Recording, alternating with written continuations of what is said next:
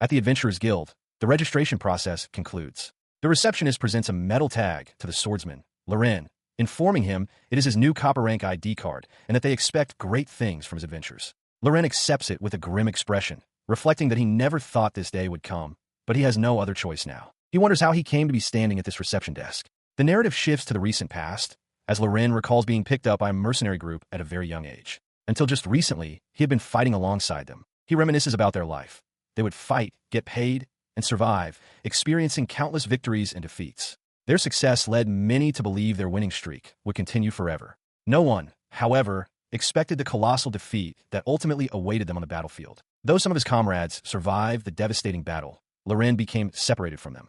On his last legs, he found himself in a town, standing before the large structure of the Adventurers Guild, realizing that the life of an adventurer was much like that of a mercenary, wandering in search of the next job. He paid the registration fee and was quickly accepted, as the guild didn't perform background checks. All he had left were the leather armor he wore, his two-handed sword, and a few new silver pieces. In such a short span of time, he had become a drifter. His boot steps firmly on the ground, marking the start of this new, uncertain path. Returning to the present, he stands inside the bustling guild hall, his gaze sweeping over the other adventurers and the staff behind the counter. He approaches the large request board, plastered with notices. He observes the wide range of available jobs, subjugation missions, harvest quests, cleaning, and other odd jobs, musing that it feels more like a temp agency than a proper guild. As he scans the board, he clutches his new copper rank tag. He realizes that the requests he can accept are limited by his low rank, and worse, he is completely on his own. He stared at the request board, weighing his grim options. While there was work to be had, any job he picked seemed to carry too high a risk for a solo adventurer.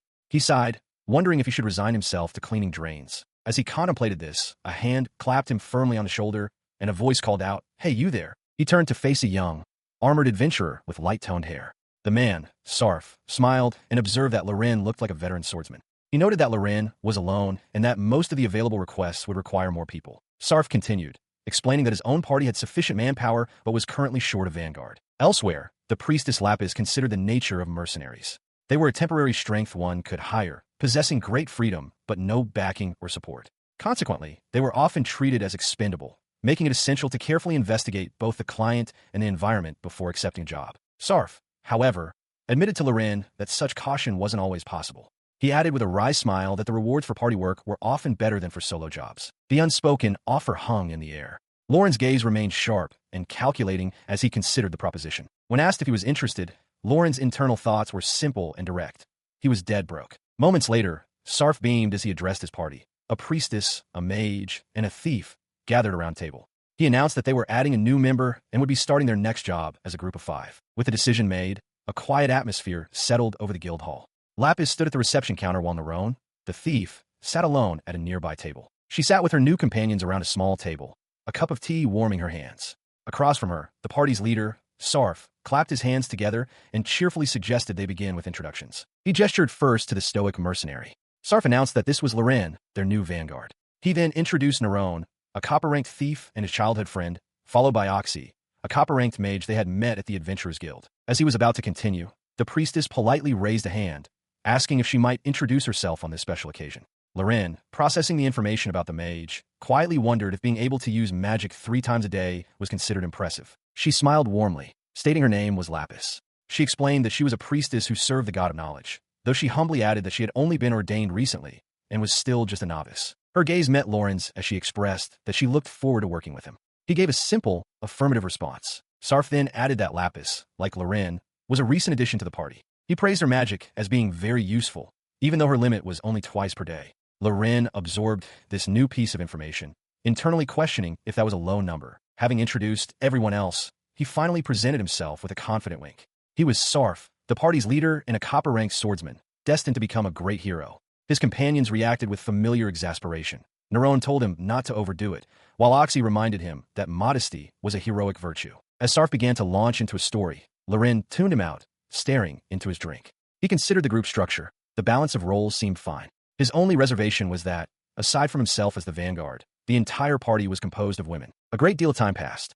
Sarf's monologue continued unabated, much to Loren's growing irritation. His knuckles whitened as he clenched his fist, finally interrupting the tale. He demanded to know how long this would go on and asked if they could finally discuss the job. As the discussion continues, Neron erupts, gesturing emphatically. She insists that Sarf's story was just getting to the exciting part and demands that he not be interrupted. Her outburst does not go unnoticed. Loren listens, a low growl of frustration audible from Neron nearby. He internally notes the high number of women in the party, considering it a potential source of future trouble. He concludes that he has found himself in a rather troublesome group and that continuing this idle talk will not earn him any money. He decides to cut through the chatter, addressing Sarf directly. Loren states that while the others may have funds, he is completely broke. Reminding Sarf that he was asked to help with a job, he expresses his desire to discuss it. As Sarf agrees, Neron quietly asks him if they're truly planning to take Loren with them. Her question hangs in the air for a moment before she voices her concerns more forcefully, pointing at Loren. She questions the wisdom of allowing a former mercenary, someone who would do anything for money, into their party. Loren overhears, thinking to himself that this is just another stereotype and how most people view mercenaries. The accusation leaves the others at the table in a state of weary silence. Neron, Oxy, and Sarf all slump over the table, the energy drained from their debate. Breaking the quiet, Loren turns his attention to the one person who had yet to speak, asking Lapis for her opinion. She considers the question thoughtfully. He groans internally, thinking they should have found a more experienced priest, as Lapis's naive statements show her ignorance about mercenaries. Lapis then states plainly that she does not think he's a bad person. She continues, her voice calm and steady. Lapis acknowledges that she grew up in the church and may not understand mercenaries, but she asserts with a gentle smile that she's a good judge of people. Loren listens, reflecting that he is only there for a single job and that they will just have to bear with him. With her endorsement settling the matter, Sarf formally extends an invitation for Loren to join the party officially. He then shifts the conversation to their immediate business, a goblin subjugation quest. They will travel 3 days east on foot to a village where goblins from a nearby forest have become a problem. Neron recognizes the destination as Einstown and questions why the guild would assign them such a low-level quest. In response to Neron's concern, Oxy calmly explains that a request to explore newly discovered ruins would be given to a more experienced party. Sarf adds that by taking on a few smaller jobs like this, they can slowly build their reputation, which will lead to bigger quests from a guild. Oxy cautions, however, that if they only think that way, they might be stuck doing easy jobs forever. Cutting through their debate on reputation, Loren poses a direct, tactical question to Sarf. He asks if they have any intelligence on the number of goblins or the size of their groups.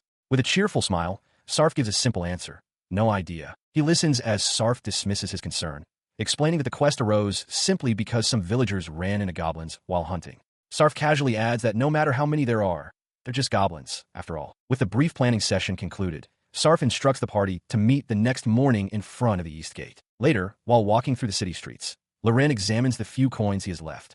He calculates that it's enough for 3 days of cheap food and lodging for the night, but he likely can't afford any salve for his wounds. The next day, he arrives at the Eastern Gate as planned, only to find it empty. He mutters to himself that nobody else is around yet. His solitary presence draws the attention of a gate guard as he wonders aloud if he came too early. The guard approaches, noting that he doesn't recognize Loren and commenting on his worn-out appearance. Loren confirms he didn't sleep well, and the guard commiserates, complaining about his own early morning fatigue before learning that Loren is there to meet people. Admitting he's bored, the guard strikes up a conversation, asking if it's Loren's first time in the city of Kaffa. Loren is surprised to learn the city's name. The guard proudly declares Kaffa a great city, second only to the royal capital, and boasts that he's proud to call it his hometown. He asks where Loren stayed and recommends a shop with good food, but Loren explains that as a mercenary, he has no hometown, traveling from battle to battle like a migratory bird. The guard finds it difficult to imagine such a restless life. Loren reflects that such a life probably isn't bad. At that moment, the guard spots the approaching party and asks if they're Loren's friends. As Sarf calls out a greeting, the guard leans in close to Loren and advises him to cut ties with them quickly. He explains his unsolicited advice. Though it may look like a party of women with a nice guy leading them, there isn't a single decent person in the group. Loren's expression sours. He internally concludes the guard's theory sounds more like simple jealousy. He stands with his new party as Sarf cheerfully announces their departure. The journey to Einstown, Sarf explains, will take 3 days on foot. The suggestion of walking is immediately met with protest from Lapis, who grabs Sarf and declares she has no money left for a wagon after buying food. Unfazed, Sarf suggests they look for one anyway, leaving Loren to wonder aloud about the sudden change of plans. His mind races with the financial implications. He realizes with a jolt of panic that without funds for a wagon, his only alternative is to run the entire distance by himself, a feat he thinks might be possible if he paces himself correctly. As he grapples with his predicament, a hand extends towards him, offering a few coins. It's Lapis, who correctly guesses his financial concerns. She explains that the trip should only cost 5 copper, but she is giving him 10, insisting he accept it as a loan because having extra funds could prove useful. She gives him a knowing wink, placing a hand on his arm. Think of it as an investment, she says with a confident smile. Just then, Sarf's voice cuts through, announcing he's found passage to Ein's town for a mere 5 copper. Lapis smiles, telling Loren to go ahead and use the loan. It seems the matter is settled. With a cheerful, "Well then, let's go," she turns to head for the wagon. He, however, looks on with a weary expression, realizing with a sigh that he is already indebted to this group. The party walks through the towering city gates of Kaffa, heading towards their hired transport. The road ahead promises to be a difficult one. Riding in the back of a wagon, the adventurers express their gratitude to the driver. Neron thanks him for the lift, while Sarf voices his relief at being saved from a long journey on foot. The driver cheerfully dismisses their thanks, explaining it's no problem since he just sold his goods and has plenty of space. He confirms they are the adventurers hired to deal with the village's goblin problem, and remarks that it would be foolish to waste time and energy walking. From inside the wagon, Lapis offers another polite thank you. Loren, meanwhile, considers the situation, musing that if they are helping the man, perhaps he could be persuaded to lower their fee. He then speaks up, confidently telling the driver to leave the goblins to them. The wagon continues its journey, its wheels clicking rhythmically against the packed earth of the road. As they travel, the mood inside is divided. Sarf, Neron, and Oxy pass the time with cheerful conversation, while Loren and Lapis sit apart in a more contemplative silence. When dusk approaches, the journey halts for the day. Loren helps the driver set up camp, hammering a tent stake into the ground. He had expected to discuss their strategy upon arrival, but it seems that will not be the case. With the camp established, the driver announces he's turning in. Sarf agrees, suggesting they all rest to get an early start and reach the village by noon tomorrow. He then volunteers himself and Loren to keep watch, prompting a complaint from a sore and tired Neron. Loren questions the plan, asking if they will be conducting a 2-person watch. Sarf casually dismisses the concern, stating it would be a shame if the watchmen couldn't get any sleep themselves, and proposes they simply switch off during the night. His companion's casual attitude gives Loren pause. He internally questions the wisdom of having only 1 person on watch, knowing that 2-person teams are the standard for both watches and scouting missions. Noticing his hesitation, Sarf asks if Loren has a problem with a 1-guard rotation. Loren remains silent, his gaze sweeping over their exposed campsite. He knows that while the military usually handles threats on the road, setting up camp in the middle of nowhere is an unnecessary risk. His thoughts drifted to a familiar scene of conflict from his past. A spiky-haired woman in his old mercenary crew sharply tells a defiant, red-haired comrade that the leader's orders are absolute, so he should shut up and get in line. The memory faded, leaving Loren with a hardened expression in the present. Beside him, Lapis let out a great yawn, while Sarf looked on with a placid expression. Sarf broke the silence, asking which of them should go first for the night watch. He quickly answered his own question, stating he was tired and would leave the first watch to Loren, suggesting they could swap around midnight. Following their arrangement, Loren sat alone by the crackling campfire, a solitary figure keeping watch. He let out a weary sigh into the night air. His gaze swept the dark landscape. Suddenly, his head snapped up as a faint sound reached his ears, making him question if he had truly heard something. The source became clear. Soft moans and sighs were emanating from one of the party's tents. Realizing what he was hearing, Loren's expression soured. He thought to himself that they couldn't even wait, deciding he would not bother trading the watch at midnight. This carefree attitude was so different from his time with his old mercenary band, where the constant danger meant he could never sleep well anyway. His mind drifted back to those days, to the bustling, lively campfires of his former comrades. He recalled Sarf once remarking to another that if their fallen friends were still alive somewhere, perhaps they could meet again someday. That hopeful sentiment was immediately shattered by the memory of their violent end. He saw them again, being cut down in a brutal onslaught, and recalled his own grim thought at the time. The chances of such a reunion were pretty low. Shaking off the dark memory, Loren concluded that overthinking it would do no good. As he knelt to tend to his greatsword, the clang of steel on stone echoed in the quiet. Behind him, Lapis approached, asking if something was the matter. He is startled by Lapis's sudden appearance behind him. She asks if she surprised him, quickly apologizing and explaining that it wasn't her intention. He turns to stare at her as she explains with a slightly embarrassed smile that the noise from the neighbor's tent is the reason she's awake. They're now sitting together by the crackling campfire. He dryly remarks on what a disaster the situation is, and she confirms that she simply can't sleep. She asks if she can keep him company until she gets tired or the others settle down, then inquires if this sort of thing is common for adventurers. Loren hesitates before admitting that it happens pretty often. He adds that he's just glad their companions are healthy, as adventurers don't have the luxury of being picky. Her expression shows surprise, as she had a much stricter image of priests. She reasons that since most gods command their followers to go forth and multiply, their companions are technically doing the right thing. When Loren asks which god she serves, Lapis reveals she is a priestess of Kukul, the god of knowledge, and sternly warns him not to compare gods to common people. He apologizes, explaining that mercenaries aren't typically taught such things.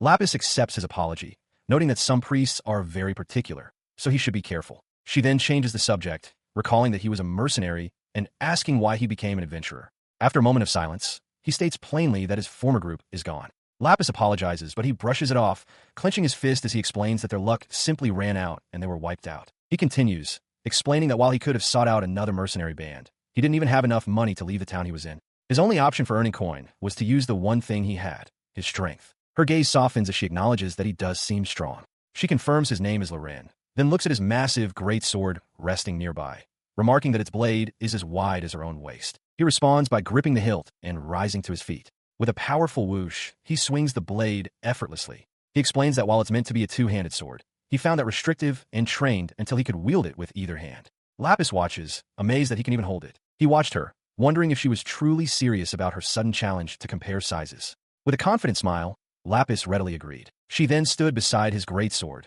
which was planted upright in the ground, and asked for his opinion. She declared with certainty that her waist was smaller than the width of his blade. Loren could only stare, internally acknowledging that she was, in fact, correct. The blade's sheer width completely dwarfed her slender frame, leaving no room for doubt. He stammered in agreement, confirming that she was indeed thin and his weapon was much bigger.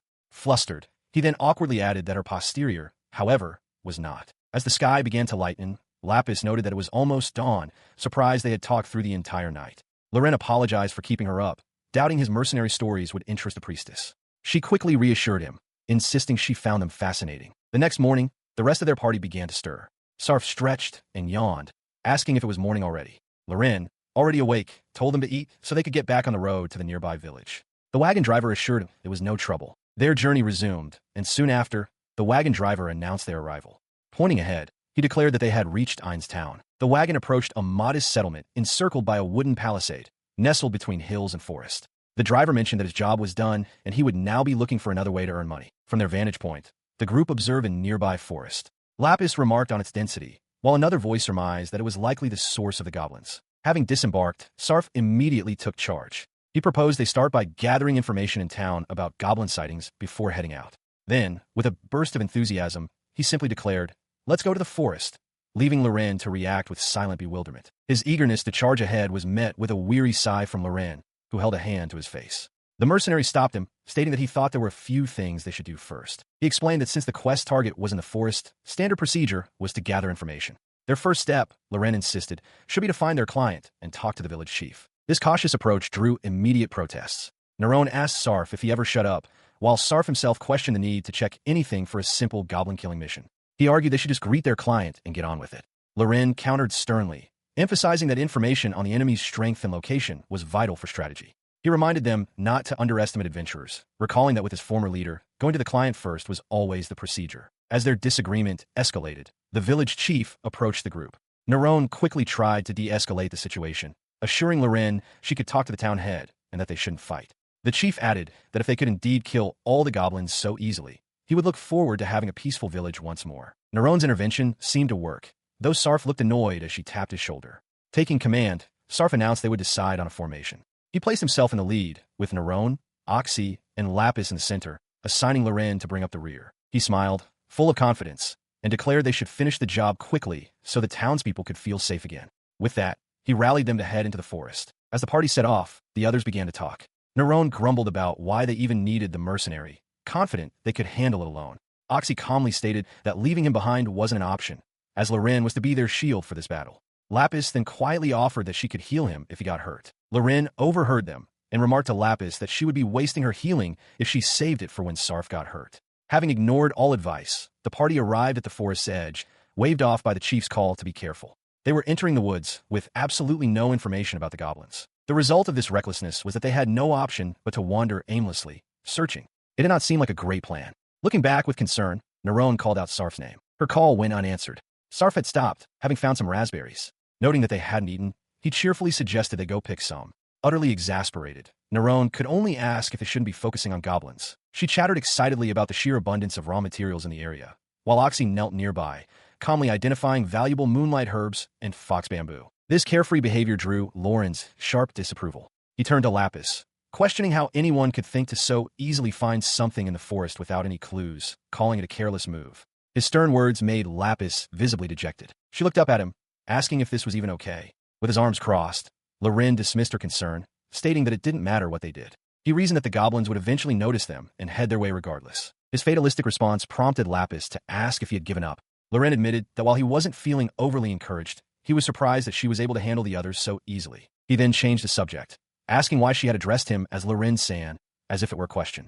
Lapis simply replied that calling her just Lapis was fine. She quickly corrected herself, grabbing his cape and insisting that for her part, it had to be Lorin-san.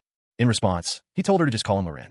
This sent the priestess into a flustered panic as she tried to explain that it wasn't about keeping distance, but that using the honorific felt more feminine. He listened to her frantic explanation, admitting he'd never really been on first-name terms with a woman before and told her to use whatever was easiest. Beaming, Lapis happily agreed, confirming, yes, Lorin-san. But as their brief moment of connection passed, a sense of doom descended upon the forest.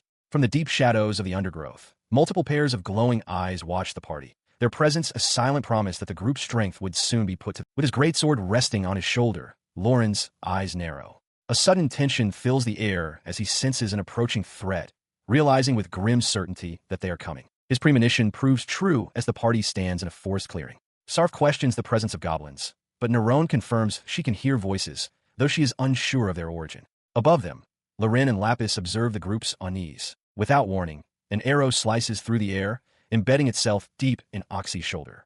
She cries out in pain, stumbling from the force of the unexpected attack. As Neron shouts Oxy's name in alarm, two goblins burst from the undergrowth, weapons drawn. Lauren's voice cuts through the panic, sharply demanding why they're looking away from the enemy. The mercenary leaps into the fray. Lapis asks if he needs magical support, but he dismisses it instantly. His great sword cleaves through one goblin, and he immediately pivots to cut down another, his eyes already scanning the trees for the archer. Meanwhile, Neron finds herself unable to close the distance to the goblin archer, wishing for a dagger. In desperation, she hurls her buckler, but the projectile falls short. Lorin glances over, noting with a grimace that her attempt was not enough. With their frontline fighters defeated, the remaining goblins turn and flee into the woods.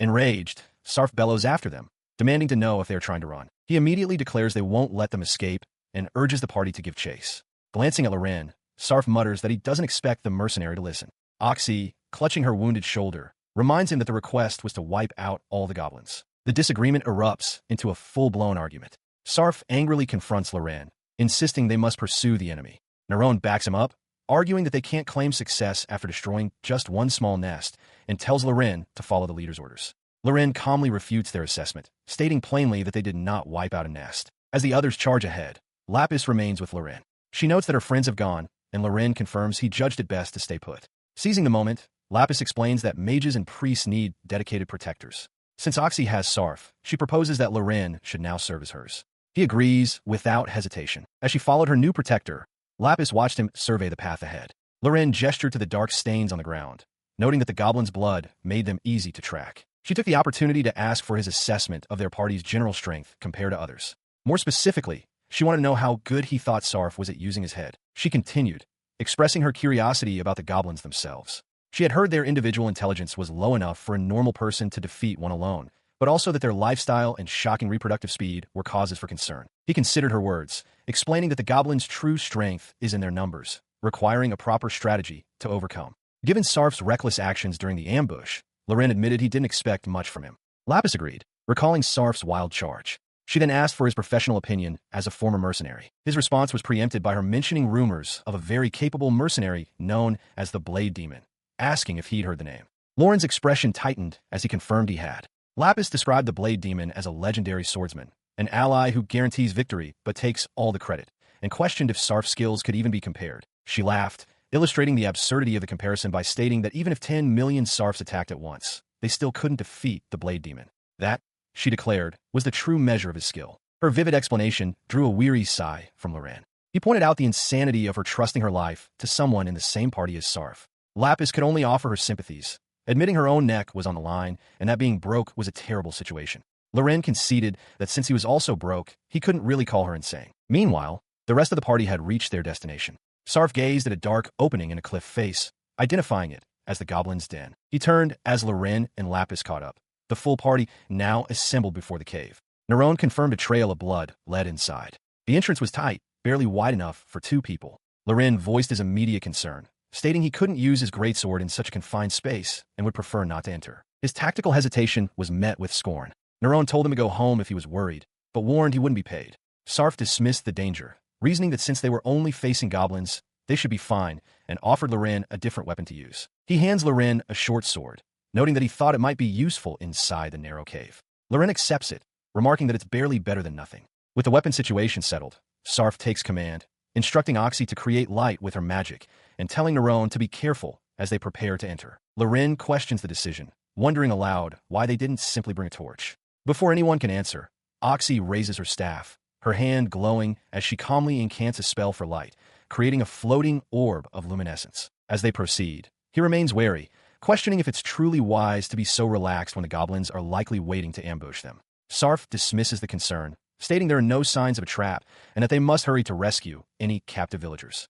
Neron, however, agrees with Lauren's assessment that it is almost certainly a trap, yet she eagerly shouts her readiness to advance. The party ventures into the dark maw of the cave, illuminated by Oxy's magic. Sarf sighs, speculating that the lack of a posted guard was likely due to the goblins being confused or injured, a stroke of luck for the adventurers. Oxy concurs, adding that posting a watch wouldn't be a priority for creatures fleeing in pain. Moving deeper into the passage, Lapis turns to Loren, quietly asking for his thoughts on the situation and noting that she feels they are moving a bit too fast. He responds frankly, admitting he doesn't actually know much about goblins specifically, but reasons that even monkeys fight in groups and set watches. Lapis finds the comparison between goblins and monkeys interesting, pondering the difference in their intellect. She concludes that she doesn't believe goblins are less intelligent than monkeys, though both are far removed from humans. From the front of the group, Sarf glances back, audibly annoyed. He questions why they are worrying about such things at a time like this. Loren watches him, thinking to himself that Lapis's curiosity can't be helped, as she is a follower of the god of knowledge. His complaint is cut short as he halts, holding up a hand. He announces to the others that he sees a light ahead, indicating a larger room or chamber. The implication dawns on the party. Neron realizes that if they can see the goblin's light, the creatures can surely see theirs as well, and are likely preparing an ambush. Oxy voices her concern that if the goblins have bows, their situation will be difficult. Lauren's expression remains grimly unimpressed. Sarf declares his intent to fight at the front, promising to protect them from arrows and urging them to follow him. Loren crosses his arms, thinking that while it's obviously an ambush and they're simply pushing straight into it, he has to admit the man has guts. He acknowledged that his plan for a direct attack was suicidal, but pleaded with Oxy to cast a protection spell. She was hesitant, noting that using magic that was limited to 3 uses a day on something so blockhead was bold, to say the least. As they prepared, Lapis noticed Lauren's grim expression, remarking that he looked worried. The mercenary simply deflected, muttering that he wondered about the situation. She then asked what he would do in this scenario. Loren explained his own strategy. He would burn a large amount of green wood at the cave's entrance, smoking the goblins out. The suggestion sparked a practical debate.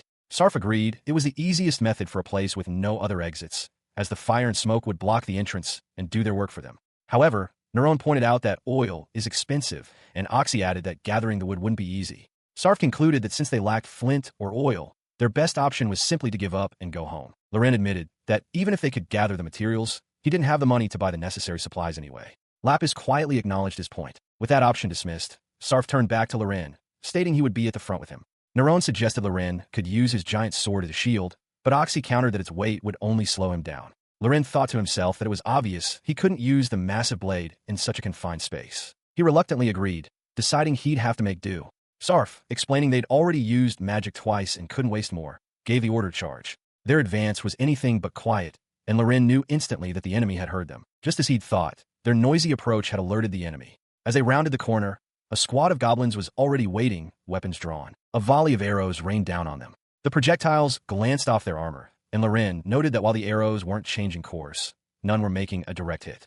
The magic, he realized, was indeed useful. Emboldened, Sarf yelled for them to press on just like this, but his charge came to an abrupt halt as he tripped over his own feet, sprawling onto the cavern floor right in front of the enemy. His boot caught on the uneven, rocky ground, sending him stumbling forward with a grunt of effort. He landed hard on his hands and knees, looking up in dazed confusion as the rest of the party emerged from the tunnel behind him. His daze was shattered by Neron's panicked shout of his name. From the back, Loren and Lapis looked on, their expressions shifting to alarm as Loren called out for everyone to wait. As Lapis tried to rush forward, Loren grabbed her arm, forcefully holding her back. He insisted she wait, and she let out a pained gasp, struggling against his grip. He yelled at her to be careful. His warning made Lapis freeze, her eyes widening as she finally noticed the holes dotting the ground, traps. At the same time, Neron reached Sarf's side, trying desperately to wake him. Her realization came too late. From a second tunnel across the cavern, a horde of goblins emerged, confirming the party's worst fear. Their friends were completely surrounded. In a quiet library, a young Sarf was captivated by an adventurer's journal. He marveled at the existence of such a cool person, a true hero. The words on the page sparked a powerful dream within him, to become a great adventurer himself, one who could be called a hero by traveling to many places and doing good deeds. That dream led him here, to a dense forest with his party. As they walked, Loren suddenly raised a hand, bringing the group to an abrupt halt. Lapis questioned him as he signaled for silence, sensing something amiss. In an instant, reality proved to be merciless. An arrow struck the ground near Sarf, who fell back in shock. As more arrows rained down, he looked up with fury, cursing his unseen assailants. His defiance was met with immediate brutality. Beside him, Nerone cried out as a blade struck her, and Sarf could only watch in horror. Then, he too was struck, a cry of agony escaping his lips. He looked down from his pained haze to see the attackers, and his mind reeled. They were just goblins. He couldn't comprehend how the situation had devolved so catastrophically. Observing from safer distance, Loren noted the lead goblin's larger size, questioning if it was a higher-rank variant. Lapis confirmed his suspicion, explaining that it was a rare mage goblin, a normal goblin that mutated from accumulated experience. She warned that its intelligence, strength, and command of black magic made it far more dangerous than the rest. He grimaced at the sight of Sarf and Nerone, injured and surrounded. Loren concluded that fighting unprepared was a terrible idea and that they would be better off escaping. Lapis hesitated, her voice filled with worry for their fallen friends. Her concern was justified as she realized their situation was even more dire. The goblins were closing in from behind, cutting off their only path of retreat. With their options dwindling, Oxy stepped forward. Throwing back her hood, she raised her staff and invoked a spell to bring slumber to the goblins. As she chanted, a fine sand swirled around her. Across the clearing, the mage goblin's pendant began to emit a faint glow. The spell did not bring sleep. Instead, a blinding flash of light erupted from Oxy's position, engulfing the area. Loren shielded his eyes, startled and confused by the unexpected blast of energy. He watches as the blinding light from the failed spell subsides, only to see Lapis suddenly crumple, her legs giving way beneath her. He turns to her, demanding to know what's wrong. As she looks up, her eyes widen with a sudden, dreadful understanding of their situation. Meanwhile, the goblin horde hesitates, their leader questioning aloud why not a single one of the adventurers fell asleep. Their confusion quickly turns to aggression as they close in on the other party members. Sarf, though injured, roars at them to stop and stay away from his comrades. His defiance is met with overwhelming force. A goblin lunges forward, its fist connecting squarely with Sarf's jaw, sending him reeling back from the impact. The blow is devastating. Sarf stands for a moment, bloodied and broken, realizing the impossibility of his situation.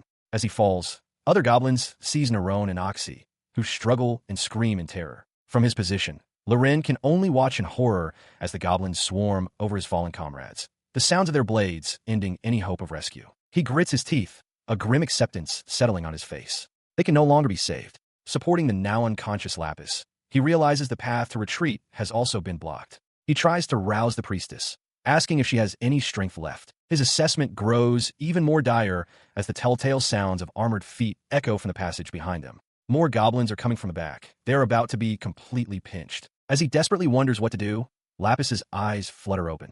Her expression is no longer one of fear, but of quiet, steely resolve. Her voice, now steady and resolved, cuts through the tense silence. She states that it is no use, urging him to just leave her behind. She elaborates on her logic, explaining that as a burden, she hinders his chances of escape.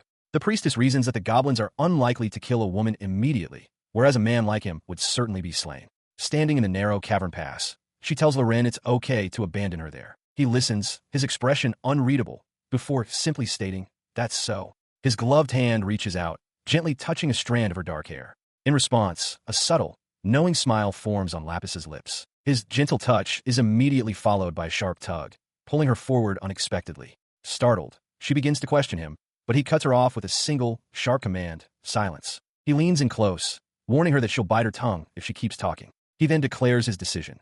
Be that as it may, he has concluded that staying by her side is the safest place to be. Understanding his resolve, Lapis's expression hardens as she affirms that she will definitely stay with him. Her serious demeanor melts away into a playful wink.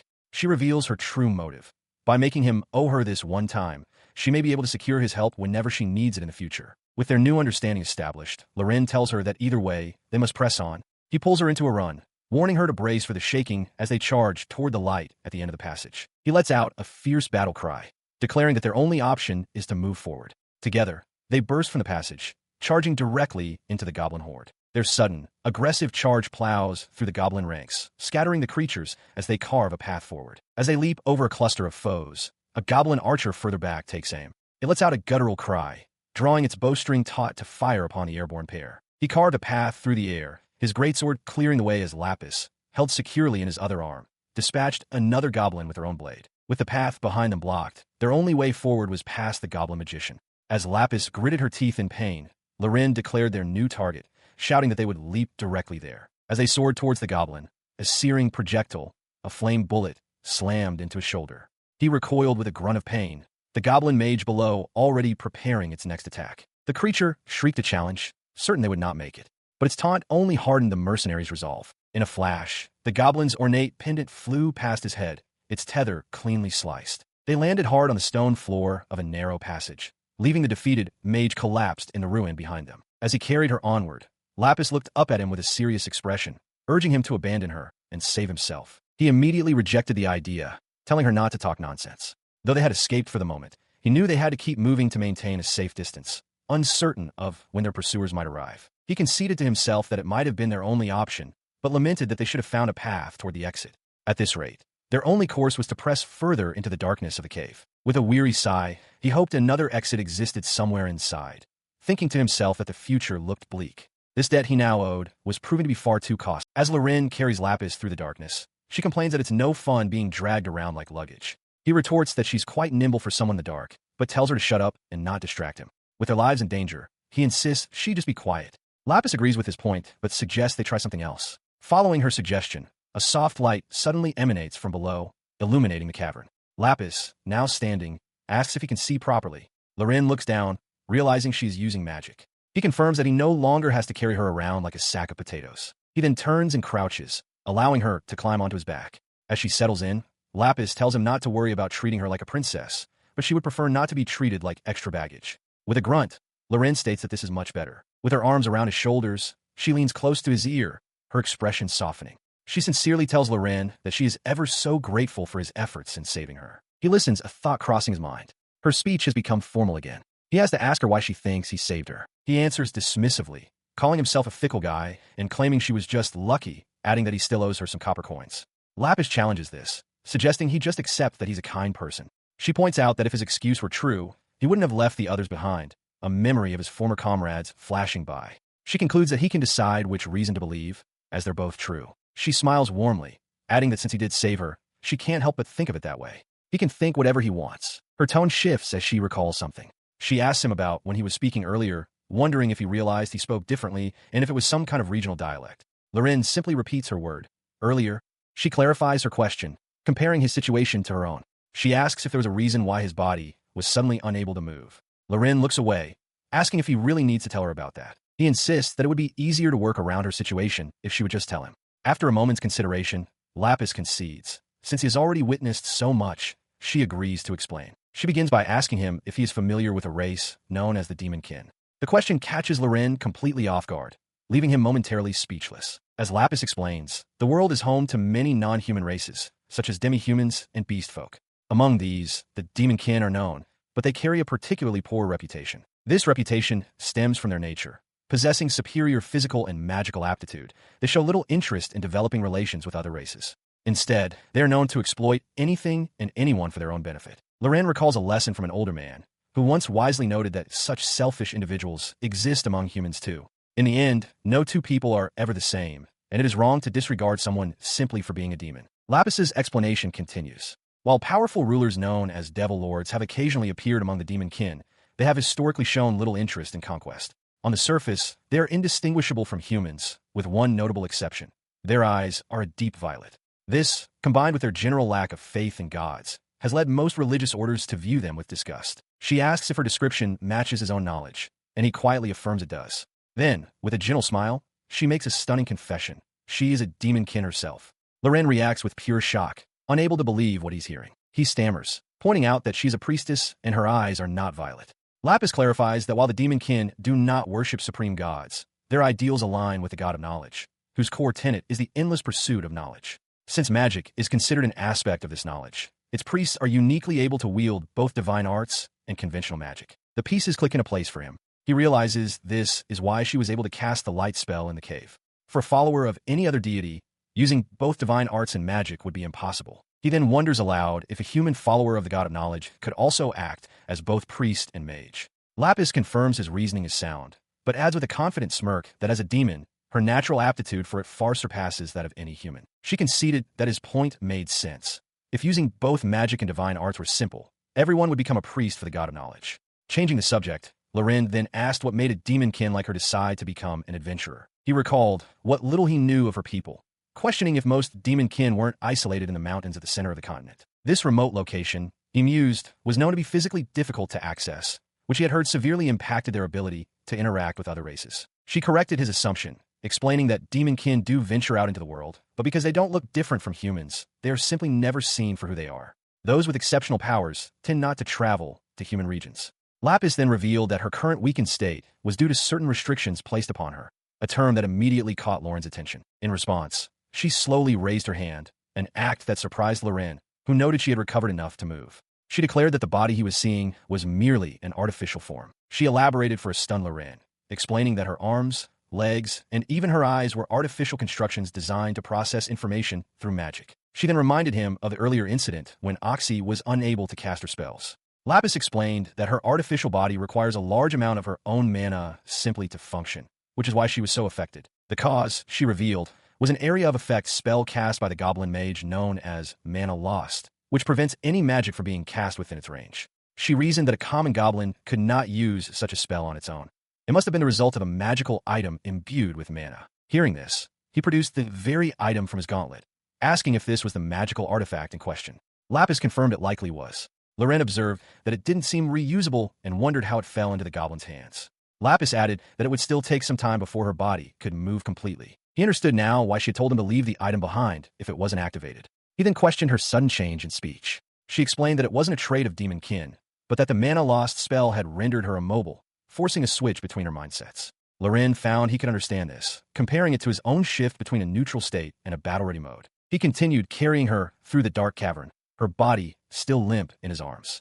She rested her head against his shoulder, murmuring that her previous revelation about her nature wasn't as outrageous as he might think. She elaborated, explaining that she had determined abandoning her was the best course of action. The fact that he ignored this and brought her with him, she confessed, was something for which she was deeply grateful. Looking at him intently, she added that while demon kin may not be highly regarded by many, they are not ones to forget the debts they owe. He grunted in acknowledgement, telling her they could save the conversation for after they made it out of the cave. As he turned to press onward, he added that she could pay him back in whatever way she liked. After walking for some time down a long, dark passage, he broke the silence, questioning if she also found the cavern strange, noting they had been moving in this direction since the goblin attack. She agreed, voicing her concern that despite the distance they had traveled, there was still no sign of an exit. She had initially assumed the goblins were living in a naturally formed cave, but now she felt something was wrong with the place. He quietly acknowledged that she was right. His thoughts traced their path. They had passed various rooms evidently used by the goblins some time ago, yet the main passage continued onward without end. He realized the passage was far too long to be a natural part of the cave. It felt almost man-made. He had planned to search for a detour if he hit a dead end, but he had yet to find one. Frustration mounted. He considered turning back, but immediately dismissed the idea, realizing they would just end up back in the room they had just escaped. He cursed under his breath. As they continued into the oppressive darkness, Lapis spoke up, suggesting it would be good if there was an exit on the other side. If that turned out to be the case, she added, then he must be terribly lucky. He carried her onward, his expression questioning as she urged him not to put too much faith in her luck. She admitted that her own fortune wasn't much good either. She then began to explain a startling truth. When she was leaving the demon kin homeland, her own parents placed a restriction on her, taking away her limbs and eyes. The revelation left Loren stunned, only able to process the word parents in disbelief. She continued, recalling that despite her condition, she ended up joining an adventuring party. It had been convenient for them, as their attention was always on other things. Lapis concluded that her misfortune was even worse than his. With a somber expression, she elaborated that her parents had hidden her eyes and limbs somewhere in human territory. She could not return home until she had journeyed to reclaim them and gained enough worldly experience. She clarified that she had no intention of competing with his misery. He processed her story, then asked what she planned to do once she found all her parts and her body was restored to normal. He insisted that she would need to go back home and talk things over with her parents. As they walked, his gaze fixed on a faint light in the distance. Lapis asked what it was. He reasoned that if it were a dead end, there would be no light, and though he considered the possibility of goblins, he sensed none. He instructed her to extinguish her light magic. Before proceeding, he asked if she was able to stand on her own yet. She apologized, confirming she was still paralyzed. He accepted this and warned that the journey might get bumpy, as carrying her was an obstacle to drawing his weapon. She assured him it was fine. His expression hardened with resolve. He hoped they could escape without him needing to draw his sword at all. The magical light winked out, plunging the passage into darkness. They advanced toward the faint, natural light source, which emanated from a rough opening ahead. They reached the end of the tunnel only to find a solid rock wall. It was a dead end. However, he observed that there was some light leaking through a crack in the stone. He watched as Lapis examined the narrow opening, her expression thoughtful. She concluded that she might just be able to crawl through the gap, though her tone suggested uncertainty. He worried internally, however, considering that she still couldn't move very well. The thought of her getting stuck, combined with the uncertainty of their destination, made him reluctant to let her proceed alone. She, however, cheerfully told him to leave it to her. In response, he suggested that he could try to chip away at the surrounding rock to widen the hole. Lapis agreed, noting that it would cause some noise and that she would keep an eye out for anything. With that decided, he resolved to work quickly before any pursuers could catch up to them. He immediately set to work, striking the rock face with the flat of his greatsword. The stone was hard, but he felt confident that his efforts would be enough to break it apart. His powerful blows sent shards of stone flying, the sharp cracks echoing through the cavern as the opening began to widen. Breathing heavily from the effort, he finally stopped. Lapis praised his good work, acknowledging that it took some time, but that the passage was now wide enough. She added with relief that their pursuers hadn't caught up, so they should be in the clear. He then asked if she wanted him to go through first and pull her from the other side. Lapis readily agreed, saying that would be great. Loren remarked that it would be just like boarding a boat. He crawled through the opening, emerging into a new space and wondering where the passage had led them. Behind him, Lapis collapsed onto the ground, utterly exhausted from the exertion. Seeing her struggle, he reached back through the passage, offering his hand. With a grunt of effort, he pulled her the rest of the way through the narrow tunnel until she emerged beside him. Once safely on the other side, she thanked him, though he dismissed it as nothing. Her expression then shifted from relief to seriousness as she stated that, more importantly, she wanted to get his opinion on something. Before she could voice her question, Lauren's gaze shifted upwards towards the imposing stone architecture of the passage they had entered. A confident smirk played on his lips as he gave a thumbs-up gesture, then asked for her impression of their surroundings. Lapis, seated on the ground, gazes up in awe at the massive structure before them, surprised by the magical materials composing it. Loren stands beside her, identifying the location with a single thought. He recognizes it as a material used in the ruins of the ancient kingdom, highly regarded for its unique ability to absorb mana from the air and convert it into light. The mention of the ancient kingdom fills Lapis with wonder. It was a thriving civilization of great magical power that controlled much of the world, a kingdom where citizens of demonic, human, and other origins lived together, and whose cities were said to float in the sky. Loren adds that after the kingdom's sudden, mysterious fall, its scattered races gathered to form the nations of today. Lapis, considering the implications, suggests that finding such a place is a discovery worth a fortune, worrying that the Adventurers Guild and excavators would tear the mountain apart to get to it. He agrees with her assessment, his eyes spotting a loose, glowing fragment nearby. Lapis declares it will do nicely, while Loren internally confirms this is no dream, realizing even a small sample would be invaluable research material. As she reaches out and picks up the glowing stone, he voices his concern, questioning if they should be so careless in such a precarious situation. He had expected to find traps or guardians within the ruins of the ancient kingdom. She looks up at him, questioning if all ruins are necessarily dangerous. When he asks what she means, she tries to push herself up but finds she still cannot stand. Seeing her struggle, he lifts her onto his back to carry her. He explains that while perilous ruins exist, there are also those of no interest to anyone, recounting that the most boring ruin he'd ever explored was a simple toilet from the ancient kingdom, much to her surprise. He elaborates that the facility had perfect air conditioning, lighting, and even stench control, with no traps or guardians. In such a place, he muses, it would make more sense to have someone protecting the user, a line of reasoning Lapis finds completely unexpected. She concedes his point, noting that safe ruins are more common than dangerous ones. They agree their first task is to determine the nature of this place. Lapis offers to watch for magical traps if he will handle any enemies. In response, Loren grips the hilt of his greatsword, hoping it will be enough for whatever they find. He continued carrying Lapis, contemplating their grim situation. The worst-case scenario, he mused, will be having to fight their way out of the goblin nest. For now, it would be best to avoid any encounters. He admitted to himself that he didn't believe in gods, so praying was pointless. As he adjusted his grip, Lapis let out a small cry, startled by the sudden movement. His senses suddenly sharpened. Quiet, he whispered, his eyes narrowing. Something's coming. Lapis, sensing the urgency, immediately offered her support, telling him she could use magic to halt their movements and to just give the word. Poised at the edge of a corridor, Loren stood ready for a confrontation. From down the hall, a voice expressed confusion. The speaker saw a scary-looking young man with a small woman resting on his back. The sound of Loren shifting his stance echoed toward them. The source of the voice was revealed to be a party of adventurers. A man with reddish-brown hair and a woman with the long, pointed ears of an elf stared back at Loren and Lapis, their faces a mixture of surprise and caution. The adventurers debated amongst themselves, questioning why humans would be in such a deep, unexplored part of the ruins, and wondering if they were an illusion. One confirmed they were real, noting they were still warm. They concluded that, real or not, they couldn't simply be ignored. Upon hearing their story, Sarf, who was with the other party, burst out laughing.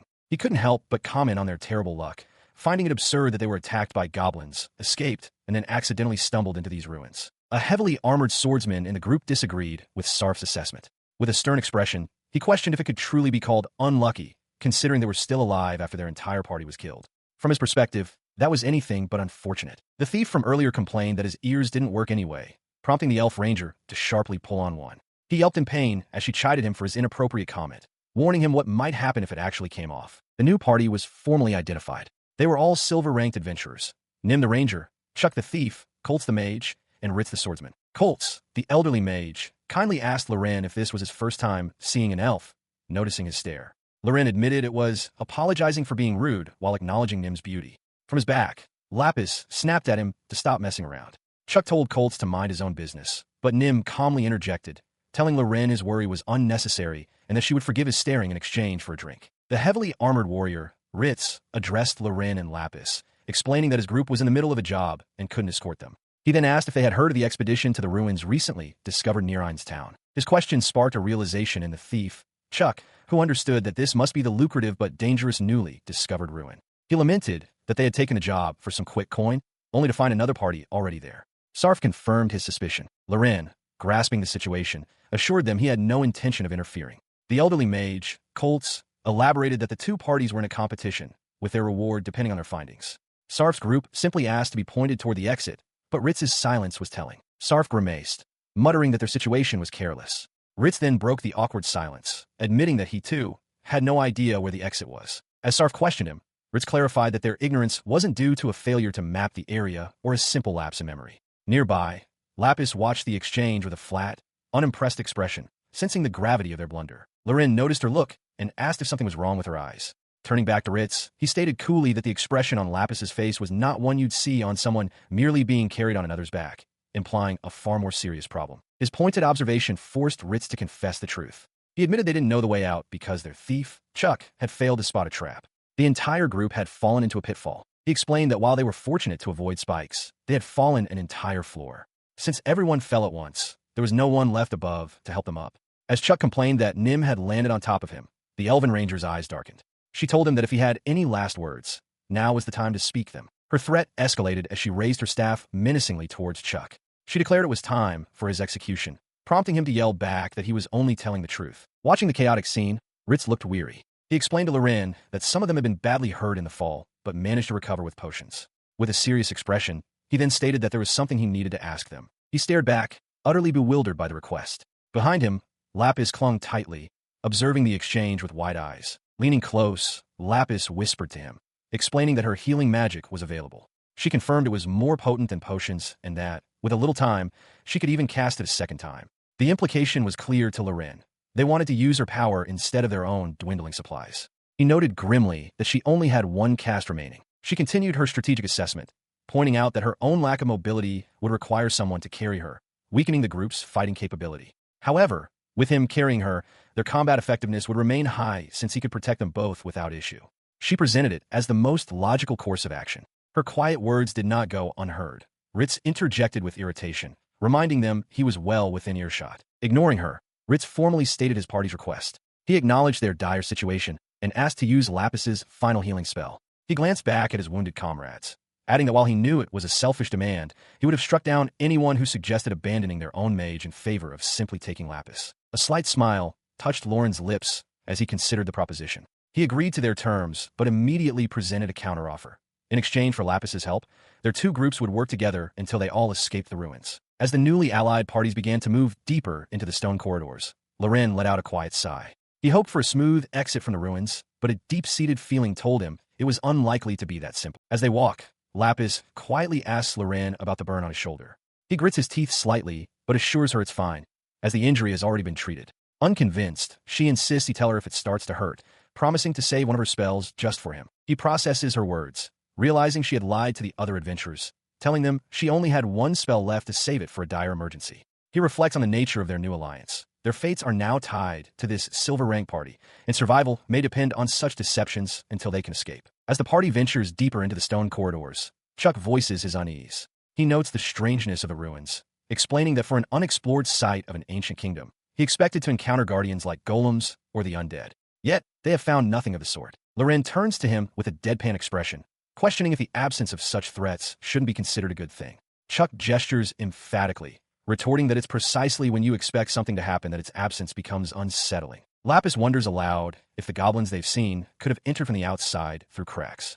Loren dismisses the idea, stating that goblins are the only creatures they've encountered. Chuck then provides a critical piece of information. The ruins were sealed until just 5 days ago, opened by a higher group of mages, which means any original guardians should still be present. Colts, the elderly mage, adds his perspective. He posits that while the guardians could have perished over the long years, it's also possible they were defeated by the goblins. However, he concedes that they've seen no remains of any such battle, only the goblins themselves. Loren internally considers the implications. If the only threats were astral monsters like the undead, the situation would be straightforward. But given the unknown original purpose of these ruins, the current circumstances feel far more unusual and troublesome. Chuck tries to brush off the mystery, suggesting they focus on finding an exit and worry about the purpose of the ruins later. Before he can finish, Ritz, the armored warrior, sharply commands everyone to hold their position. His voice echoes slightly in the passage as he announces the immediate danger lurking in the darkness ahead. They have goblins. As the group prepares to face the goblin threat, Loren, still carrying Lapis, offers to set her down. She gently pats his shoulder, assuring him there's no need and that she will wait where she is. Before he can respond, the heavily armored warrior, Ritz, assigns him to watch their surroundings. Loren acknowledges the order as the elven archer, Nim, draws her bow, readying for the fight. She stands poised alongside Ritz and the thief, Chuck, who casually remarks that 7 targets isn't much of a threat. The party's mage, Colts, is asked if protection magic is required. He calmly dismisses the notion, stating it will be over soon, just as the goblins begin their charge. His prediction proves accurate. The adventurers move with brutal efficiency. Ritz smashes a goblin with his shield, Nim's arrow finds its mark, and Chuck cuts down another foe with his blades. The skirmish ends in moments. Loren stands over the fallen creatures, his own massive sword remaining untouched on his back. From her position, Lapis looks down upon the carnage, her expression unreadable as she surveys the dispatched goblins. Chuck lets out a casual sigh of relief, while Ritz and Nim stand beside him, completely composed after the swift, violent encounter. The stone floor is now stained with blood, littered with the corpses of the goblin scouts. Having dealt with the immediate threat, the 4 adventurers turn their backs on the dead and proceed deeper into the ruins. Nim, however, brings a hand to her mouth, seemingly unsettled by the slaughter. Watching the veteran party's flawless execution, Loren quietly admits to Lapis that their skill is incredible. Overhearing the comment, Chuck smirks dismissively, stating that for silver-ranked adventurers like them, such a feat isn't particularly impressive. Loren internally agrees, though he reflects that while they are all adventurers, he and this party are on completely different levels. His thoughts are cut short as Ritz, the heavily armored warrior, steps forward and calls his name, getting his attention. He offers Loren a share of the loot, prompting his party members to tease him for his uncharacteristic generosity. Chuck jokes that Ritz is just trying to look good, but the warrior retorts that the items are worthless to them, and he simply wanted to help a rookie. As the others banter, Lapis leans close to Loren, suggesting with a smile that they might as well accept the kind offer. Loren quietly agrees. With his consent, Lapis hands him the heavy, bulging pouch of spoils. He takes the bag and is immediately taken aback, exclaiming that it's far too much. The overwhelming stench of blood seeps through the cloth as the party continues to cut down an endless stream of goblins behind them. The overpowering smell prompts him to ask if anyone else is bothered by it. Ritz offers him more, but Loren declines. He then notices Lapis breathing heavily, clearly distressed by the stench. She tries to explain it away, but Loren tells her she doesn't need to. Meanwhile, Chuck remarks that something feels off. Nim's sharp senses confirm his suspicion. She detects the smell of blood in the air, but her expression hardens as she realizes it is not the blood of goblins. Heeding her warning, the party advanced cautiously. Chuck, however, saw nothing matching the elf's description, while Ritz speculated that the source of the scent might be further ahead. The warrior remained skeptical, questioning how she could tell the difference when both goblin and human blood smelled of iron. Loren explained that as an elf, Nim's senses of sight, smell, and hearing were simply far sharper than theirs. His explanation was immediately undermined when Chuck made a crass comment about Nim's figure also being sharp, earning him a swift smack to the back of the head. Chuck tried to pass off his remark as an attempt to ease the tension, but Ritz curtly shut him down, stating they didn't have time for his foolishness. He then turned his attention to Loren, asking if Lapis was ready to move yet, and declaring that they would all be on high alert from that point forward. Lapis apologized softly, admitting that she would need a little more time to recover. Ritz simply acknowledged her statement. As they waited, Chuck approached Loren, suggesting it would be better to have Lapis return her church. Loren countered that he had no say in the matter, as the decision was hers alone. Just then, Chuck spotted something on the ground and called out for the others to see. His call directed their attention to a grim sight, a shattered helmet lying in a dark, viscous pool of blood. Loren could only remark on the terrible state of the scene. Nim immediately knelt to investigate, identifying scraps of leather armor covered in blood.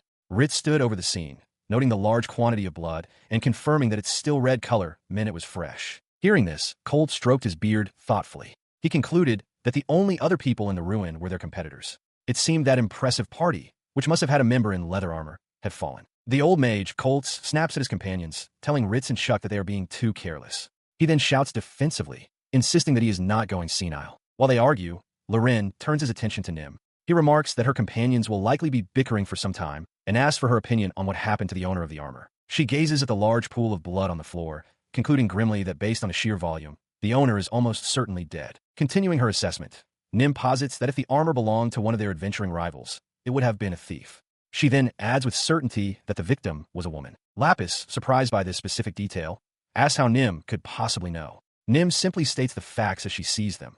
They have only encountered goblins in these ruins and a woman. The conclusion doesn't add up, a thought shared by Lapis and Loren as they look on. The rest of the adventuring party turns as Lapis confirms the victim was a woman. Loren processes the information aloud.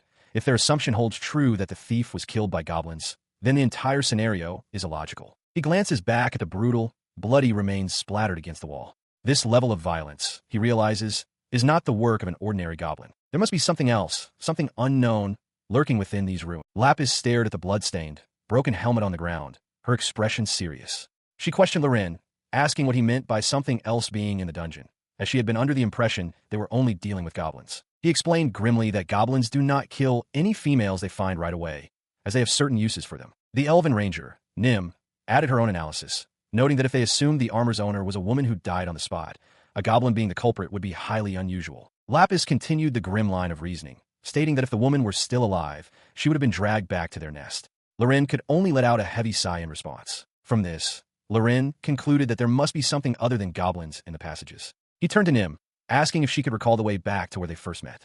She confirmed it was a mostly straight path and should be easy to retrace. Meanwhile, a debate sparked within the other party. The elderly mage, Colts, told their leader, Ritz, that something felt strange and they should turn back.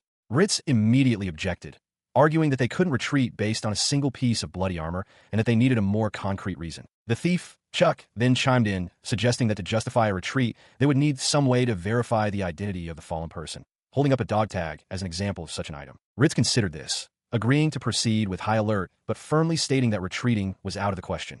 He conceded, however, that if they found identification tags, as Chuck mentioned, it would be a different story. Nim calmly accepted his decision. With the matter settled, he commanded his party to press onward, warning them to be prepared for anything as they ventured deeper into the corridor. As the other adventurers departed, Lapis turned her attention back to Loren.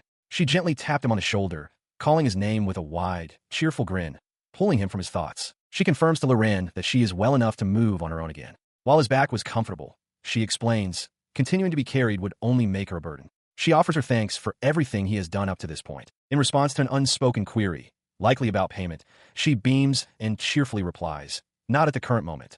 Lauren's face contorts in disbelief. Nearby, the adventurer Chuck slams a hand onto his companion Ritz's back, loudly remarking that the warrior has managed to acquire a pretty gem, clearly referring to Lapis. As Ritz begins to walk away, now carrying the boisterous Chuck, he warns his companion not to attract unwanted attention from monsters. Unseen in the shadows, a tall, horned figure observes them. Loren then turns to Lapis, asking if she will be of any use in combat.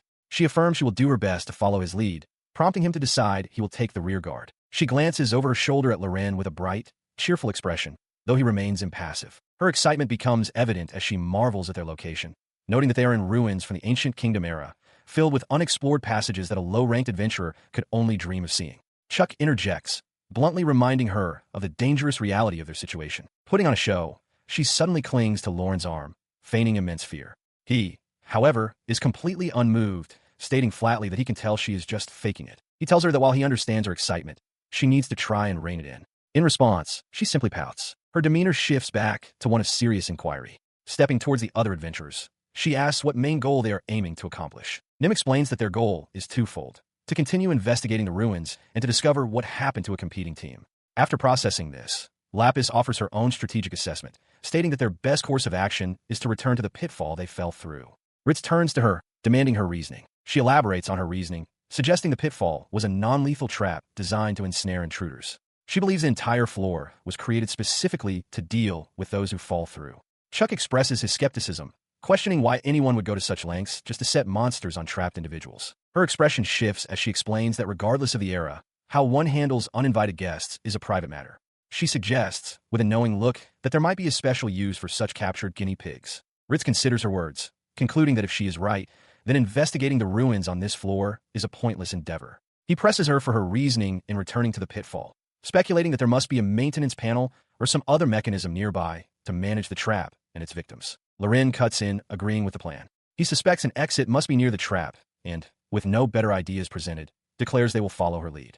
Chuck immediately objects, insisting he saw nothing of the sort when they first landed. Lapis calmly counters his objection, pointing out that such a mechanism would most likely be hidden. Defeated, Chuck falls silent.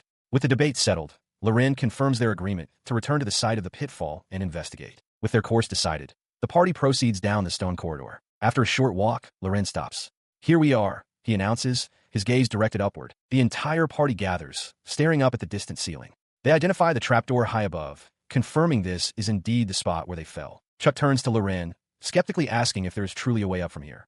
Loren scans the area, admitting that nothing obvious presents itself, his frustration boiling over. Chuck reminds them of his status as a silver-class thief. Lapis, however, calmly interjects, stating with certainty that if any hidden passages were present, she would have already detected them. She then stepped forward toward the wall. With a quiet touch, a section of the stone creaked and clattered, sliding open to reveal a dark void within as Chuck watched in surprise. Having revealed the hidden entrance, she turned back to face the others, a small, knowing smile playing on her lips. Her smile widened with satisfaction as Loren, his expression a mask of confusion, demanded to know what she had just done. She explained that because the wall was imbued with mana, it was difficult to see, but her fingers traced the glowing outline of control panel hidden within it. As the panel slid fully open, Chuck grumbled to Colts, questioning why the old man, a thief, hadn't been able to find the mechanism himself, since locating such things was supposed to be his job. Loren admitted he still didn't quite understand the situation, while Lapis simply continued to smile, unfazed by the others' confusion and complaints. The newly opened passage revealed a long, steep ladder descending into the darkness below, stopping abruptly at the bottom. He remarked that finding it was surprisingly easy. Nim, standing beside him, simply confirmed their discovery, a ladder leading down. Lapis, ever cheerful, proposed they descend and discover where the path led, ready for the next step of their journey. At the base of a ladder leading upwards, Nim asks for a status report. Chuck, peering up, declares that it looks good and they should be able to proceed. He volunteers to go first, reasoning that if he encounters any creatures, he can simply jump back down. Nim agrees that it's a sound plan. As he prepares to ascend, Nim wishes him good luck. Loren, watching from a distance, silently questions the sincerity of their encouraging words, sensing a different meaning behind them. Meanwhile, Loren discusses the other party with Lapis, noting how they don't waste any time.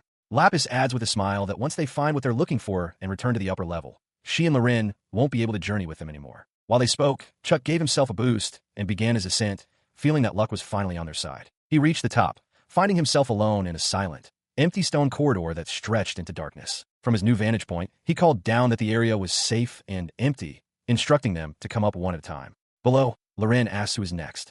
Lapis cheerfully volunteers, but Lauren's expression is grim as he tells her he must burst her bubble of joy. Her cheerful expression vanished.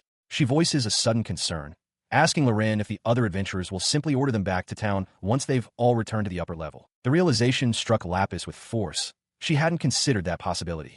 Loren admits his surprise that she hadn't thought of it. Lapis wonders aloud if the party will still need them as guides once they are past the pitfall trap. She lets out a sigh of despair.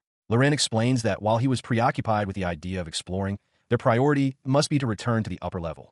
He states frankly that these ruins hold no value for him, only danger, and his sole desire is to leave. He continues his grim assessment, concluding that they will need to offer the other party some kind of benefit to be kept around, as providing other divine arts would be difficult.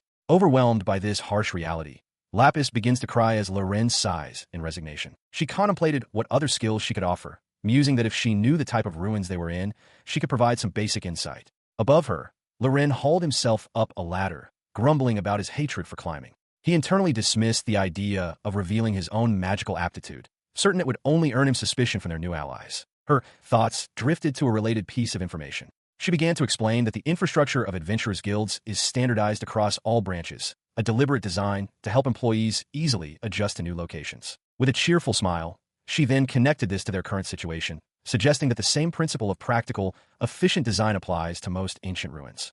Chuck, listening from below, asked if there were any outliers. Lapis conceded that, of course, every era has its oddities. Just as Ritz heaved himself onto the upper level with a sigh of relief, his brief respite was shattered. Chuck scrambled past him in a panic, yelling for everyone to run. He screamed that the situation was dire and ordered everyone to get down immediately. Reacting instantly to the unseen danger, Loren launched himself off the ladder, dropping back down the shaft. The source of his terror became clear as a low rumble echoed from the passage above. A horde of goblins poured out from the darkness, launching a full-scale ambush. The creatures leaped into the shaft without hesitation, a cascade of snarling bodies and crude weapons plummeting down toward the adventurers. Landing hard, Loren grabbed Lapis and pulled her into a run, both glancing back in shock at the swarm chasing them. "What the hell?" he yelled in frustration. As the party fled down the corridor, Chuck panicked, questioning why there were so many goblins and where they had come from. Loren cut through his frantic thoughts, shouting, "Just shut up and run." His mind raced with dread. He couldn't believe they were in this situation again, and it seemed the goblins had multiplied. He knew with chilling certainty that one wrong turn would lead them to a dead end, where the horde would swamp them in an instant. The desperate flight continues, the sound of their steps echoing in the stone corridor. Lapis and Colts are clearly at their limits, their faces etched with exhaustion. Lapis realizes their situation is dire, while Colts grimaces, knowing that if they falter, the entire party is doomed. The strain of the chase becomes too much. Both Lapis and Colts gasp for air, their bodies giving out. Lapis pants that she is exhausted, and Colts admits that he cannot go on. Seeing them begin to fall behind, Chuck turns with a look of alarm. He shouts their names, yelling that they cannot stop now. Loren watches Lapis closely, recognizing the signs of her fading energy. He knows that if she's forced to run for much longer, she won't have the time needed to recover her spent mana. The thought weighs on him as he sees her stumble, her breath coming in ragged gasps. Her strength finally gives out. Lapis stops, her back to the group, and quietly tells them to just leave her behind. A silent, grim understanding passes between Lapis and Colts. They have both reached their absolute limit. Without hesitation, Loren acts. He swiftly grabs both Lapis and Colts, hoisting one under each arm and continuing to run. Chuck stares in disbelief, asking if he can really handle both of them. Loren confirms that he is used to it. In his mercenary days, carrying incapacitated allies was a common occurrence. Now being carried, Colts thanks the young man, stating he is in his debt. Lapis apologizes to Loren, lamenting that she has become a burden once again. She then looks up at him with renewed focus, telling him not to worry about them. She will handle the legwork, she explains, so he should just concentrate on finding a way out of their situation. With his two companions in tow, Loren pounds down the corridor, the thud of his boots the only sound. A grim thought solidifies in his mind. At this rate, they will all tire out eventually, and the goblins will catch them. He continues his heavy, rhythmic pace down the corridor, the sound of their combined footfalls echoing off the stone walls. While being carried, Lapis turns her attention to the exhausted mage, Colts, suggesting an earth wall spell could stop their pursuers. Colts, however, dismisses the idea. He explains that creating a wall of sufficient scale would only buy them a little time, and against such a massive horde, a large area of effect spell would be as useless as a single drop of water in the ocean. Ahead of them, the rest of the adventurers, Nim, Chuck, and Ritz, press onward, their expressions grim as they listen to the bleak assessment from behind. Undeterred, Lapis proposes another spell, a firestorm. She admits she can only cast it twice and questions if even that would be enough to make a significant dent in the goblins' numbers, quickly concluding that it probably would not be. As she continues to ponder magical solutions, Loren cuts her off abruptly. He tells her to stop chattering, his voice strained with effort. Anything will do, they just need a way out.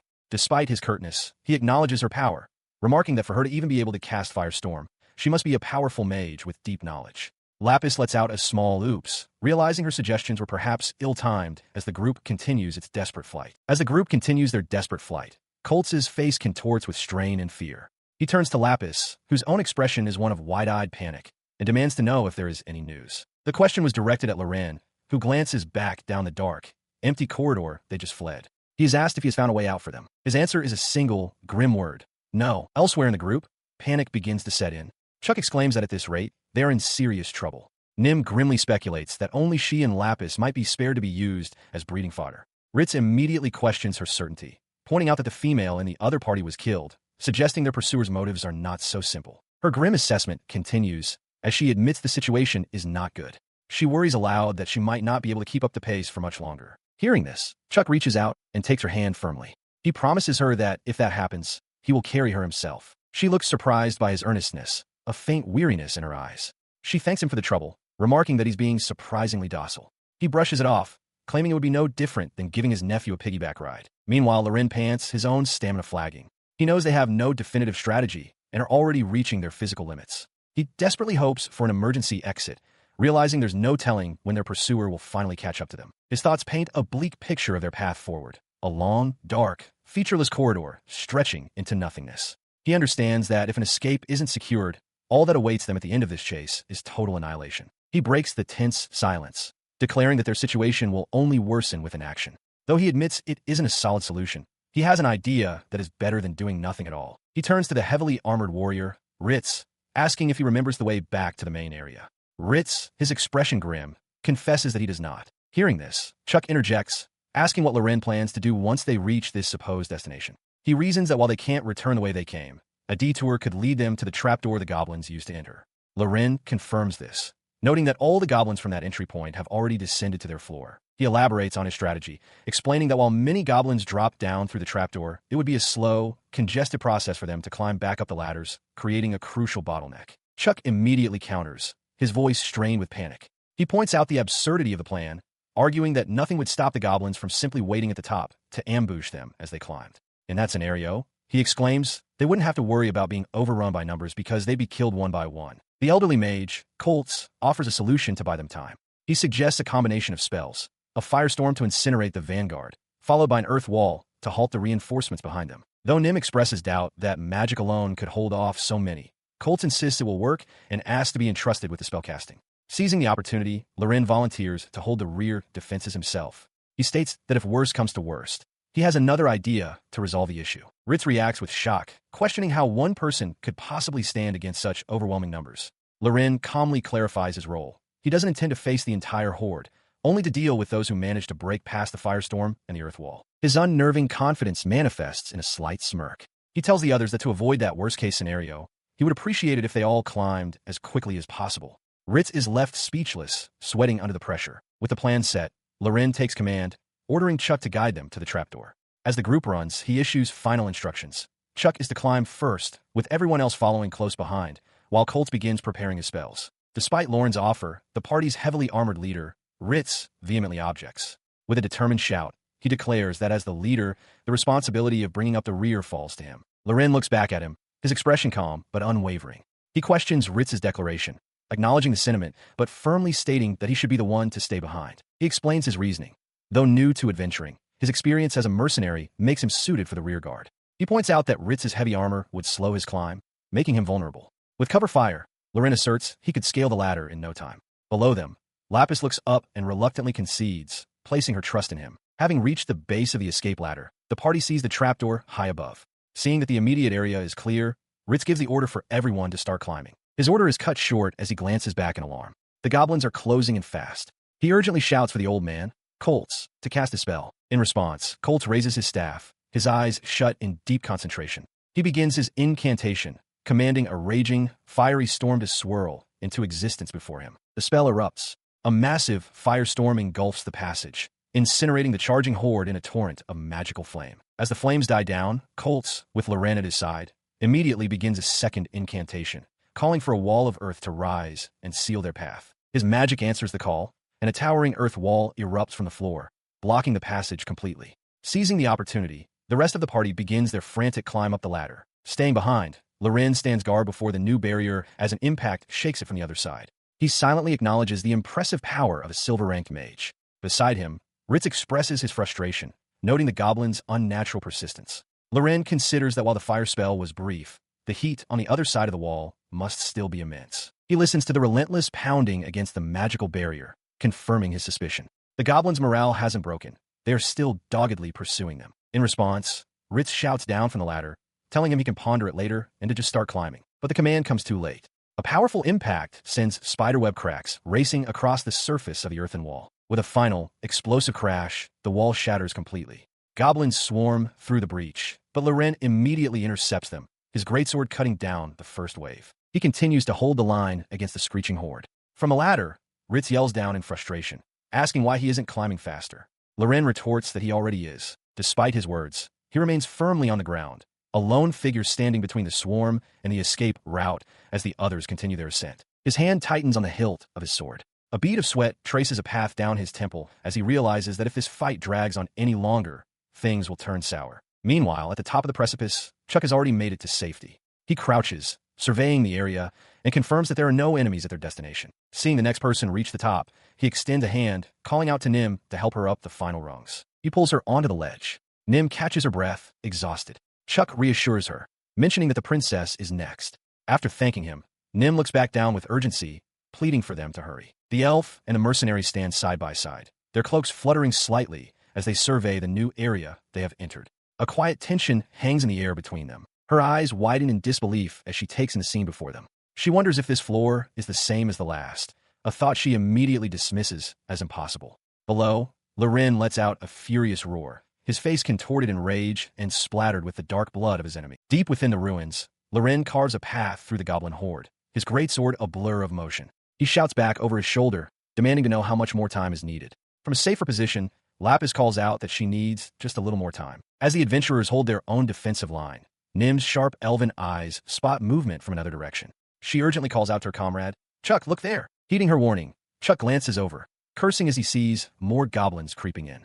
He tells Lapis that he's entrusting Ritz to her care, declaring their new objective: buy time until Ritz and Loren can regroup with them. Lapis then turns to the elderly mage, Colts, asking how many he can handle. He grimly replies that he only has the strength for one more. Meanwhile, the mercenary they were buying time for continues his relentless assault. He takes a sharp breath, reminding himself to be careful not to trip over a body or slip in a pool of blood. With renewed focus, he charges back into the fray, felling another group of goblins as he acknowledges there seems to be no end to them. He pauses for a moment, standing alone in a small clearing of his own making, surrounded by the dark shapes of the fallen. A feeling of unease settles over him. Something isn't right. His eyes scan the carnage-strewn floor. A strange thought occurs to him.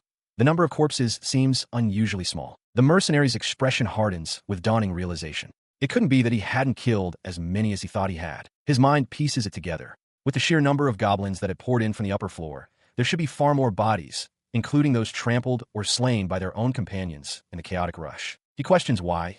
Then, the floor is so clear, recalling that there wasn't a single body present when they first arrived. The answer reveals itself in the shadows. Goblins are methodically dragging away their fallen comrades. As he watches this grim procession, one of the creatures stops and, without hesitation, smashes the head of a dead goblin with a heavy rock, ensuring it cannot be identified. Loren's eyes widen, a cold understanding of their enemy's brutal tactics setting in. He watched as more goblins emerged, their crude knives held at the ready as they advanced over the bodies of their fallen. The creatures then began dragging the corpses away from the battlefield, a methodical and unsettling cleanup that made Loren question what he was seeing. His companion, Chuck, cursed under his breath, confirming the grim reality. The goblins were collecting the bodies. Loren's mind raced, trying to comprehend the reason behind such a bizarre tactic. From above, Lapis called down to him, asking if everyone had managed to climb up. Before he could answer, she delivered a warning. There were goblins on the upper level as well. She continued with a worried expression, explaining that the others were trying to fend them off but wouldn't last much longer. She added that these goblins seemed to possess special, more dangerous traits. Her urgent plea for help solidified the danger. They were about to be swarmed from both sides. Muttering in frustration about the sheer number of goblins, Loren knew he had to get to the upper floor immediately. He wasted no time, planting his foot firmly on the stone floor and preparing to charge through the horde below. With a powerful surge, he carved a path through the enemy ranks, his greatsword a silver arc of destruction that sent bodies and debris flying. From her vantage point, Lapis watched as he created an opening. Seizing the moment, Loren dashed for the ladder, cutting down another goblin that stood in his way. As he ascended, he swung his greatsword backward, shattering the lower rungs of the ladder to cut off the pursuing goblins. He hauled himself onto the upper floor and immediately demanded a status report from Lapis. She quickly informed him that while Ritz was holding his own, Chuck had been injured. The source of their trouble was a massive, black-skinned goblin. It had pinned the elven archer, Nim, to the ground and was looming over the party's mage, Colts. Lapis identified the creature with alarm. From his position on the floor, Chuck watched in disbelief, realizing his own attack hadn't even made the creature flinch. The black goblin simply grinned, its white eyes glowing in the gloom. As the monster raised a clawed hand to strike Nim down, Loren yelled for it to stop. He launched himself across the room, delivering a powerful kick directly to the goblin's head. The impact sent the creature stumbling, but Loren was stunned by the result. A kick with that much force should have obliterated a normal goblin's head. Instead, this one remained standing, steam rising from its jaw. His shock hardened into grim determination. With a roar, he brought his massive greatsword down in a heavy, two-handed strike aimed at the goblin's shoulder. The blade bit deep, but the sound of grinding resistance confirmed the creature's unnatural toughness. Nim could only stare in disbelief from the floor as the goblin turned its glowing eyes toward its new attacker. He gritted his teeth, shouting to Nim that its eyes were likely its weak point. If a single attack wasn't enough, he resolved to just keep hitting it until it fell, immediately following up with another powerful swing. As he relentlessly pressed his assault against the black goblin, Chuck's urgent voice cut through the din of battle, warning him that there was another one. The warning was for Ritz, who was caught in a chokehold by a different goblin. He desperately urged Colts to cast a spell, but the old mage, his eyes bandaged, admitted he had just used his last spell on the other foe. With his magic depleted, he was helpless, and Ritz cried out as the goblin's grip tightened on his skull. The armored warrior's struggle was brief and brutal. As Loren yelled in frustration, the black goblin's powerful jaws clamped down hard on Ritz's arm. With a furious roar, Loren swung his massive blade, but the creature was relentless. His greatsword struck the goblin with tremendous force, sending a shockwave through the air, but Ritz remained trapped in its grip. The impact left a dark trail of energy dissipating into the air, a testament to the power behind the blow. Now, in the aftermath, Ritz recounted the chaos to Loren and Lapis. He explained that the black goblins had appeared from nowhere just as he reached the top of the ladder. When Nim's arrows failed to pierce them, Chuck had jumped in to protect her, leading to the party's current disarray. She listened intently before turning to Loren. Lapis admitted that while she could speculate about certain things, they would only be guesses. Loren pressed her, asking if she could find anything concrete. Instead of answering him directly, she turned her attention to the injured warrior. She told Ritz there was something she needed to confirm, acknowledging that they seemed to have stumbled into a very problematic set of ruins. Ritz grunted in pained agreement. She continued her assessment, noting that while their situation aligned with the goal of exploring the ruins, it would be problematic if they didn't find a place to rest soon. Loren cut in, asking if there was any reason his party should accompany them. Lapis answered bluntly, there wasn't. Loren then urged everyone to move quickly, warning that lingering would invite another ambush. Hearing the urgency, Chuck spoke up, offering to use his divine arts. Ritz, sweating and grimacing, agreed that another attack by one of those black goblins would be disastrous. She politely declined his offer, stating there was no need as the medicine she'd taken was just making her a little dizzy. Lapis then advised Chuck that a head injury like his was serious and should be examined by a doctor. He acknowledged her point. He dismissed her excuse, however, telling her to stop spouting nonsense. He promised to follow her advice once they were safe and sound. Turning his attention to the party leader, he asked Ritz directly, "Can you move?" The warrior, Ritz, dismisses the concern, insisting he is fine. He tells Chuck that if they need to move, he should just give the order. Nim, the elven archer, cautions Chuck not to push him too hard. He tries to reassure them with a faint smile, explaining that he only lost consciousness for a moment and can move without issue. The party's mage, Colts, interrupts, calling Chuck an idiot and clarifying that no one is blaming Ritz. He then reveals a more pressing issue.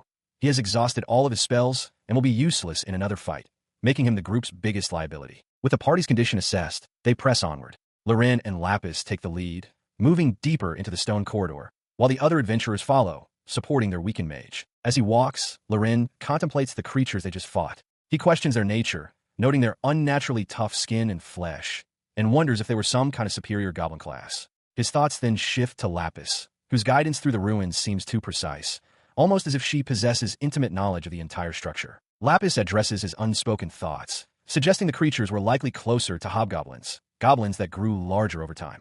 However, she concedes that their bodies were too abnormal for that simple explanation, as mere growth wouldn't account for such a drastic physical change. She turns to him directly, asking if he noticed anything else during the fight. She points out a key detail: the goblins were retrieving the bodies of their fallen. This wasn't to gather them as food, she asserts. Her words confirm Lauren's own unease. Lapis continues, stating that he must have sensed it too. Their behavior was not normal for goblins. She adds that the sheer number of them, combined with the strange feeling of the ruins, is deeply unsettling. Loren agrees, remarking that the ruins seem to be inhabited only by these goblins. Lapis then pivots the conversation, asking if he is familiar with the concepts of alchemy or pharmaceutics. Loren admits he has only heard of them and never knew anyone who dabbled in those areas. Seeing his lack of knowledge, she simplifies her point. She asks if he knows what sort of creatures are used to test medicines and other techniques. She clarifies that she is talking about mice. Lapis questions how a mercenary wouldn't know this, before explaining that mice are used as test subjects because they have short life cycles, grow quickly, and procreate in large quantities, making them perfect for experiments. As Loren listens, the chilling parallel becomes clear in his mind. Short lifespans, rapid growth, large numbers, just like the goblins they were fighting. His eyes narrowed, piecing together the grim implications of her analogy. Lapis's voice cut through his thoughts, pressing him with a question. Could he think of anything else that matched her description of a creature bred for specific traits and easily disposed of? The horrifying answer surfaced in his mind, and he uttered it with disbelief. Goblins. Beside him, Lapis offered a knowing, almost smug, glance, confirming his conclusion before she even spoke. She affirmed his realization with a single, confident word. Correct. With the truth established, she elaborated on the nature of their location. If her guess was right, this entire complex was a research facility, one dedicated to the study and development of goblins. The sight of the creatures moving with purpose through the halls below served as grim evidence. Lapis theorizes about the nature of the facility, explaining that goblins were likely used for experiments. Their anatomy is similar enough to humans, but no one would question their use. Furthermore, they multiply quickly and are economically viable, making them the ideal lab rats. She concludes that this must be a research facility. Loren, walking beside her, questions the economic aspect of her theory. Lapis elaborates, recalling from her readings that goblins were once recognized as an acceptable method of waste disposal. They would eat almost anything, from leftover scraps to carcasses, and were capable of reducing society's waste accumulation by as much as 80%. He concedes that it does sound economical. Lapis adds a grim reality to her point. No matter how many goblins are gathered, people will never consider them to be anything more than trash. Her gaze drifts down a dark corridor as she speculates further. She suggests that in addition to simply increasing their population, the facility seems to have been breeding particular types of goblins, referencing the unique one they fought earlier. The pieces suddenly click into place for her. She realizes aloud that this must be the reason for the numerous goblin breeding areas scattered throughout the ruins. Her moment of insight is violently interrupted as two goblins burst from the shadows, lunging at her with crude weapons. Before they can reach her, Loren moves with blinding speed, intercepting the attack and effortlessly dispatching both creatures with his bare hands. As the bodies of the goblins hit the floor, Lapis calmly continues her assessment, stating that to make matters worse, this facility isn't simply a place for reproduction. She pauses, sighing as she glances at her protector. She remarks that he is unexpectedly strong, then returns to her point, explaining that this place has another important purpose. Rejoining the rest of their party, she lays out her complete hypothesis. She explains that it's a research facility for the investigation, improvement, and evolution of all goblin kind. However, she finds it strange they've only encountered basic goblins. She theorizes they were modified in such a way that they can no longer evolve past the goblin stage, preventing the emergence of hobgoblins or goblin mages. As the group processed her theory, one of the adventurers voiced their skepticism, asking if it truly mattered that the goblins were growing bigger, since they would still be just goblins at the end of the day. Loren, however, recalled their earlier encounter with mage-type goblins, questioning if they had somehow escaped the facility through a crack in the den. Lapis considered this, clarifying that she believed the alterations were probably restricted to the confines of these ruins. She spread her arms, declaring that this facility was the source, and the evolution of those other goblins was a direct consequence of them escaping its walls. Her gaze swept over the overgrown ruins as she continued her speculation. She believed the facility had been dormant for a long time, only recently revived for some unknown reason, wondering if the removal of the seal on the entrance had been the catalyst. Lauren's thoughts turned to the large black goblin they had faced, identifying it as an enhanced type created within the facility. Lapis confirmed his assessment, but added that the true problem lay in its behavior. When Loren questioned what she meant, she stated plainly that these goblins do not need seed bearers. Lapis explained further, postulating the existence of a breeding facility within the ruins. Despite not needing females to procreate, she pointed out, the goblins still attack women, recalling the one that assaulted Nim. This led her to conclude they have another motive, and she asked Loren if he had realized what it was. She didn't wait for his answer, instead presenting her grim hypothesis. The goblins were being mixed with human-like parts, perhaps even from the rival adventuring party. She then posed an unsettling question. Could a goblin with human parts grafted onto it still be called a simple goblin? The implication of her words left him momentarily speechless. Lapis pressed on, connecting her theory to his observation of goblins collecting bodies. She concluded that the facility enhances goblins, which then reuse body parts to manufacture new ones, allowing them to absorb human characteristics, knowledge, and skills. She painted a final, terrifying picture of the potential outcome, posing a chilling question. What would happen if these goblins progressed to the point where they could withstand the attack of a dragon, armed with the cumulative knowledge and experience from countless battles? The full weight of her words settled upon Loren, his expression hardening as he contemplated the horrifying possibilities. He turns to Lapis, asking how they are meant to shut down the facility. Lapis confesses that she hasn't considered that yet, admitting it's not as if she knows everything. The admission surprises him. He had assumed she would have a plan, given her extensive knowledge up to this point. She huffs, clarifying that her uncertainty isn't from a lack of research, but from the fact that there's no single, surefire method to deactivate such places. Seeing his reaction, she points out that his face gives everything away, calling it his weak point. As he wonders what expression he was making, he asks for their next destination. In response, Lapis lays out her plan. She intends to search for a private room, one that would have been used by a caretaker from the ancient kingdom. Her hope is to find manuals or other documents that guide them. He questions whether people actually lived in such a place. Lapis confirms they would have. She explains that while teleportation magic existed in that era, the massive amount of mana required made it impractical for frequent use. Consequently, the facility would have needed to include living quarters for its staff and researchers to make life easier. He declares his intention to search for materials to shut the facility down, adding that he'll take anything else of value he finds. Lapis calls it a dangerous declaration. He then raises a valid point. Wouldn't the original inhabitants have taken important documents with them when they left? Lapis agrees it's a possibility, leaving him to ponder his next move if they find nothing. His attention shifts to the other adventurers, who are still recovering and looking around in confusion. He quickly assesses their condition. Ritz and Nim appear to be fine, but he suspects Chuck can't fight at full strength and that Colts has exhausted his magic. The thought of another goblin attack weighs on him. His focus then turns to his own great sword, its blade deeply fractured. He realizes it will likely shatter after only 2 or 3 more attacks. The urgent need for a new weapon presents a serious problem, as finding a replacement here is nearly impossible. Lapis's voice cuts through his concerns, announcing their arrival at the living quarters. He agrees that finding information is the more immediate priority, pushing aside the issue of his breaking sword. With a flourish, Lapis points towards a doorway and declares it's time for a raid. She steps confidently into a large, cluttered room filled with overturned furniture and scattered books. Waving him back, she tells Loren to leave this to her, stating she knows a thing or two about ruins and the potential for hidden traps. She begins her search with gusto, sending books and papers flying through the air with a smile. Behind her, Loren and Ritz watch in stunned silence, the mercenary wondering what on earth she is doing. After her whirlwind search leaves the room in disarray, she declares everything worthless and decides to check the next room. Loren observes that, compared to them, she at least seems to have a clear objective. Ritz examines a small, ancient container, confirming his suspicion. He states that this place was indeed the residential quarters of the ancient kingdom, meaning every item they find is a relic from that era. Hearing this, he proposes a simpler course of action. Since their original job was just to investigate the ruins, he suggests they could take some of these items as proof and conclude their mission. Lapis, however, disagrees, stating that she sees no merit in simply returning home safely. Ritz presses the point, arguing they should report back and hand the situation over to someone of a higher rank. He then poses a critical question.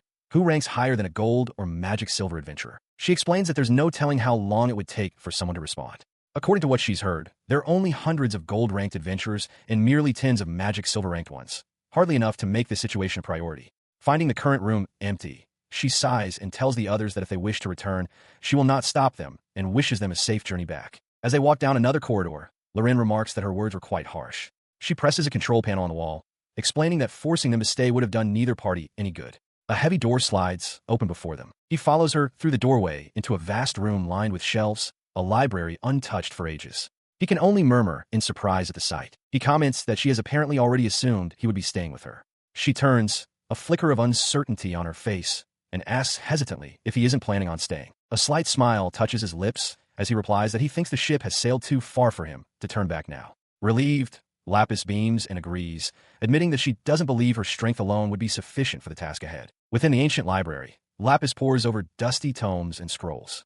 Her eyes light up as she finds a crucial piece of information, a wave of relief washing over her as she expresses her immense gratitude for the discovery. She turns to Loren, who asks what she has found. With a confident smile, Lapis announces that she finally has good news, an article that explains the very nature of these ruins. More importantly, she is certain it contains the method to shut the entire place down. He expresses his amazement that she can read text from the ancient kingdom era. Lapis explains that, as a priestess of the god of knowledge, it is expected. When Loren asks if all servants of her god are so well-versed, she simply replies that some are. She beams with pride at her accomplishment, while Loren looks on, slightly taken aback by her sudden cheerfulness.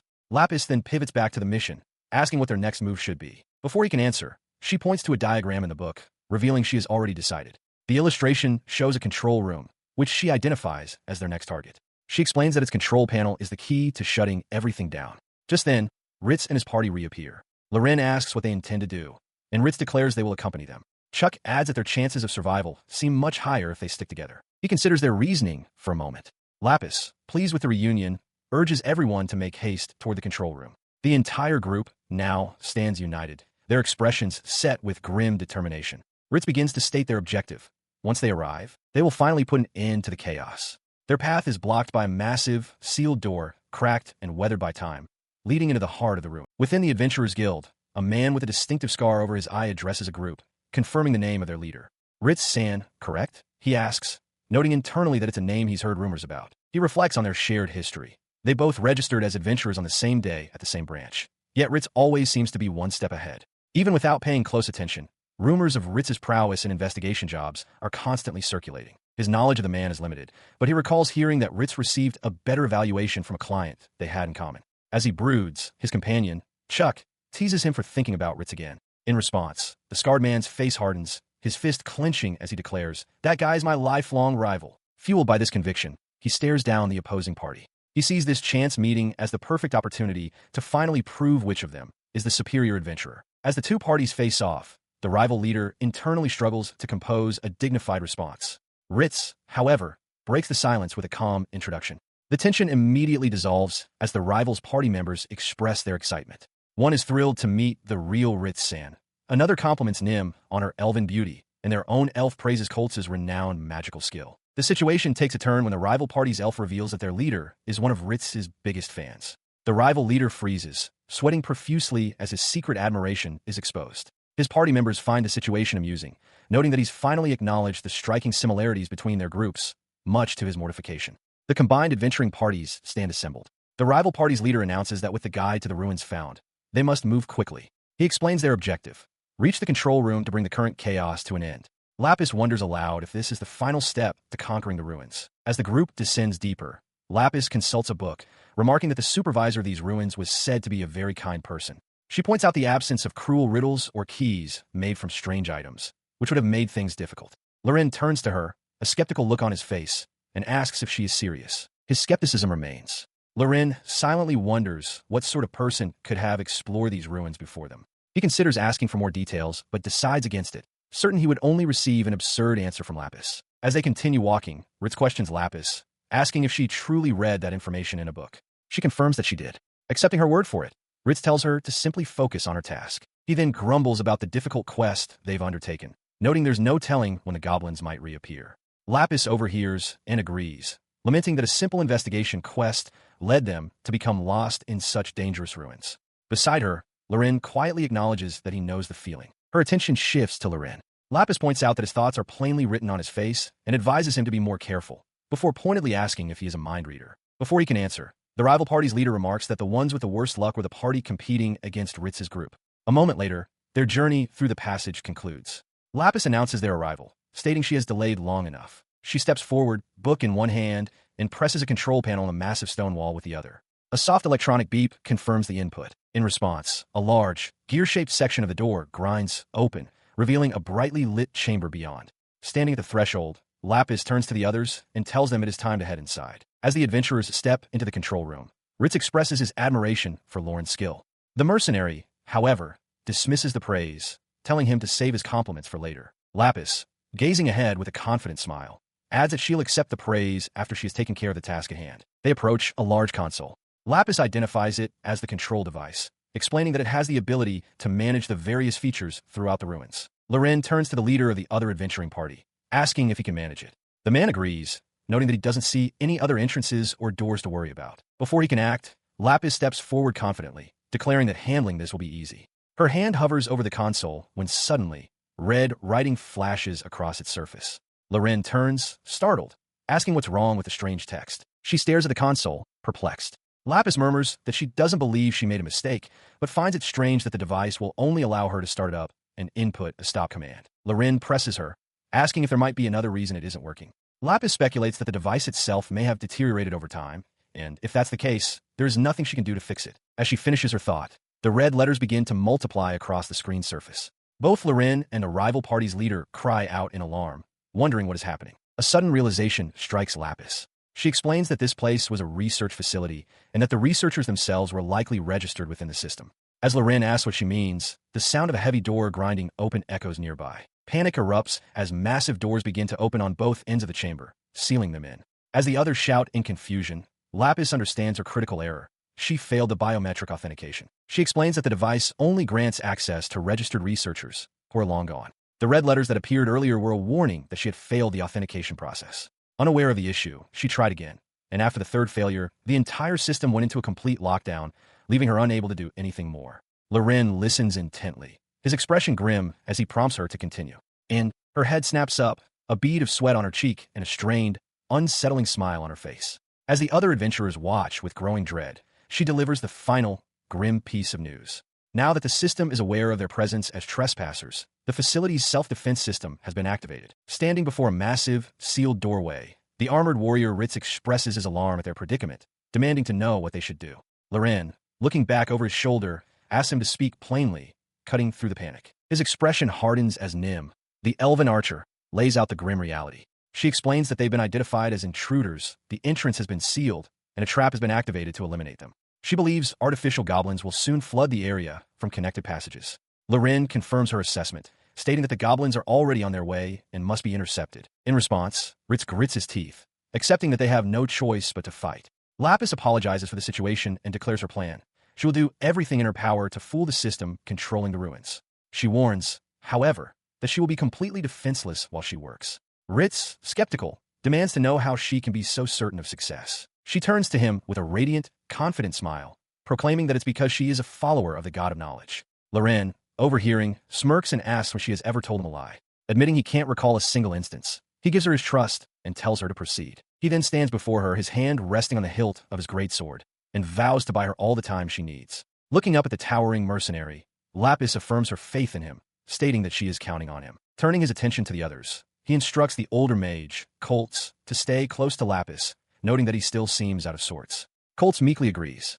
The determined faces of Loren, Ritz, Chuck, and Nim show their readiness for the coming battle. As the party pivots to face the threat, Nim shouts a warning that their enemies have arrived. Ritz curses under his breath, lamenting that they have to fight. He observes that their only advantage is the narrowness of the doorway, which should funnel the attackers. From the darkness of the corridor, a horde of goblins surges forward, their brutish faces twisted in snarls as they charge mindlessly toward the adventurers. Ritz immediately begins issuing commands, telling Nim to stay near Lapis and provide support with her bow. He asks Chuck if he's ready to fight, then declares that while he'll handle his side, he's leaving the other to Loren. Without turning back, Loren simply agrees. The plan's set, the party charges forward to meet the enemy. Ritz, Chuck, and Nim advance as one unit, with Lapis shielded behind them, while Loren surges ahead on his own flank, greatsword at the ready to carve a path through the goblin tide. He and his companions fought as a unit against the swarming goblins. Loren cleaved through one creature as Nim and Chuck engaged others, each adventurer holding their ground amidst the chaos of the narrow corridor. Nearby, the heavily armored Ritz met an assault head-on.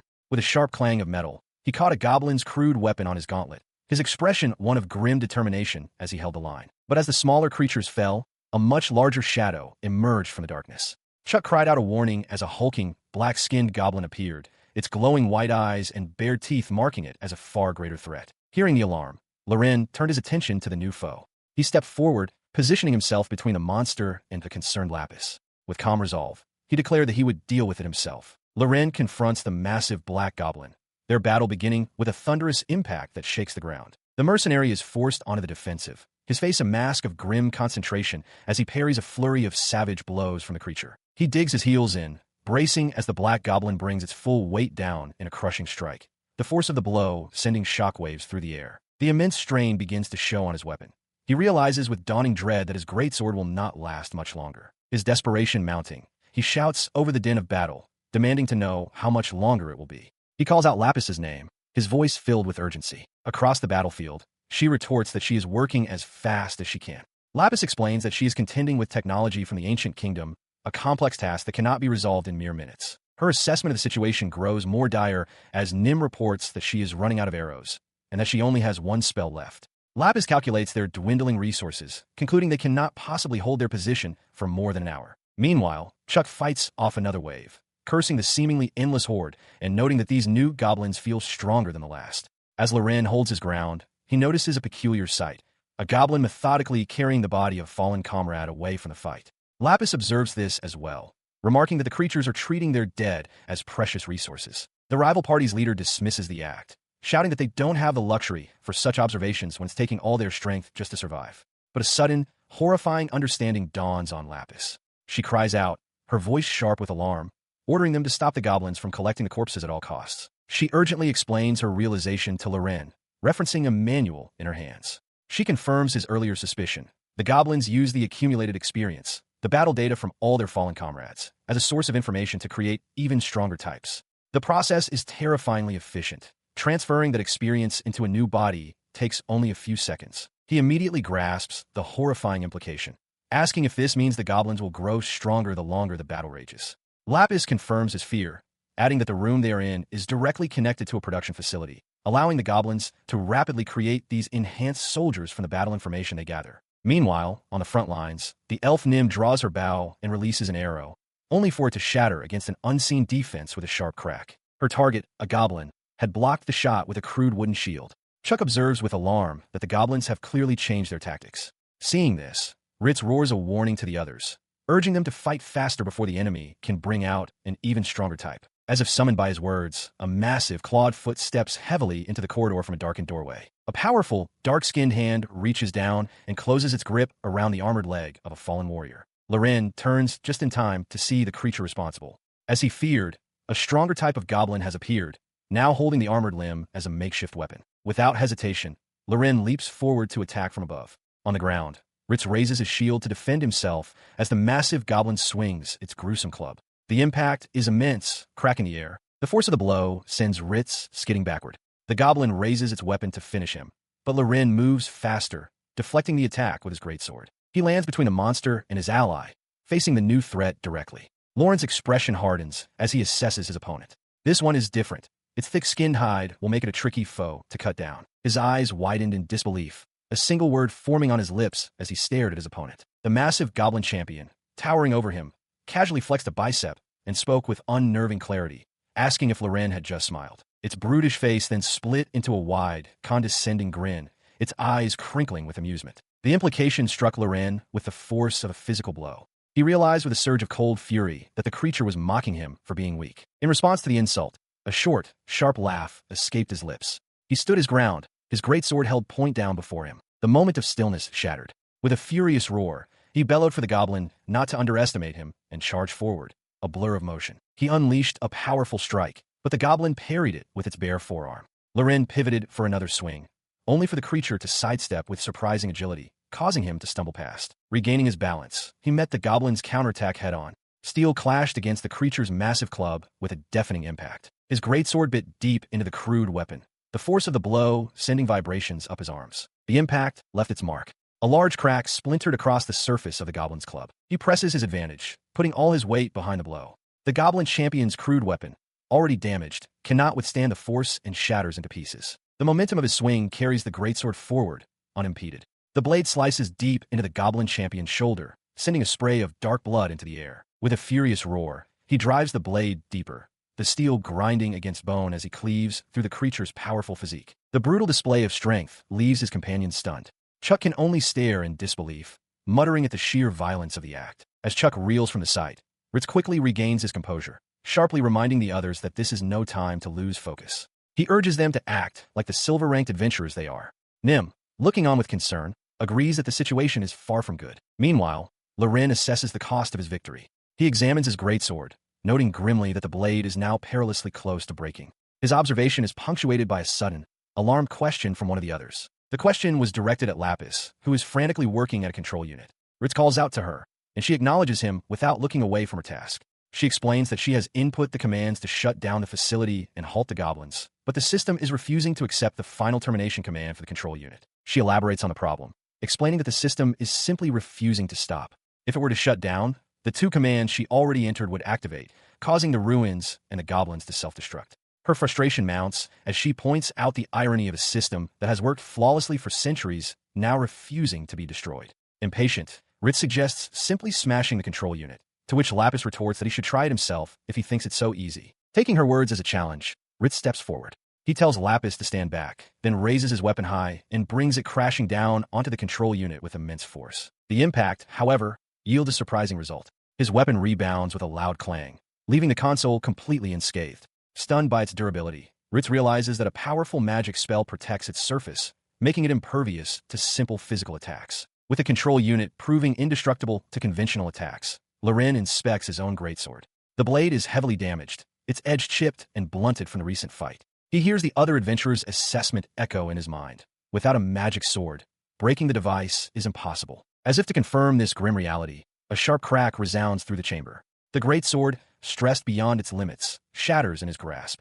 Fragments of steel clatter across the stone floor, leaving him holding nothing but the hilt and a useless shard of the blade. He stands panting amidst the goblin corpses, his gaze fixed on the impassive device. The thought that it will simply continue its function is maddening. He wonders aloud if destroying it is truly so difficult, turning to Lapis to ask if there is anything she can do. Before she can reply, a deep, resonant thrumming begins to emanate from the dark passage leading to the control unit, a heavy sound that vibrates through the very stone. He exhales sharply, a bead of sweat tracing a path down his temple as the ominous sound intensifies. The pulsing grows stronger, the air itself seeming to thrum with contained energy. Lapis's urgent voice suddenly cuts through the noise, confirming his fears.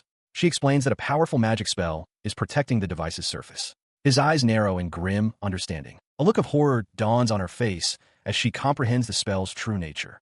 She screams for Loren to get away from there, just as he begins to retreat from the doorway. Her eyes widen as she recognizes the unfolding event. An overwhelming surge of power erupts from the passage, coalescing into a blinding, orb-like vortex of pure light. The orb of light contracts for a split second before unleashing a devastating beam of energy that tears through the Lapis stares in stunned recognition at an object just out of view. She realizes with a gasp that it is the Goblin Magician's mana-lost necklace. Hearing this, Lauren's eyes narrow with sudden understanding. He reasons that since it hasn't been used since their time in the Goblin's Den, the necklace must have stored a significant amount of mana.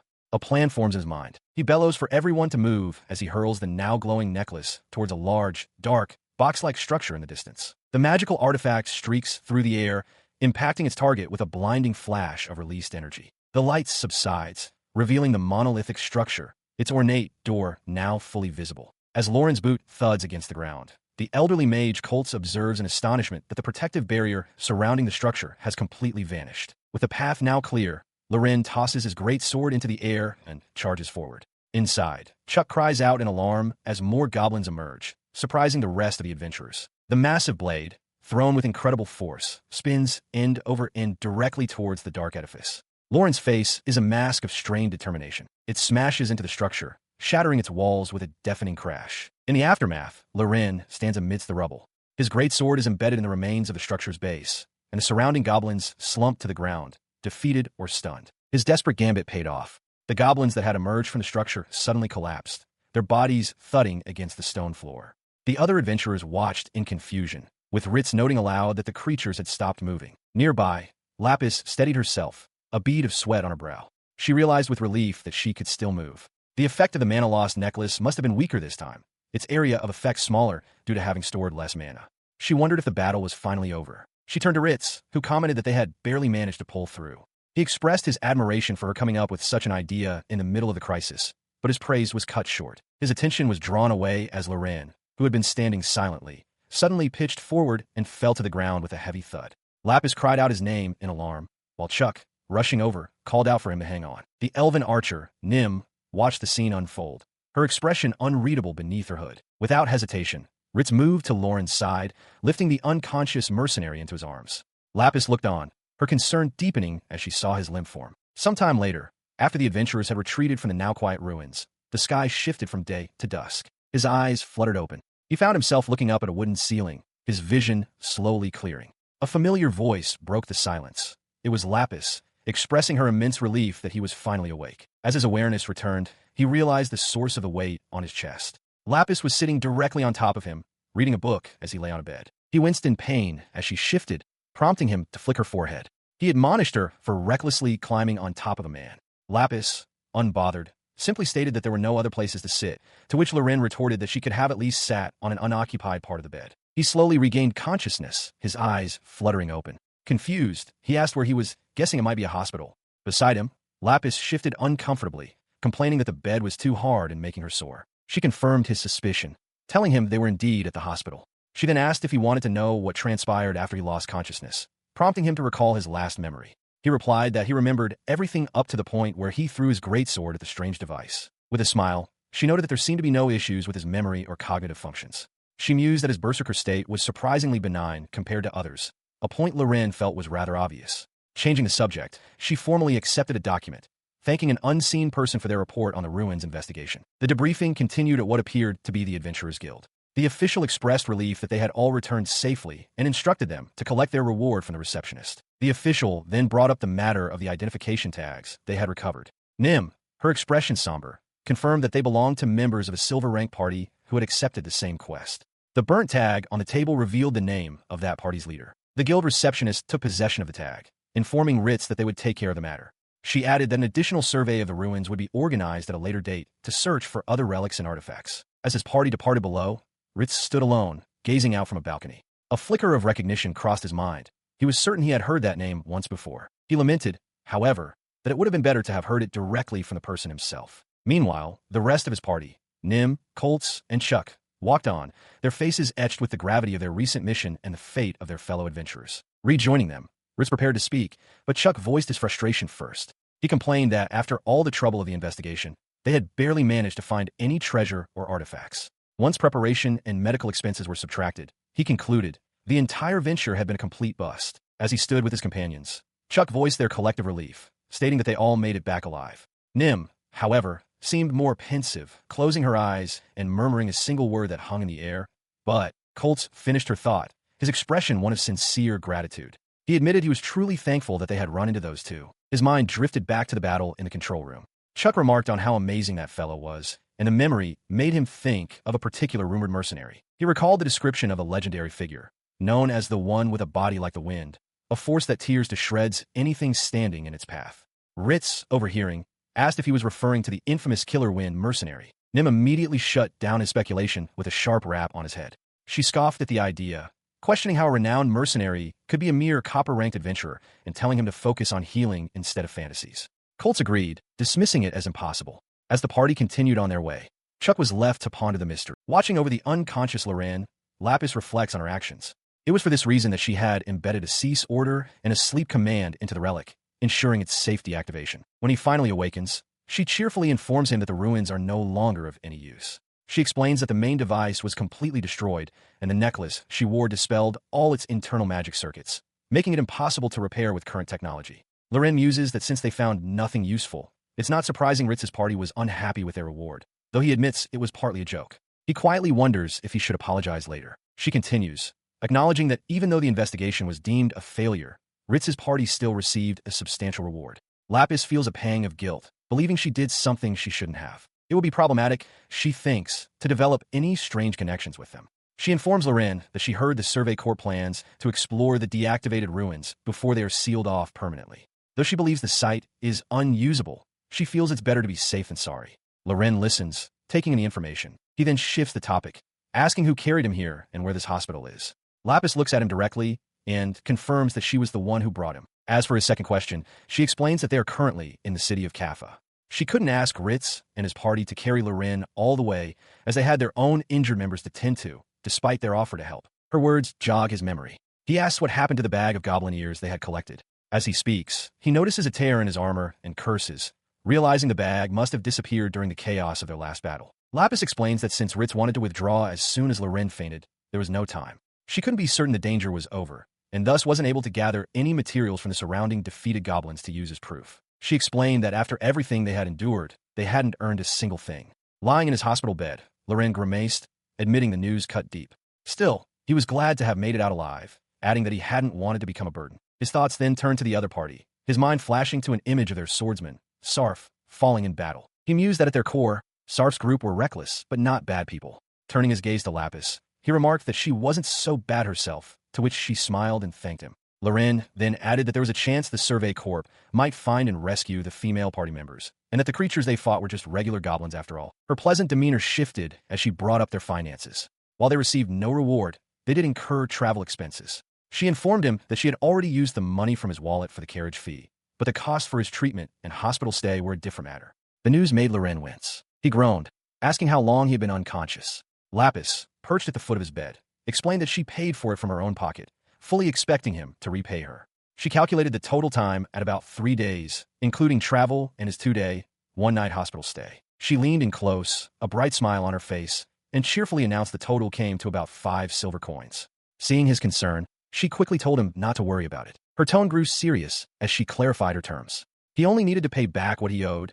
She wasn't planning to add interest. She assured him she wouldn't chase him for payment and would even allow installments. Loren found conditions suspiciously generous, but Lapis simply stated it was all for the sake of this deal. In truth, her generosity was a calculated move.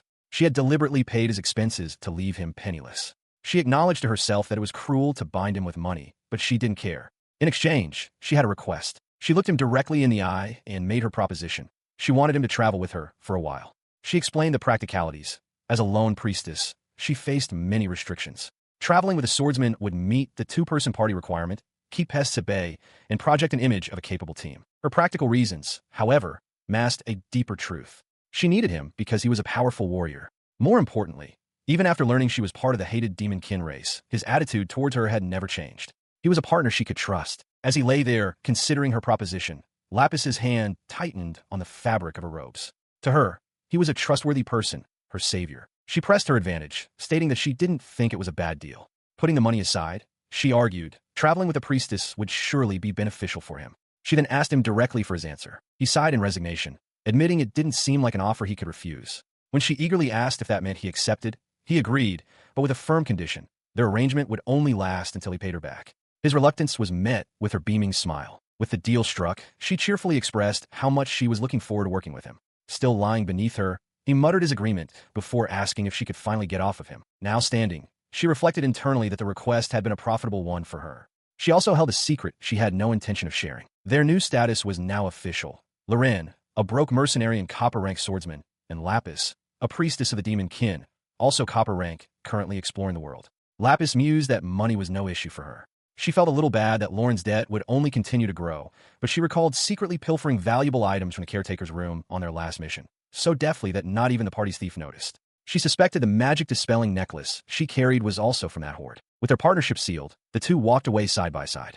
Lapis looked toward the path ahead, ready to face a new beginning alongside the mercenary. Inside a tavern, Loren listens as a bartender recounts news of another village's destruction, speculating it was the one north of Yetz. The bartender blames the relentless development plans pushed by powerful figures who profit from the expansion while disregarding the lives of farmers. Loren, nursing a drink, concludes that in the end, everything comes down to money. He muses that no one, not farmers, nobles, mercenaries, or adventurers, can ever truly escape the clutches of money. As he contemplates this, a familiar voice breaks his thoughts. Lapis questions why he is drinking so early in the morning. Ignoring her, Loren takes a long gulp from his mug, lets out a sigh, and slumps forward onto the table. She remarks on his choice to drink immediately after being discharged from a 2-day hospital stay, then pointedly asks if he can even afford it. He lifts his head, his expression sharp, and asks if she has forgotten their arrangement. He recounts that after the downfall of his mercenary group, he became an adventurer to survive and, by a strange twist of fate, found a companion with various conditions attached on his very first quest. Lapis confirms that she is that companion. She then chides him for drinking on an empty stomach when he isn't fully recovered. As Loren internally notes her extensive, almost excessive, knowledge as a priestess, Lapis calls over a waitress. She orders an egg sandwich without mustard for herself and a ham sandwich for him, assuring the waitress that she will pay for it all. He takes another drink, reflecting on his decision to work with her.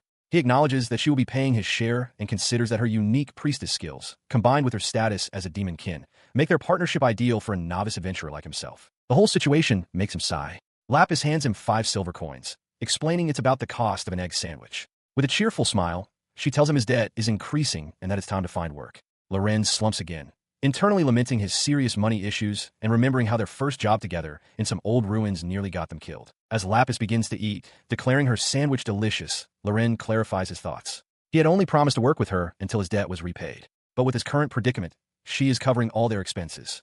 He glances around, noting that this pub is conveniently connected to the guild office. Between bites, Lapis brings up the subject of job again, asking if it will be difficult for him to find one without a weapon. Loren looks out the window and concedes that it probably will be, but reasons that there must be some quest that can be completed without needing one. He was met with a firm refusal from Lapis, who reminded him of his promise to work together. She declared an absolute refusal to take on any job involving sewage, concerned that the foul smell would linger on him for too long. He then asked if there were any other types of quests they could consider. Lapis, looking thoughtful, countered with an offer of a good deodorant, suggesting that if he used it, she would be much more willing to accept a job. She decided to table the difficult conversation for later, suggesting they finish their meal first. As she spoke, Loren mused internally that the topic didn't seem so difficult to him. Nearby, 2 other adventurers at a neighboring table began to watch them. The 2 men began to speak ill of Loren. 1. A man with a distinctive scar over his eye called him a bum. His companion, wearing a headband, sniggered with envy, noting Lauren's low copper rank tag and complaining that he had a woman paying for his meals while he wished for the leftovers. Lapis, overhearing them, noted their own tags were iron rank. She advised Loren to simply ignore them, stating that engaging with their kind only encourages them to continue their insults. Setting her cup down, she concluded that it was an utter waste of time, as no woman would ever give them her time. Her comment immediately provoked one of the men, who shot up and demanded to know what she had just said. Loren turned to face them with a slight smile, quietly complimenting Lapis on taunting them so effectively and promising to end things swiftly. He then laid out the rules for the impending brawl: no killing, which would make him a criminal, and no breaking or stealing property, as he could be arrested for theft and forced to pay damages. She listened with a sly smile, thinking to herself that it was a depressing thought. Since she would be the one paying for any damages, she mused she wouldn't mind at all if he let loose and broke everything in sight. The adventurers advanced, their threats escalating. They declared that a bum like Loren must be boring the priestess and that they would take her off his hands. The scarred man demanded Loren grovel for forgiveness to avoid injury. His partner then roared for him to hand her over. In response, Loren's knuckles cracked loudly as he clenched his fist. The confrontation ended in an instant. A loud whack echoed as Loren sent the man with the headband flying into a wall. Simultaneously, a sharp bang erupted as Lapis slammed the scarred man's face down onto their table. As the two men lay defeated and a waitress stared in shock, Lapis calmly remarked on how rude they had been to a fair maiden. She then turned her attention to a quest posting, commenting that a request to gather medicinal herbs seemed like a nice, safe job. She explained their task: gathering medicinal herbs in the nearby forest, a place supposedly safe from dangerous monsters. According to the request notice, the guild purchased each herb for 2 silver, meaning Loren would need to collect 705 of them to fully repay his debt. He grimaced, asking her to stop discussing such depressing matters. As they began their work, Loren plucked a plant from the ground, questioning if it was the right one. He found the task boring and wondered why Lapis was also participating. She simply stated that she needed to earn money as well. He let out a frustrated sigh, admitting his lack of skill in foraging. He mused that if it were a matter of fighting, he could repay his debt instantly. Lapis, however, pointed out that he was missing many of the herbs right in front of him, adding that it would be embarrassing if she had to lend him money later. She conceded that there weren't many herbs to be found, but reminded him that without equipment, he couldn't have fought anyway. This, she explained, was the natural outcome for such a commonly accepted, low-risk quest. Agreeing with her logic, Loren suggested they start heading back. As they walked, Lapis meticulously calculated their finances. The guild recommended and cost 30 copper per night, with food and drink bringing their daily expenses to around 45 to 50 copper. She concluded that the profits from this single request would leave them with a net loss. She then offered to lend him more money for equipment, a prospect Loren acknowledged he needed to consider. She found the situation demoralizing. Loren remarked that, in his experience, mercenary groups were more financially stable than adventurers.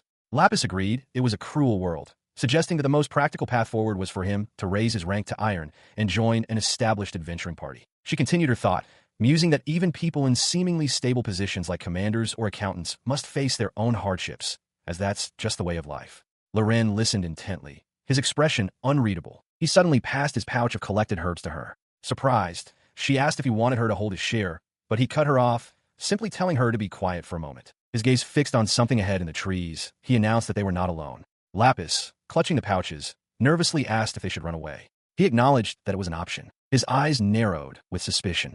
A bad feeling washed over him as they stood poised at the edge of the forest path, staring towards the unseen disturbance. He stopped short, his eyes widening at the unexpected sight before him. A young woman lying peacefully in a small clearing, as if asleep. He mutters in disbelief, questioning if he's truly seeing a girl in such a place. As he stares, Lapis comes to his side, her own expression one of curiosity. She wonders aloud if the girl has simply lost her way, while Loren continues to ponder her strange presence in the middle of the forest. Lapis kneels for a closer inspection, her observations deepening the mystery. She points out that despite being barefoot, the soles of the girl's feet are pristine, and her clothes are unstained. Furthermore, the girl's hands and feet lack any calluses, and her body shows little muscle, leading Lapis to surmise she must be some kind of wealthy lady who couldn't have walked there on her own. Her assessment only heightens Loren's suspicion. He scans the surrounding woods, his instincts screaming that something is wrong. His gaze sharpens as he spots several pairs of glowing eyes in the undergrowth, confirming his unease about what a girl like that is doing in such a place. The threat materializes from the shadows, a pair of snarling forest wolves. Loren immediately positions himself between them and the others. Lapis, concerned, asks what he plans to use as a weapon, but he dismisses her worry, stating that dealing with the wolves is the immediate priority before they help the girl. He charges forward with nothing but his bare hands. Confident that his fists are more than enough for these dogs, he slams a powerful blow into one wolf's jaw while simultaneously delivering a crushing kick to another. The force of his next strike sends a wolf hurtling through the air, its body twisting from the impact before it crashes lifelessly to the ground. With the immediate threat neutralized, Lapis remarks with a smile that the scene reminds her of the morning's events. She playfully asks if the wolves are edible, but Loren doubts it. He notes that their pelts might be worth something, but laments that he doesn't have a knife to skin them. His attention returns to the unconscious girl. He asks Lapis for her condition, and she reports finding no visible injuries or anything unusual. Lapis observes that the girl was incredibly lucky, given the number of wolves nearby. They had found her just before she could be attacked. Loren then poses the crucial question: what are they going to do with her? Lapis offers a philosophical observation that for every person with terrible luck, there must be someone with good luck. Loren catches the personal note in her tone and asks if she knows someone with such misfortune. She offers only a knowing silence. Regardless, he makes the final decision. They cannot simply leave her behind. He lifts the unconscious girl into his arms, letting out a weary sigh. The mercenary resigns himself to the task, thinking that while he doesn't want to carry her all the way back to town, the guild will be able to protect her once they arrive. As he holds her, Lapis notices his expression and asks if something is wrong. She remarks that given his own muscular build, it should be no issue, but Loren clarifies that's not it. He's surprised by how light the girl is. Lapis concedes that this is indeed unexpected. Lapis gazes at the girl's serene, unconscious face. She wonders aloud about her identity, concluding that they can simply ask her once she awakens. And so, their journey resumes. From the moment they found her, a new adventure had already begun. As they walk, Loren voices his concern that two rough-looking people carrying a defenseless woman might be accused of kidnapping. Lapis agrees that it's a plausible outcome, prompting Loren to question why she included herself in that description. Having arrived in town without any trouble, Loren remarks that the security seems rather lenient. He muses that while it might be different for someone who looks like a criminal, no one in their right mind would blatantly kidnap someone while traveling. Lapis agrees, noting how useful her status as a priestess is. He elaborates on her point, explaining that from society's perspective, there is no one more trustworthy than a person of the cloth. As he speaks, he glances down at the unconscious girl he carries, while Lapis walks beside him, her expression serious. Inside the Cafetown Adventurers Guild, the girl now rests on a bench. A guild receptionist addresses them, seeking to confirm the details of their report.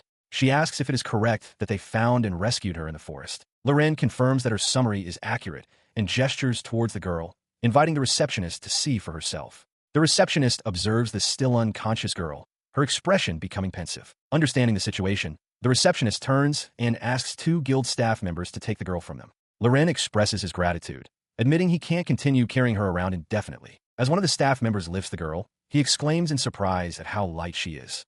The receptionist then turns her attention back to Lapis and Loren, politely requesting a moment of their time for a discussion in a nearby meeting room. While the two men carry the girl away on a stretcher, one clarifies to the other that Loren didn't kidnap her. He explains that the mercenary simply came to the guild to hand over his victim and discuss the matter. Following the receptionist, Lapis stops and turns to face Loren directly. With a serious look, she informs him that she is going to get straight to the point. Her gaze remains fixed on his as she states her intention bluntly. She would like to enforce a number of restrictions on his movements for a while. Loren listens, his expression unreadable. She questions Loren's implication, asking if he finds something suspicious about their partnership. He presses for information about the girl, but the guild receptionist explains that she cannot disclose anything while the investigation is ongoing.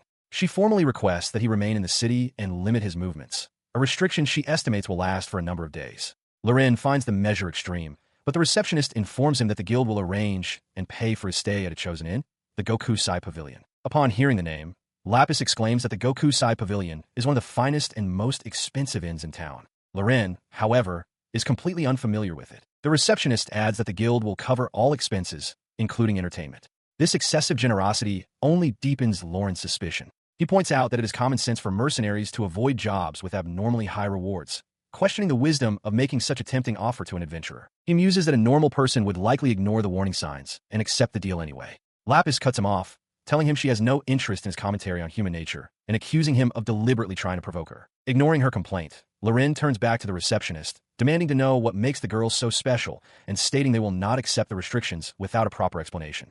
Lapis supports him, asking for just the key details. The receptionist concedes that the risk of harm is low and reveals a critical fact. Several people within the guild have seen the girl before. However, she insists nothing can be confirmed until the girl awakens or the investigation is complete. This new information prompts Lapis to change her stance. She advises Loren to accept the offer, suggesting they can simply relax at the guild's expense until the investigation clears them. Loren grimly summarizes the situation. The guild intends to keep them within reach until they can confirm the girl's identity and rule out any connection. With the matter settled, the receptionist confirms that everything will be ready shortly. As Loren silently makes sure the guild is covering all expenses, she asks if she should prepare a room for two. Having accepted the terms, the pair walk through the city streets. Lapis cheerfully suggests they enjoy their luxurious accommodations while they wait. She begins to speculate, guessing that the girl is not a local and must come from a notable family, which makes her wonder about the circumstances that led to her being found alone. She notices his weary expression and asks if he is tired. Loren, rubbing his face, admits that the complicated conversation has thoroughly exhausted him, a sentiment with which Lapis seems to agree. He stood over the girl's bed, a strange heaviness settling in his body. Though he hadn't felt particularly tense, his limbs were not as responsive as usual. He reasoned it was only natural to feel ill after straining himself, but a flicker of doubt remained. 2 days later, the girl's eyes fluttered slightly open. At the same time, the Adventurers Guild prepared to deliver the results of their investigation. At the guild hall, the receptionist formally addressed Loren and Lapis. She thanked them for their cooperation, informing them that the guild had concluded they were not a threat and that all restrictions on their movements were now lifted. Lapis, however, was not satisfied. She immediately questioned if that was all, demanding an explanation about the condition of the person they had rescued. The receptionist calmly replied that such information was confidential, provided only to select adventurers of iron rank or higher. Lapis protested, arguing that since they were the ones who brought the girl in, they deserved to know what was happening. Before the situation could escalate, Loren intervened. He apologized for his companion, explaining to the receptionist that as a follower of the God of Knowledge, she detests having information withheld. He then assured the official that he understood the guild's decision and would not ask any more questions, much to Lapis's surprise. He then smoothly pivoted, asking if the guild had already begun informing the selected adventurers about the situation. The receptionist confirmed that they had, having already completed their selection and briefed the chosen parties. With that, he thanked the receptionist for her cooperation and announced their departure, stating they would check out of the inn by day's end. Lapis started to object, but he was already turning to leave. As they walked away from the counter, Lapis stared at Lauren's back, her expression a mixture of confusion and frustration as she questioned his actions. He turned to her and explained his thinking. There was no point in pestering the receptionist, as forcing information was too troublesome. Since the matter was confidential, getting her to talk would only cause more problems. It was far better, he concluded, to find someone else who could tell them something. He explains to Lapis that he needs her help finding someone, noting that knowing the person's name and face should speed up the search. When she asks if he has a specific person in mind, he confirms. With a cheerful exclamation, Lapis grabs his arm, admitting she has no idea where they are going and urging him to lead on. Her sudden grip earns a sharp rebuke from the mercenary. Their search leads them through the city to a bustling tavern. Inside, Loren approaches the counter to make inquiries while Lapis finds a seat amongst the other patrons. Their destination is just beyond a simple wooden door. As the door creaks open, Loren finds his target, the adventurer Chuck, sitting alone at a table. Loren greets him, saying it's been a while. Chuck, surprised, asks how they found this place. Loren explains that he simply asked around, admitting it cost him 30 copper for the tip, but it was a necessary expense. Chuck then gestures to an empty seat, hoping it's available for his unexpected guest. At a tavern table, the adventurer Chuck offers to buy Loren and Lapis a drink, dismissing Lauren's protest that he doesn't deserve it. A waitress delivers 2 fresh Alesh as Chuck insists he owes them. He admits that while he has some complaints about their recent ordeal, he can't ignore the fact that they were all lucky to have survived. He urges them to drink up before cutting to the chase, asking what they need from him, certain their meeting wasn't a coincidence. Lapis begins to explain that 2 days prior, they found a girl in the forest. Chuck interrupts, questioning why Loren is involving himself in a case restricted to iron rank adventurers and higher. Lapis clarifies that it is Loren who is interested in the information, and Chuck signals his understanding. His demeanor shifts to one of professional gravity. He states that adventurers who carelessly discuss sensitive work details are third-rate at best, and that such behavior would prevent anyone from ever reaching silver rank. He reminds them of his own rank, emphasizing that he cannot simply leak confidential information. Loren concedes the point, but explains that Chuck was the only person they could think of who might be persuaded to sell such information. Chuck acknowledges his debt to them for saving his companion Nim's life and agrees to talk, but only if they promise his involvement remains a secret. With the terms set, Lapis and Loren give their assurances. Chuck then prefaces his reveal by warning them that he cannot vouch for the truth of the information. They must draw their own conclusions. He then discloses the identity of the unconscious girl, Skinna Lombardia, from the city-state of Hansa. Loren repeats the name Hansa, unfamiliar with it. Lapis immediately provides context, explaining that Hansa is the capital of a small state a 3-day carriage ride from their current city, Kaffa. She adds that while she doesn't know the name Skinna, the Lombardia household is the ruling family of the Hansa state. Chuck expresses his admiration for her knowledge. He muses that while Skinna's status isn't at the very top of the social hierarchy, it doesn't give them license to be disrespectful towards her. The implication dawns on Loren. Skinna is the only daughter of the state's leader. Chuck confirms this, explaining that the guild's restrictive measures were to prevent panic and chaos that would erupt if it became public knowledge that a noble's daughter was found alone in a forest. He continues, pointing out two inconsistencies. Normally, finding a missing person would result in a reward, yet no one had posted a request to find her. Furthermore, 2 days have passed, and her identity has still not been officially confirmed. Lapis corroborates this, stating she has heard no news of confirmation. Loren deduces that the messenger sent to Hansa must be missing, as large organizations use magical tracking items. Though Chuck suggests the messenger might simply be delayed, Loren concludes that the guild is proceeding as if the girl's identity is certain. To avoid offending the city-state, they have quietly issued a quest for Iron Rank adventurers and hire to escort her back to Hansa. He listens as Lapis presses Chuck on how they can get involved. Chuck explains that under normal circumstances, the guild wouldn't share top-secret details with copper ranks, especially since the questionable reward has deterred most silver ranks. Lapis, however, is driven by a burning curiosity, questioning why an aristocratic woman would be found alone and collapsed 3 days' travel from her home. Her excitement is palpable. She declares that she can't be stopped now and insists there must be a loophole they can use. Beside her, Loren lets out a weary sigh, recognizing her unyielding resolve. He expresses his doubt that such a thing exists, but Lapis remains hopeful. To their surprise, Chuck confirms that there actually is a way. He elaborates on the specific guild regulation. In special circumstances, a recommendation from a silver rank adventurer can elevate a copper rank to be treated as an iron rank for a specific quest. Chuck reveals that his party's warrior, Ritz, has already been approached, meaning his recommendation could secure them a place on the escort team. Before Lapis can loudly exclaim that the plan is perfect, Loren swiftly moves, clamping his gauntlet hand over her mouth to cut her off. He voices his concern to Chuck, questioning if this is wise and pointing out that any failure on their part could cause trouble for Chuck's party. Chuck, however, remains unconcerned, stating he has no problem with it and is certain Ritz would agree. He makes it clear that while they can provide the opportunity, the final decision to accept rests with Loren and Lapis. As Chuck looks on, Loren, still restraining Lapis, admits there's one problem. He states that he would prefer to be properly armed for such a task. His head drops to the table in mild exasperation. He apologizes to Chuck and requests a single day to resolve his equipment situation before the recommendation is finalized. As he speaks, Lapis stares intently at the hilt of his greatsword. Chuck laughs, teasing that Lapis has him completely figured out, but readily agrees to the delay, confident Loren will sort things out. He thanks Chuck for his help. As they depart, Loren turns to Lapis with a serious expression and makes a simple request. He needs to borrow some money. She correctly guesses his intention to buy new equipment, perhaps another greatsword. He confirms it's a necessary step to avoid embarrassing Chuck and the others.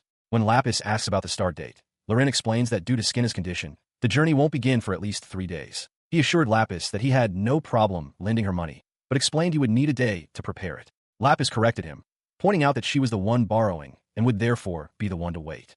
With that settled, she declared it was time to get to work. The night before, he had found himself drinking with Chuck, who urged him to stay for another round. Chuck commiserated that they both had it rough, having fallen for peculiar women. When Loren questioned this conclusion, Chuck mused that Nim's grouchy side was one of her charms, though he wouldn't mind being sat on by her. Loren dryly remarked that if Nim ever heard such a comment, she would turn Chuck into a pincushion. The next morning, a door creaked open. Inside, Lapis and Nim discovered the aftermath of the previous night's drinking.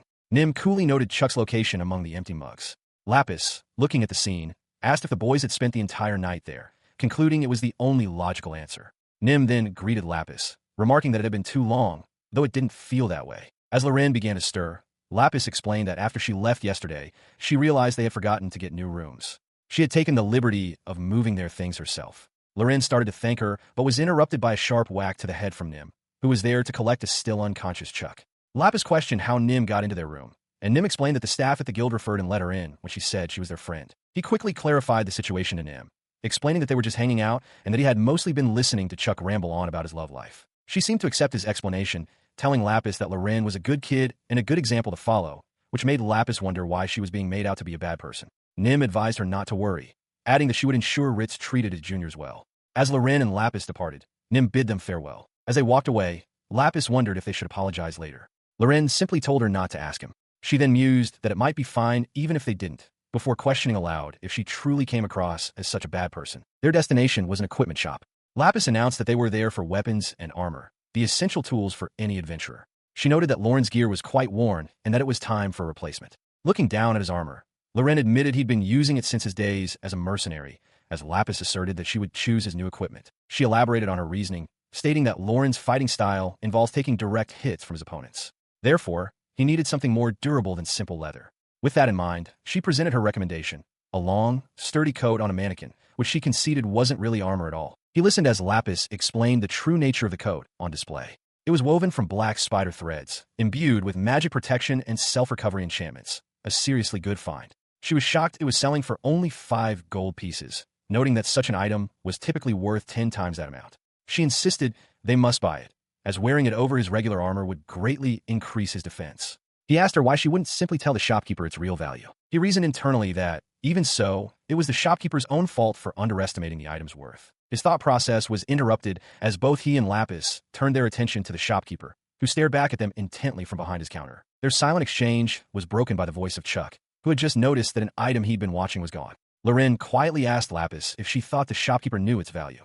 With a confident smile, Lapis expressed her doubt, adding that even if he did, they just needed to complete the purchase before he could change the price on the tag. The newcomer, Chuck, approached the counter and asked the shopkeeper where the item went, worried it had been sold.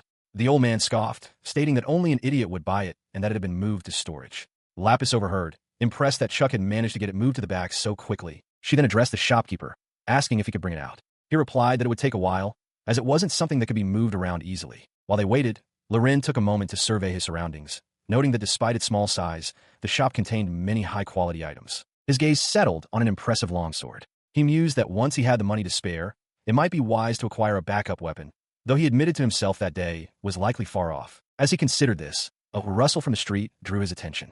He turned to see Chuck walking away from the shop's entrance. The adventurer glanced back over his shoulder, his expression twisted with fury as he cursed. That bastard. Inside a weapon shop, Lauren's sharp command cuts through the air as he spots a particular longsword. Hey, give me that, he demands, his gaze fixed and intense. He strides purposefully towards the counter where the weapon rests. But as his hand reaches for the hilt, another's, clad in a dark gauntlet, firmly grasps it first. The newcomer declares, I've already got my eyes on this one. The hand belongs to the adventurer Chuck, who leans casually against the counter. He smirks at Loren, acknowledging his good taste, but immediately follows with an insult, claiming a musclehead couldn't master such a weapon. Know your place, idiot, he scoffs, before turning to the shopkeeper to finalize the purchase. With the sword now gone, Loren stands dejected. Lapis approaches, asking if something happened while she was away. He dismisses her concern, muttering that it was nothing noteworthy, all while thinking to himself that he lacked the money to buy it anyway. She, however, calls the longsword merely decent, claiming it's nothing compared to a first-class item she happened to discover. Loren internally questions her inconsistent explanation, but his attention is drawn to a large, cloth-covered object she presents. With a flourish, she pulls back the sheet. Loren stares, a bead of sweat on his brow, wondering what incredible thing she has found this time. Lapis lays out the haul. A new set of leather armor for 50 silver, a black coat for 5 gold, and a new weapon for 15 gold. She quickly tallies the total, offering a small discount to 23 gold and 80 silver coins. The sum stuns Loren. It's more than his entire life savings. Later, as they leave the shop, Chuck remarks that an adventurer's equipment is meant to protect their life. Loren sighs, exhausted by the day's events. Lapis reminds him of an adventurer's meeting for their quest tomorrow and suggests they rest. At the inn, Loren directs Lapis to her room, bidding her good night as she collapses into bed, seemingly already asleep. From her doorway, Lapis points out that if they'd stayed in the double bedroom she originally booked, they wouldn't have this trouble. Annoyed, Loren loudly tells her they have to get up early and that she should go to sleep. Finally alone, he collapses onto his own bed, letting out a sigh of relief as he clutches his pillow. He lay back, reflecting on this new beginning.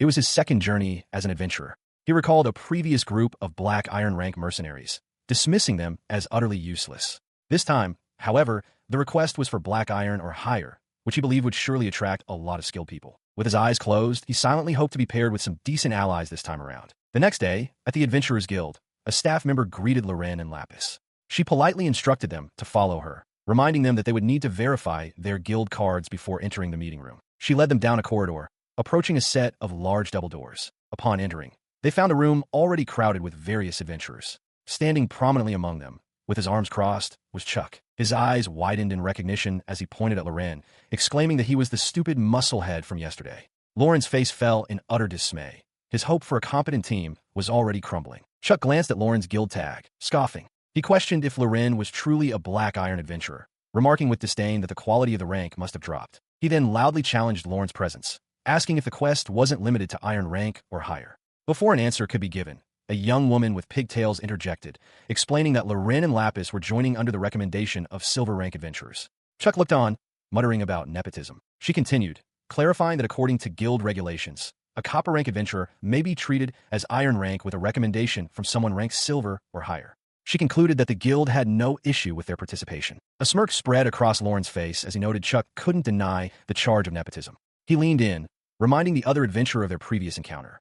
"I told you yesterday," he said coolly. "You need to learn your place." He remained impassive as Chuck continued his tirade, warning that he didn't care how Loren got his recommendation, but he'd better not get in the way. Loren calmly replied that they would keep a low profile, which only seemed to further irritate Chuck, who was vexed that the mercenary wouldn't even defend himself. The escalating tension prompted a guild staff member to rush forward, pleading for them to stop. She reminded them they were comrades on the same quest and expressed disbelief at being treated like one of the rowdy adventurers. Before she could continue, a more senior guild official with glasses stepped in, her voice cutting through the noise. She addressed Chuck directly, warning him that if he continued in this manner, the guild would determine he was hindering the quest's progress and would be forced to penalize him. Her gaze swept across the room, encompassing all the assembled adventurers. She stated plainly that the guild had received assurances from the silver-ranked adventurers who provided the recommendation, and therefore had no problem with Loren and Lapis participating. Chuck challenged her, arguing that if rank was so important, then the word of a silver rank should be trusted. The official immediately turned his logic against him, retorting that the same principle applied to his party. If they were to drag the mission down, their friends would be held responsible. He clicked his tongue in frustration, silenced by her argument. From beside him, another member of his party, a young man named Clays, spoke his name in a placating tone. Meanwhile, Loren spoke quietly to the guild official. He acknowledged her point, stating that he would keep in mind the fact that they were an exception to the rules, an exception the guild wouldn't want to regret having made. The official smiled wryly at him and Lapis. She confessed that at first, she thought they were off to a very good start, but now saw she was mistaken. She hadn't realized they had it in them to cause such a stir. She then turned her attention to Lapis, asking why she hadn't said anything to Loren during the confrontation. The official announced it was time to begin, but first needed to confirm the number of people present before calling names. Lapis replied with a serene smile that she felt it was a waste of time to get involved with people like that, claiming it was simply her style. Loren smirked at her response. The official then concluded the matter, announcing to the room that a total of 23 people would be taking part in the expedition. As she and the assembled adventurers listened intently, the guild official began the briefing. She clarified for anyone unaware that this was an official quest of the guild. The eyes of Loren, Chuck, and Lapis were fixed forward as the official prepared to reveal the objective, announcing that the content of the quest was to deliver a young woman, Sheena Lombardia, to the city-state of Hansa safely. Sheena stood before the official's desk, her long, light-toned hair framing a delicate face. With her hands clasped before her, she appeared both composed and vulnerable as the weight of the mission settled upon the room. Loren stares down at the lifeless form of the young woman, his expression grim. He concludes internally that she is definitively dead. The mercenary clenches his jaw, his mind racing as he wonders how their mission devolved into such a catastrophic mess. The grim present fades, rewinding to a few hours earlier. Outside the massive stone walls of the city, wagons are lined up, preparing to depart under a cloudy sky, marking the beginning of the fateful journey. As their convoy moves, Lauren's attention is caught by a persistent rattling noise. He glances back with Lapis, identifying the source as the small, covered wagon being pulled behind them, the one carrying their unconscious charge. The sound draws the ire of Chuck, who stomps over to confront Loren. He aggressively accuses the mercenary of not knowing his place and warns him against dragging the other adventurers down. Leaning in close, Chuck snarls for him to get lost, prompting a weary internal thought from Loren about the adventurer's strange fixation on him. His tirade is cut short by Ritz, the party's heavily armored warrior. He sternly tells Chuck to stop being immature, ordering him back to his wagon. Another party member, Clays, turns away with an audible click of his tongue in annoyance. With the confrontation defused, the group proceeds. Loren walks alongside Lapis and the others, wryly observing the party compositions and wondering to himself if groups of 1 man and 3 women are becoming a trend. Later, inside a larger transport, Loren offers his thanks to an older, armored adventurer, addressing him as Mr. Brass. The veteran accepts with a nod, remarking that he simply isn't a fan of immature people. Her curiosity piqued. Lapis quietly asks Loren how he knew the man's name. He explains plainly that he knows everyone's names because he made sure to look at the list of quest participants back at the guild. She turns to the veteran, offering encouragement by noting that very few adventurers ever manage to reach the rank of silver. Barras lets out a dry chuckle, revealing that he has been an adventurer for 20 years and remains at iron rank, a fact he considers a joke. He then looks at Lapis with sincere respect, admitting he is amazed by her skills. He finds it incredible that she has managed to continue such a dangerous job for so many years without suffering any serious injuries. He stands with his arms crossed as the younger adventurer, Chuck, continues his verbal assault,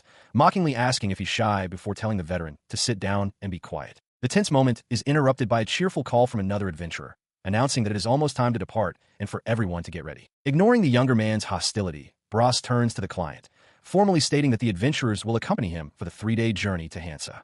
The client smiles, expressing his gratitude. With a lurch, the wagon begins to move. Inside, Loren and Lapis watch the scenery begin to pass by as their journey commences. In another part of the caravan, Chuck sits with his party members, Ritz and Clays, their expressions a mixture of boredom and anticipation. The caravan of covered wagons rumbles along the open road, kicking up dust as it makes its way across the plains. As the sky darkens, the lead wagon grinds to a halt.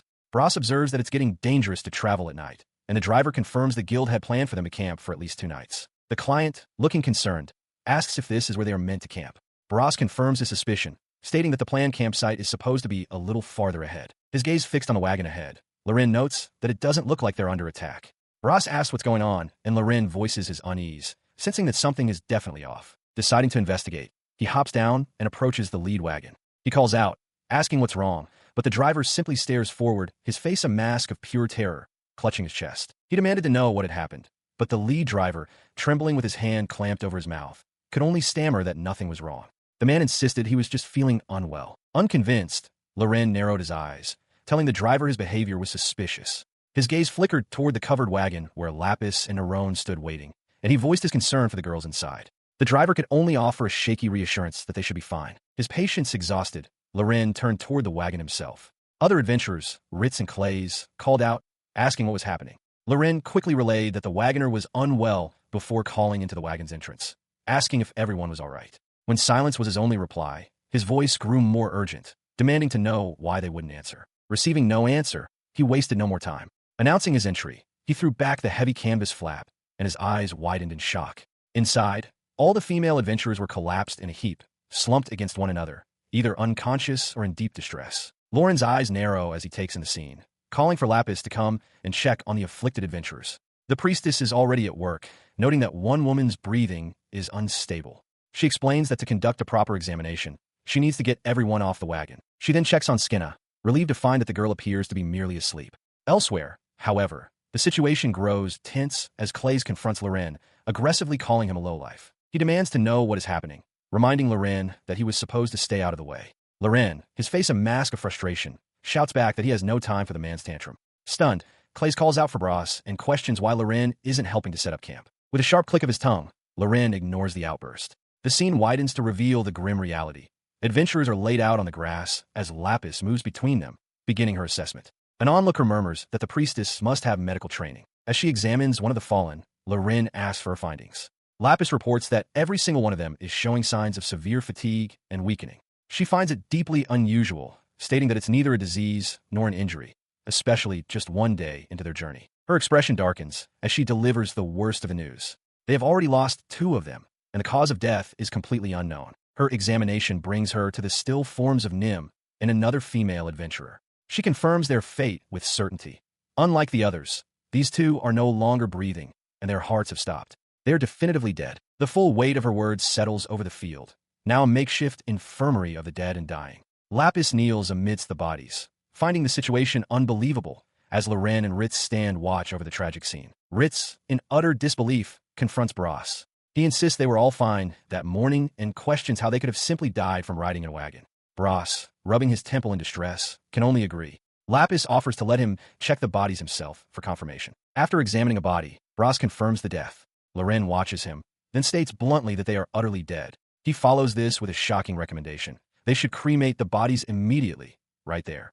Bros reacts with outrage, questioning the proposal when burial is standard practice, a fact Lapis confirms. His proposal to cremate the bodies is met with confusion. The veteran adventurer, Bros, demands to know why. Kneeling beside the 2 fallen women, Loren explains that if they are not cremated on the spot, they must rush back to Kaffa. He concedes it is only a hunch, but he feels certain the 2 will soon become undead. Bros reacts with outrage, shouting about how such a thing could happen. He questions if it is the result of witchcraft or a curse, as undeath is when a corpse transforms into a monster. Lapis calmly interjects, suggesting they focus on what to do with the bodies rather than the cause.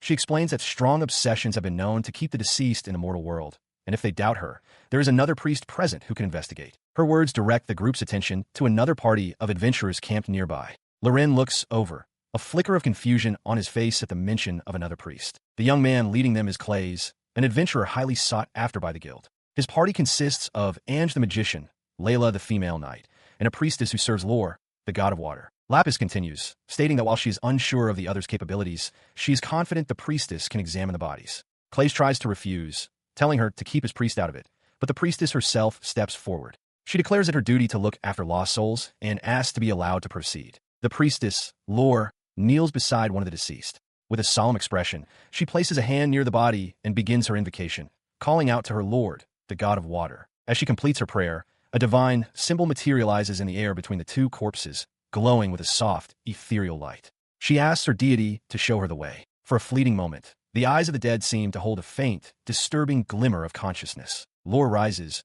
her ritual concluded. Loren immediately asks for her findings, then glances sidelong at Lapis, sarcastically questioning her own priestly abilities. He offers his thanks as Lore delivers the grim news. She can see corruption budding within their bodies. It will not be long, she confirms, before they both become undead. With the grim reality confirmed, the veteran adventurer Bros takes charge. His expression is stern as he declares their immediate course of action. They must first prepare the camp before sunset, after which they will begin the cremation. He acknowledges the terrible situation they've found themselves in, but accepts that there is no other choice now. He then addresses the assembled adventurers, asking if any of them were friends of the deceased. Clays gestures towards the group, explaining that they must also set up accommodations for those who are still unconscious. Nearby, one of the fallen lies covered on the ground, a somber reminder of their task. The situation proves too much for Ritz, who erupts in frustration. He questions what is happening, shouting that it makes no sense for the dead to become undead when there wasn't even a battle. He struggles to understand why only the adventurers in the guild-provided wagon were affected, and most perplexing of all, why the unconscious girl was the only one spared. As Ritz's questions hang in the air, a faint sound comes from the direction of the survivor. The unconscious girl stirs, her eyes fluttering open as she begins to sit up, a dazed expression on her face. As night falls, the veteran adventurer Bros watches with a grim expression while firewood is gathered for a campfire. The fire roars to life, casting a flickering light on the somber faces of Bros and his companions, Lore and Ange, who stand silently around the flames. Nearby, Skinna sits utterly alone on a log, ostracized from the group. Lore and Ange whisper to each other, casting furtive, concerned glances in her direction. From his own campfire, Loren observes the scene, his gaze fixed on the isolated girl. He watches as Skinna bows her head low, a portrait of profound dejection. He turns to Lapis, a conflicted expression on his face. She tells him he can do whatever he wants, assuring him she has no reason to stop him. All she wants, she explains, is to be with him in whatever he does, and she hopes he would offer her the same consideration. As she speaks, she reaches out and gently pats his head. He seems surprised by the gesture, but doesn't pull away. Lapis clarifies that she never intended to prevent him from doing anything and urges him to go do what he must. With a renewed resolve, Loren gives a small salute and promises he'll be back. He then approaches Skinna and places a comforting hand on her shoulder. He greets her casually, then crouches to meet her gaze. He asks if she would like to eat with them. She looks up, startled by his kindness, before her eyes fall once more. She apologizes quietly, admitting that she doesn't have much of an appetite. Loren insists, reminding her that she needs to eat at least a little since the next day will be hectic. Skinna seems to relent, but then asks hesitantly if her presence won't be troublesome for him. She looks up, surprised but relieved, and agrees to indulge a bit.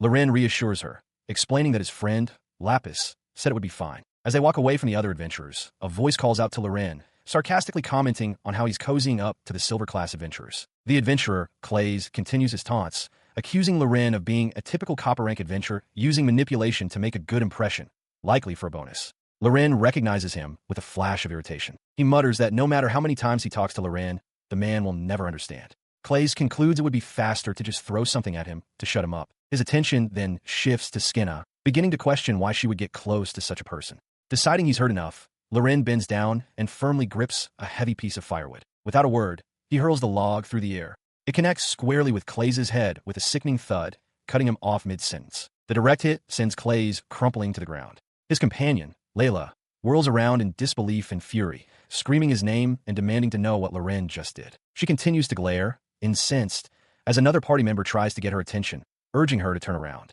Just then, Lapis appears with a swift movement. Loren cautiously asks if it's safe to look at her. With a bright, untroubled smile, she assures him there's no problem and asks him to bring Skinna over. He complies, leading Skinna to the campfire where Lapis offers the quiet girl a warm drink. Loren watches the exchange, a bead of sweat on his temple, completely baffled by Lapis's calm reaction. He found his confusion melting away as he looked at his companions. Lapis beamed with genuine delight, while Skinna, now officially part of their group, watched them with wide-eyed curiosity. As night fell, Their small party settled into the sprawling adventurers' camp, a collection of tents scattered under a vast, star-filled sky. Within the adventurer caravan, dissent brews.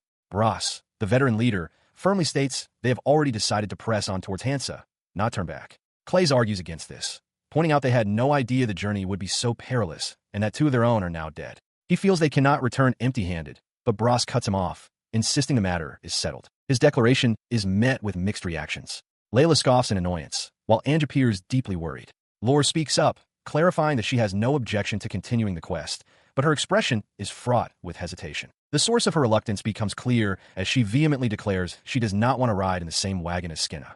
The young girl in question sits alone in the back of an empty wagon, her posture small and withdrawn, sensing the animosity directed at her. Observing the conflict, Bras sighs, muttering about what a pain the situation has become. Loren, standing beside Lapis, comments that he can't blame the others for their fear. Seizing the opportunity, Lapis proposes a solution. She and Loren will ride with Skinna. She turns to Loren to elaborate, reminding him that they were perfectly fine after spending time near Skinna the previous night. Lapis recalls how they were afraid to leave her alone, which is why they positioned her tent so close to theirs. Loren readily agrees, stating he sees nothing wrong with the arrangement. His agreement prompts Bras to ask if they're sure they will be okay. Loren reassures him, confirming they spent the night next to her without incident. Visibly relieved, Bras admits their willingness to do so is a great burden off his shoulders, acknowledging that the problem isn't with Skinna herself. He then wonders aloud if there will be enough room for everyone else in the other wagons. With a clenched fist, Bras decides that those who refuse to ride with the girl can simply endure more cramped conditions as recompense. He warns Loren and Lapis to alert him immediately if anything happens, as their collapse would be a far greater problem. With the matter settled, Lapis approaches the wagon and cheerfully greets Skinna. Her friendly greeting transforms Skinna's expression from sorrow to pure joy. Looking up at them with wide, hopeful eyes, she addresses them as older siblings and asks if they can join her. Moments later, the three are settled together in the back of the wagon, a small island of acceptance amidst the caravan's fear. As the wagon begins to move, the coachman turns to Loren, asking if he is all right now.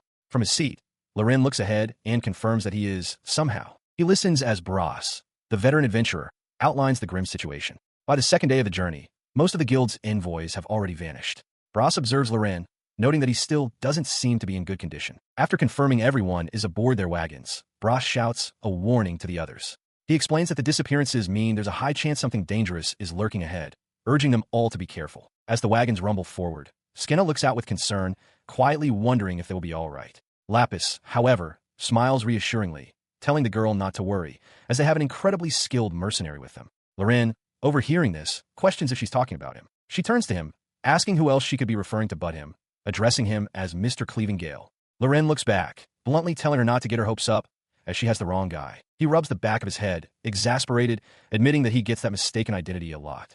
Lapis watches him, her expression unreadable. She points out that for some reason, people frequently misunderstand him. She then asks him to consider how someone like her could have possibly obtained a nickname like that, before questioning if this means he has met the real Cleaving Gale. He recoils in shock, shouting that there's no way. He insists that if he ever met a person like that, he'd be dead. Lapis simply smiles, finding his denial amusing, and remarks that she'd rather not get mixed up with such a person either. She continues her teasing, asking Loren if he's often told he's slow on the uptake. He admits that it happens frequently, but questions why she's asking. She simply replies, "Ah, so that's it. I see." He turns away, a question mark practically hanging over his head, while Lapis continues to smile beside a quiet Skinna as the wagon continues its journey. Several uneventful hours pass. The monotonous journey across the plains begins to wear on them, and Lapis yawns, complaining that it's boring. The wagon driver overhears and suggests it's about time they find a spot to rest, which Loren acknowledges. He rode along in the wagon when the driver's voice cut through the quiet, announcing someone was ahead.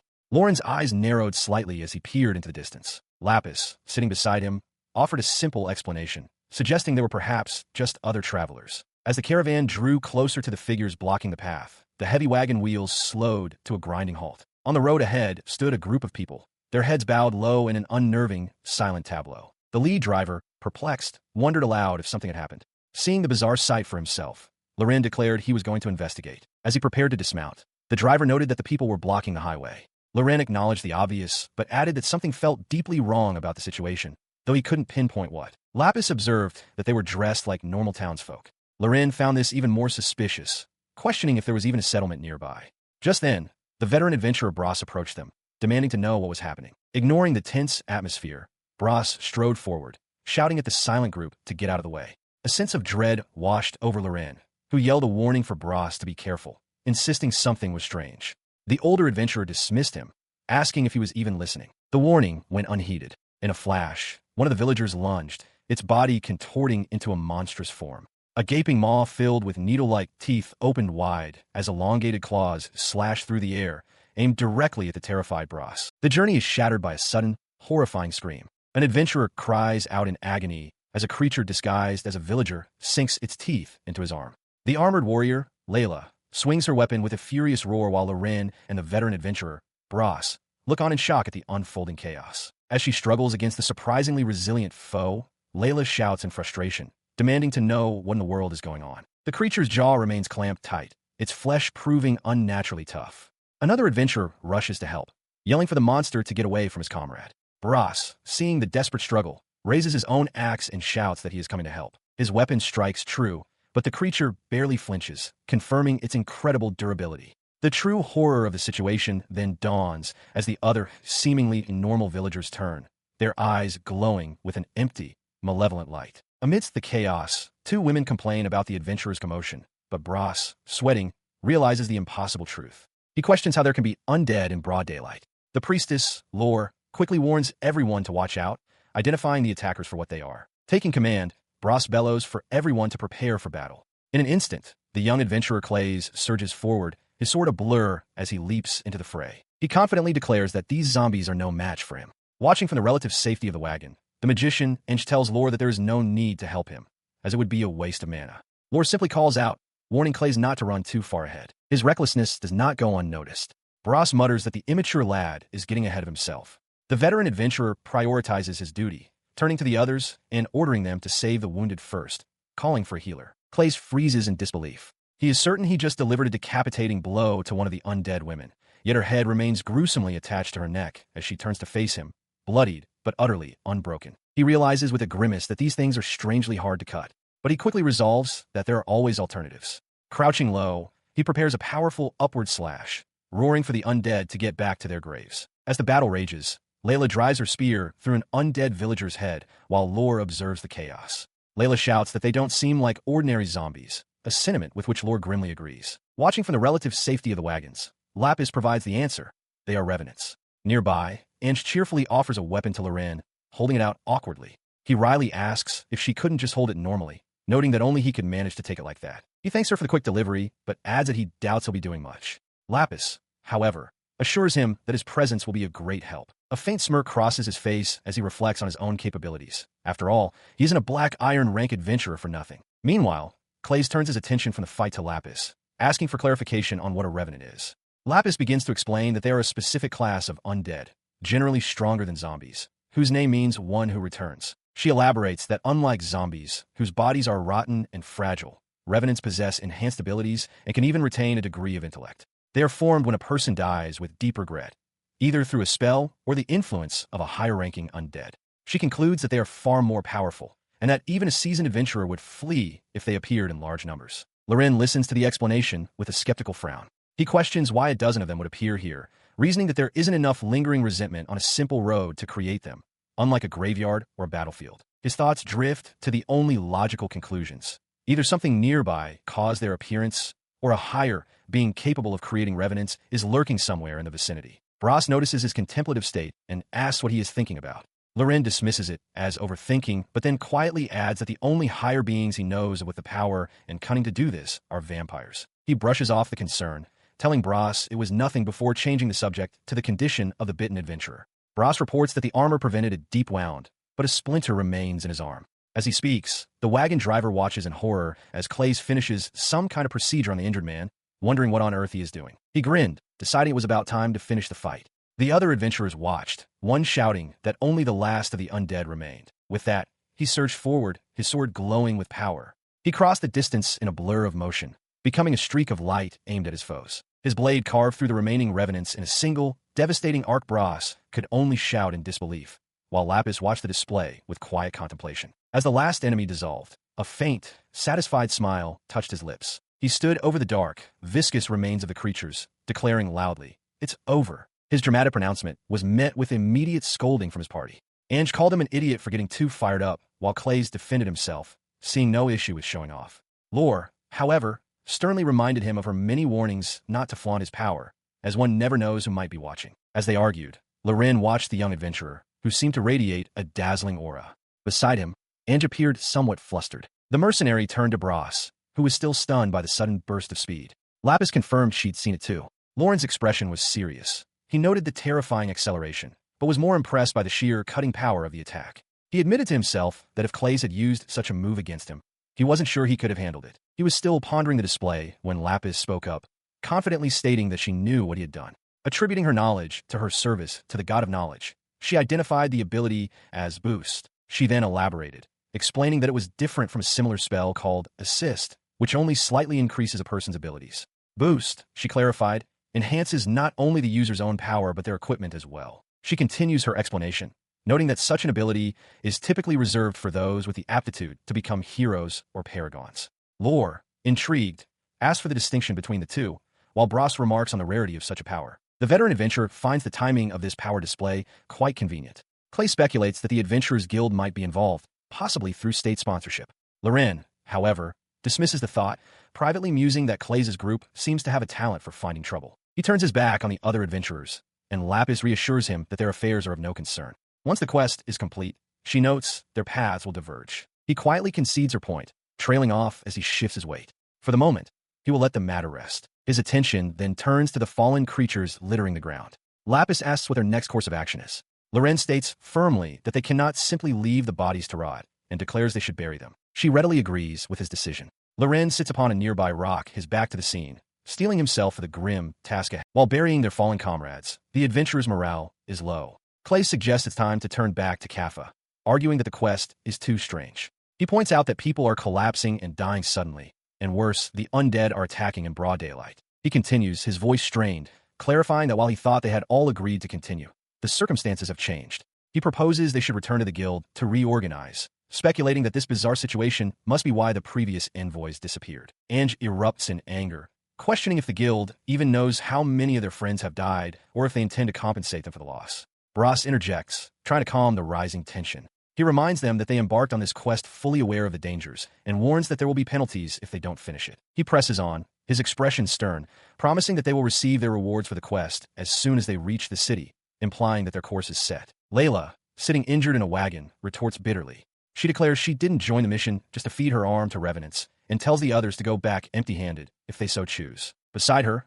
Lore shudders, admitting this is the creepiest quest she's ever been on. Despite her fear, she is resolved to see it through for the hefty reward promised for protecting their young charge. Brass, looking weary, turns to Loren and asks if they are moving on. Loren's gaze is unwavering. He dismisses any concern about his injury, stating his left arm is good enough. He firmly declares he won't go back, refusing to let his friends' deaths be in vain for the sake of a reward. He then reveals to Brass that he has already investigated the revenants. Before burying the bodies, he went through their belongings, searching for any clue as to where they might have come from. Loren explains his findings. The items were mundane, purses, accessories, and other common possessions, suggesting the revenants were once ordinary people. However, he found nothing to identify them and notes the lack of any nearby villages or towns. This leaves them with a critical problem. Without knowing the revenants' origin, they cannot plot a route to avoid them. His thoroughness impresses Brass, who exclaims that Loren's actions were amazing. The veteran adventurer concedes that, given the lack of information, their only option is to continue forward with extreme caution. He listened as Clays praised his skill, declaring that with someone so strong among them, nothing bad could happen. Internally, however, Loren dismissed the man's naive optimism with a single thought. Really? Look at this idiot. Taking command, he asked if there were any objections. Hearing none, he instructed the group to be ready to head for Hansa the next day, warning them to remain on guard. Lapis noted to herself that Loren had finally started acting like the leader of the quest. Their current caution was born from hard experience. At an earlier time, during the journey, Loren had simply been thanking their coachman for his work, a moment of peace with Lapis and Layla nearby. But that peace had been shattered. A flashback to the chaos shows Ritz, the heavily armored warrior, in utter disbelief. He lamented their decision, crying out that it was ridiculous and that they would have been better off returning to Kaffa. Nearby, Brass's eyes were wide with terror, but his will remained unbroken. He swore, through gritted teeth, that he would never become food for these bastards. The memory of the attack was one of pure agony. Clays lay bloodied on the ground, screaming for help, while Ange cried out in pain nearby, both overwhelmed by the assault. It had happened on the second night of their camp.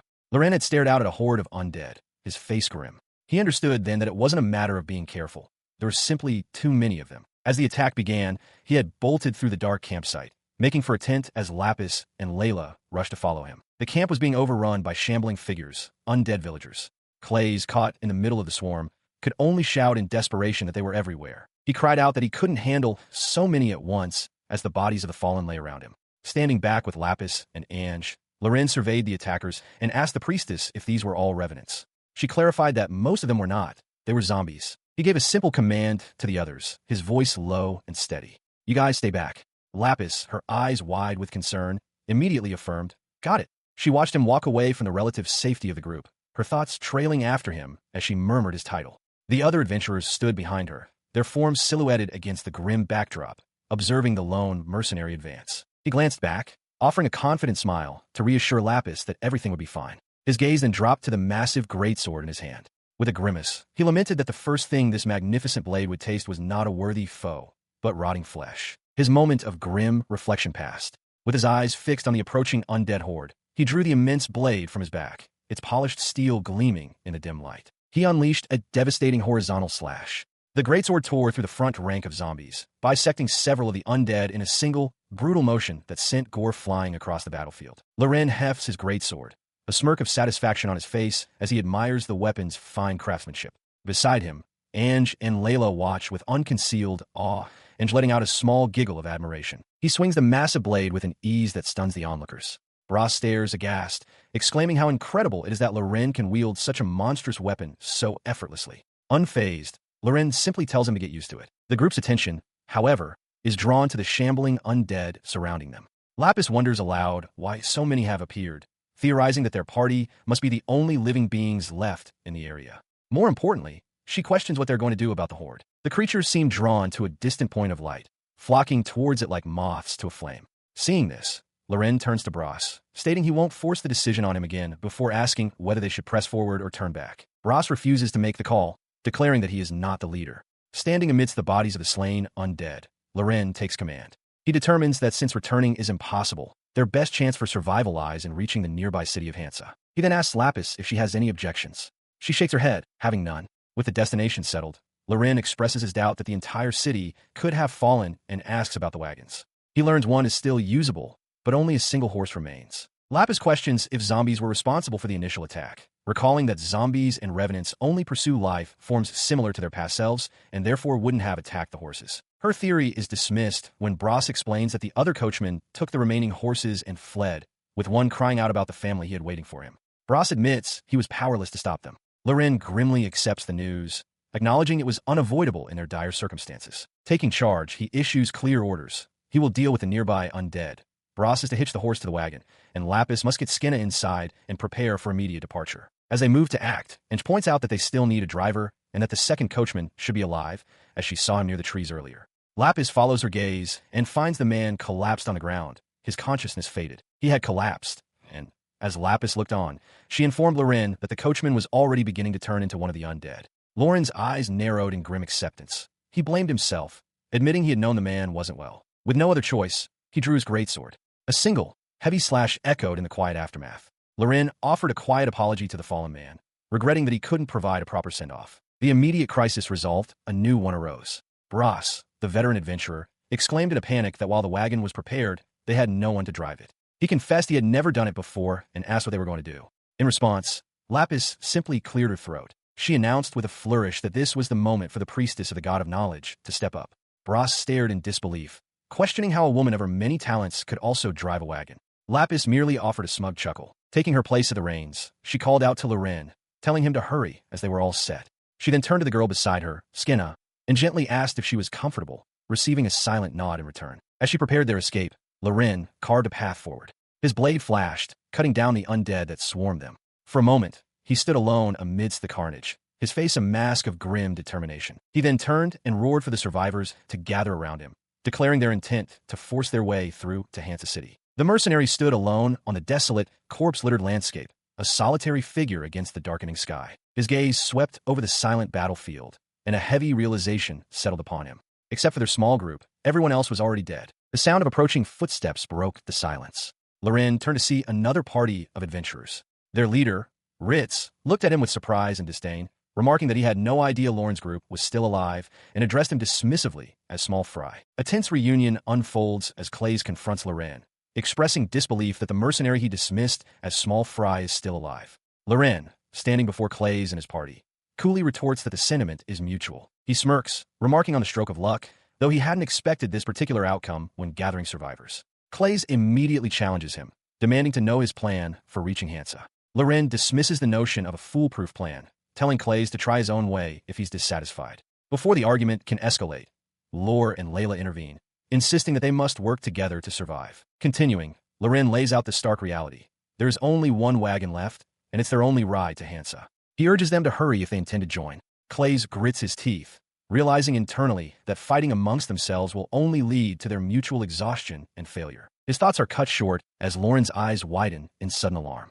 Spotting an imminent threat from above, he bellows a desperate warning to the others. Get down now. A colossal skeletal beast, a bone dragon, descends upon them with a piercing shriek, crashing into the ground. The sudden, terrifying assault catches the adventurers off guard. Clays shouts Ange's name as the young magician stares, momentarily frozen by the monstrous apparition. From the relative safety of the wagon, Loren identifies the creature with grim certainty. The others with him, Bras, Lapis, and Ritz, can only stare in shock at the new, horrifying threat. Lapis voices their shared dread, noting that now they face not only zombies, but this monstrous creature as well. Beside her, Lauren's gaze remains fixed on the battlefield, his mind racing to comprehend the scale of their predicament. In a moment of carelessness, Ange is struck. The bone dragon's tail whips around and impales her. As she feels the piercing blow, she realizes she can't let the others suffer for her mistake. Clays screams her name, his face contorted in horror at the sight. She collapses, clutching the wound, and apologizes to Clays.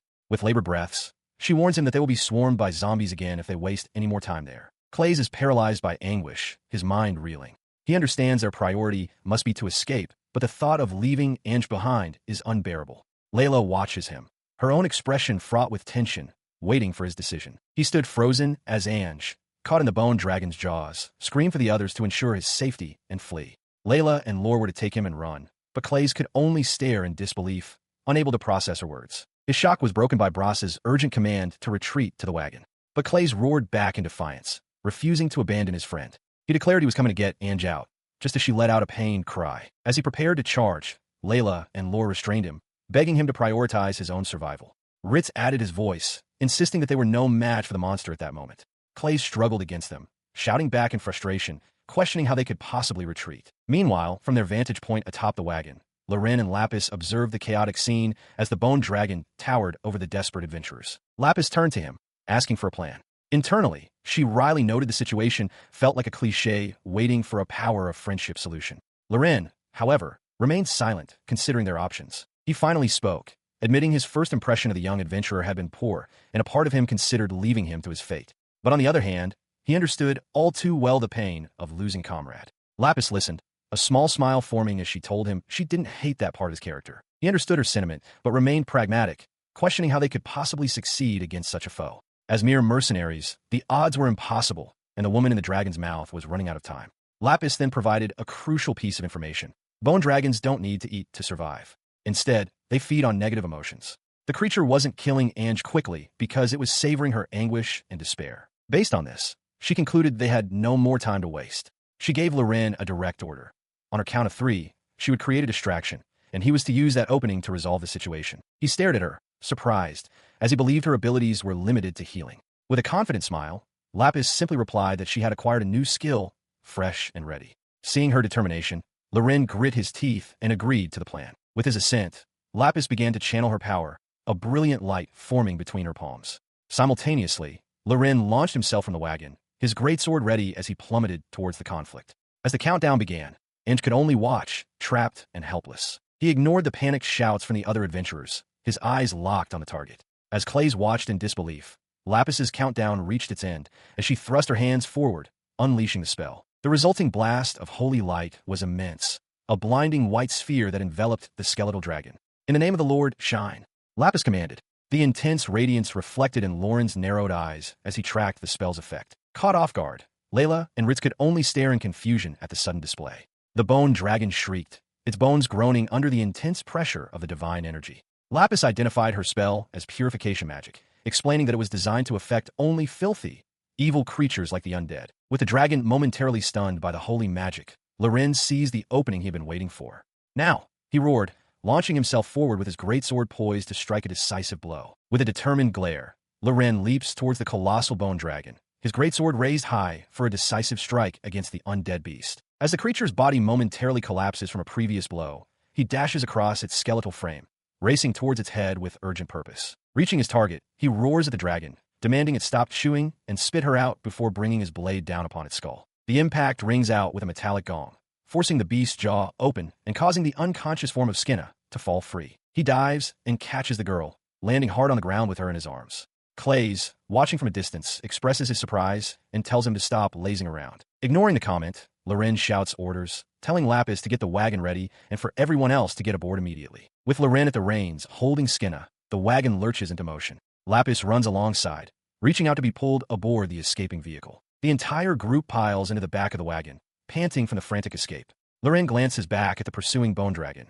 noting with relief that it's just bones and lacks real wings. He wonders aloud if it will keep chasing them, and if its leg has regenerated. Lapis explains that dragons fly using magic, so wings don't matter, and asks if this one can fly. Loren reasons that most undead are too simple-minded to use magic, concluding with certainty that it cannot fly. His certainty fades, however, as he considers the difference in capabilities between their horse and the undead creature. He grimly realizes that, despite its inability to fly, it will eventually catch up with them. His grim thoughts were interrupted by the chaos inside the rattling wagon. Clays, another adventurer, shouted in protest at the rough ride, pointing out that their magician, Ange, was in bad shape. Beside him, Ange coughed weakly, her condition clearly worsening with every jolt. His outburst was met with a sharp rebuke from the veteran adventurer, Brass, who called him an idiot. He warned that if they slowed, even a little, the creature would catch them. Clays shot back, frantic with worry that Ange would die from the ride alone, but Brass grabbed him, insisting they would all die if the bones caught up to them. Ignoring their argument, Loren turned to the priestess, Lore. He asked if she could use her divine arts, ordering her to heal Ange, and stating bluntly that he didn't care if she exhausted herself. Brass overheard, questioning the wisdom of using their healing magic when they might need it to fight the dragon again. He gave Brass a cold look, stating that if they ended up fighting that thing again, they would lose anyway. In his view, whether they used up their resources now or lost them in the end, the result was the same. The mercenary's stark pragmatism left Clays at a loss for words. He then added that if the priestess couldn't do her part and they died because of it, then that was simply how it was meant to be. Outside, under the faint moonlight, the bone dragon continued its relentless pursuit. The night was otherwise pitch black, making it nearly impossible to see. At the front of the wagon, Lapis held the reins tightly. She knew they couldn't maintain such a high speed under these conditions, but steeled herself to manage it anyway. With intense focus, she guided the horses through the darkness, the wagon rattling as it sped past the shadowy silhouettes of trees.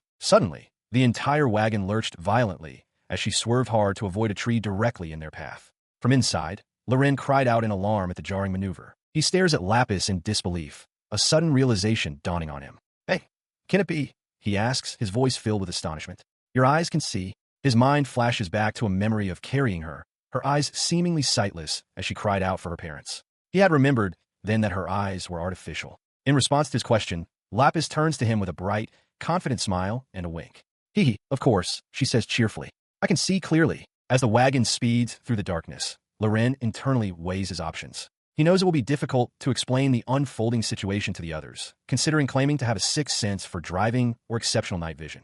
Ultimately, he dismisses these thoughts, focusing on the more pressing need to be convincing. Loren turns to the group and makes a request, asking someone to fetch the red-headed kid from the carriage. He fumbles with the name, calling him Klaus or Clueless, but specifies who he means. The adventurers, including Layla, Lore, and Clays, turn their attention toward him. Inside the carriage, Lore channels healing energy through her hands, which glow brightly over Ange's chest. The injured magician lets out a faint groan of pain, still unconscious. Clays watches the procedure with a deeply worried expression, silently pleading for Ange to hold on. Lore glances back at him, reporting that she has finished the spell, but that it is too soon to know if it was successful. He continues to pray when Lauren's hand suddenly lands on his shoulder. Lapis appears beside them, offering a quick apology for interrupting. Startled, Clays whirls around, demanding to know what they are doing. He looks up into Lauren's impassive face as the mercenary calmly instructs him to hand over an unspecified item. Ignoring Clays' confusion, Loren turns and hands something to Lapis. The abrupt exchange leaves both Clays and Lore completely bewildered. Before he can process what is happening, Lapis's hand darts out and seizes the front of his armor. "Wait, what?" he shouts in alarm. With a shocking display of strength, She lifts the armored man into the air and hurls him forward. He sails over her head, landing with a solid thud on the back of one of the galloping horses. He clings to the horse's neck, his heart pounding with terror. The grim realization dawns on him. If he falls, he faces the choice of being trampled or crushed to death. He reeled in terror, wondering what he was supposed to do. From the wagon, Lapis brandished a whip, her expression threatening as she ordered him to use his boost strength skill on the horse. Clays could only stammer in refusal. With a sharp crack, the whip struck, and the horse let out a pained cry as it was urged forward. Lapis explained the dire situation. If they continued at their current pace, their pursuer would inevitably catch them. She insisted that using boost strength was the only way to increase their speed and escape. Clays protested, his voice filled with panic, admitting he had never used the skill on a living creature before. As he hesitated, Lauren's voice cut through from inside the wagon. He challenged Clays, asking if he was willing to let the friend they had just saved die. He urged him on, assuring him that he could do it if he only tried. Galvanized by the appeal, Clays cast a spell. His hands glowed with power, and the same magical aura enveloped the horse's eyes. The convoy gained a burst of speed, but it was clear they would have to maintain this frantic pace until dawn. From her position, Lapis noted that the halo around their pursuer was growing dimmer. She explained to the others in the wagon that bone dragons are particularly weak to sunlight, and their chase would end at sunrise. Inside, Bras watched her with a questioning gaze, while Loren and the others kept vigil over Ange. Outside, Lapis cracked the whip once more, shouting callously that Clays probably wouldn't die. Under the strain of the spell, the horse galloped wildly across the moonlit plains, its teeth bared in exertion as it pulled away from the distant threat. The rhythmic gallop of horses echoes as the first light of dawn breaks over the horizon. Inside the wagon, Loren looks out, a sense of weary relief washing over him as the long night finally seems to be ending. He glances over at the unconscious girl, a flicker of hope in his mind. It seemed they might just manage to get her safety after all. His thoughts are interrupted by the priestess, Lore, who offers a quiet good morning. She observes him with a look of respect, remarking that he is clearly a very capable warrior. He accepts the compliment with a slight nod, his gaze shifting to the other adventurers. Noting that the rescued girl seems to be sleeping soundly, he asks Lore about the condition of her companions. His question hangs in the air as the state of one of them becomes apparent.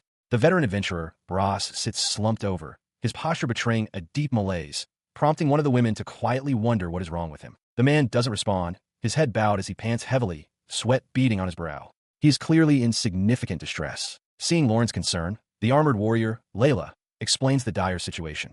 She confesses she doesn't know the cause, only that since their escape began, her comrades' conditions have steadily deteriorated. She asks if Loren used healing magic, adding that she had tried healing Lore herself, but it had no effect. She then explains that the magician, Ange, is also in a terrible state. Despite Layla using healing magic on her twice, Ange's wounds are too deep and numerous. She is only barely staying alive. The weight of her words settles heavily in the wagon. Both Lore and Layla wear expressions of deep worry and exhaustion as Loren takes in a grim report, his own face hardening with concern. He processes the information, his mind racing to a troubling conclusion. Bras is on the verge of collapse from some unknown affliction, and the others are faring no better.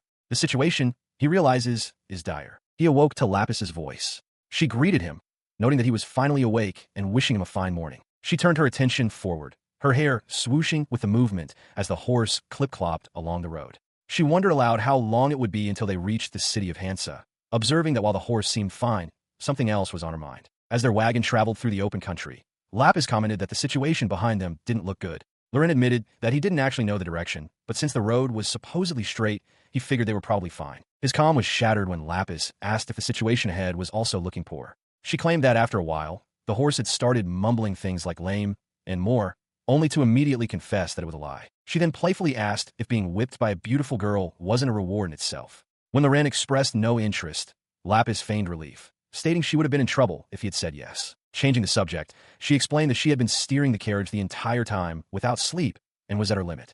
With a clink of his armor, she asked if he would kindly come over and take her place. He agreed, taking the reins from her. As he settled in beside her, Lapis noted that the driver's seat was a bit cramped for two people. She asked if he could at least steer in a straight line.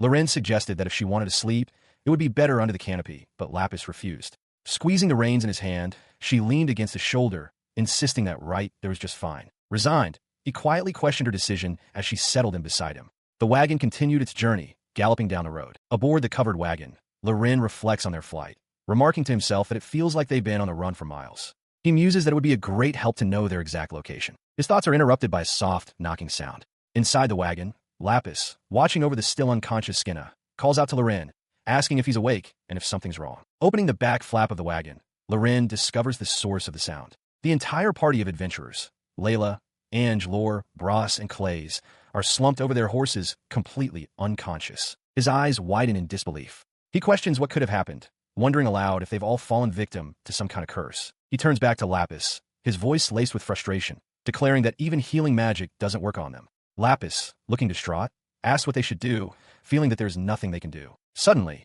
a voice emanates from the unconscious girl. Skinna murmurs that they're almost at a place called Hansa and that they must get to a town. Loren reacts with shock, questioning if this is real. Following this unexpected guidance, Lapis recognizes the landscape. She tells Loren she has been in the Hansa area before with her father and that the city should be visible around the next bend. For the first time in a while, Loren feels a glimmer of hope, but Lapis remains uncertain. As they round the bend, the vast, walled city of Hansa comes into view. However, Lapis's expression is grave. She senses something is wrong with the place and warns Loren to be careful, as she feels some foul work is afoot. She urges him to be ready to fight at a moment's notice. Their arrival at the main gate confirms her fears. The city is utterly silent. Lapis points out that there isn't a soul in sight, not even guards at the gate. Loren agrees, his face tense, acknowledging that something is definitely out of the ordinary. He notes that the city gates are wide open, reasoning that if they were preparing for a siege or to ward off undead, the gates would be sealed. Lapis suggests that even if the city is abandoned, there might be useful supplies left behind. Faced with no other options, Loren asks what they should do, and Lapis states they have no choice but to enter. He gazes down at the still forms of his fellow adventurers, Bras, Layla, Clays, and Ange, all lost in an unnatural slumber. His jaw tightened with resolve as he declared that they couldn't just leave the others as they were. His gauntlet hand snapped shut as he grimly accepted their situation, muttering that it looked like more bad luck. In contrast, Lapis offered a gentle smile, her voice filled with quiet confidence as she assured him that she was sure it would all work out somehow. With their decision made, their wagon galloped away through the empty streets. Unseen by them, a dark, humanoid silhouette with glowing white eyes emerged from the shadows of a doorway, watching their departure in silence. Loren and Lapis ride their wagon through the silent, empty streets of a city. As they proceed down the main thoroughfare, flanked by pristine buildings, Lapis observes that it truly seems like no one is there. He responds, noting that he sees no signs of a violent struggle, nor does it look like the undead had attacked. The complete absence of people in such a beautiful city strikes him as deeply eerie. Lapis quietly considers his words, murmuring in agreement. She, however, offers a different perspective, her voice soft as she suggests that strolling with him through these deserted streets feels rather romantic. His only response is a bewildered grunt. Unfazed, Lapis changes the subject, deciding it is time to let their passenger off. The passenger in question is Clays, slumped unconscious and drooling. As he's moved, his body twitches. Lapis recoils slightly, admitting she doesn't want to touch him. Loren replies that he doesn't want to either, but they must, setting aside their shared reluctance. Loren notes that the situation is bad for the horse, and that their priority should be finding a hospital. Lapis reminds him that they have 4 half-dead people in the back of the wagon. She then turns to Skinna, asking if she knows the way to a hospital. She hesitates for a moment before pointing, thinking she knows the way. Lapis confirms their direction, and Loren agrees to hand the reins back to her, admitting he can only make the horse run straight. Lapis praises his effort nonetheless. Following her directions, the wagon clatters to a stop before building. Loren looks up at it, a bead of sweat on his temple as he questions if this is truly the place. Skinna confirms it is. Lapis is taken aback by its small size, asking if it's merely a private clinic. Skinna explains that while there is a larger municipal hospital, this is the only one she knows.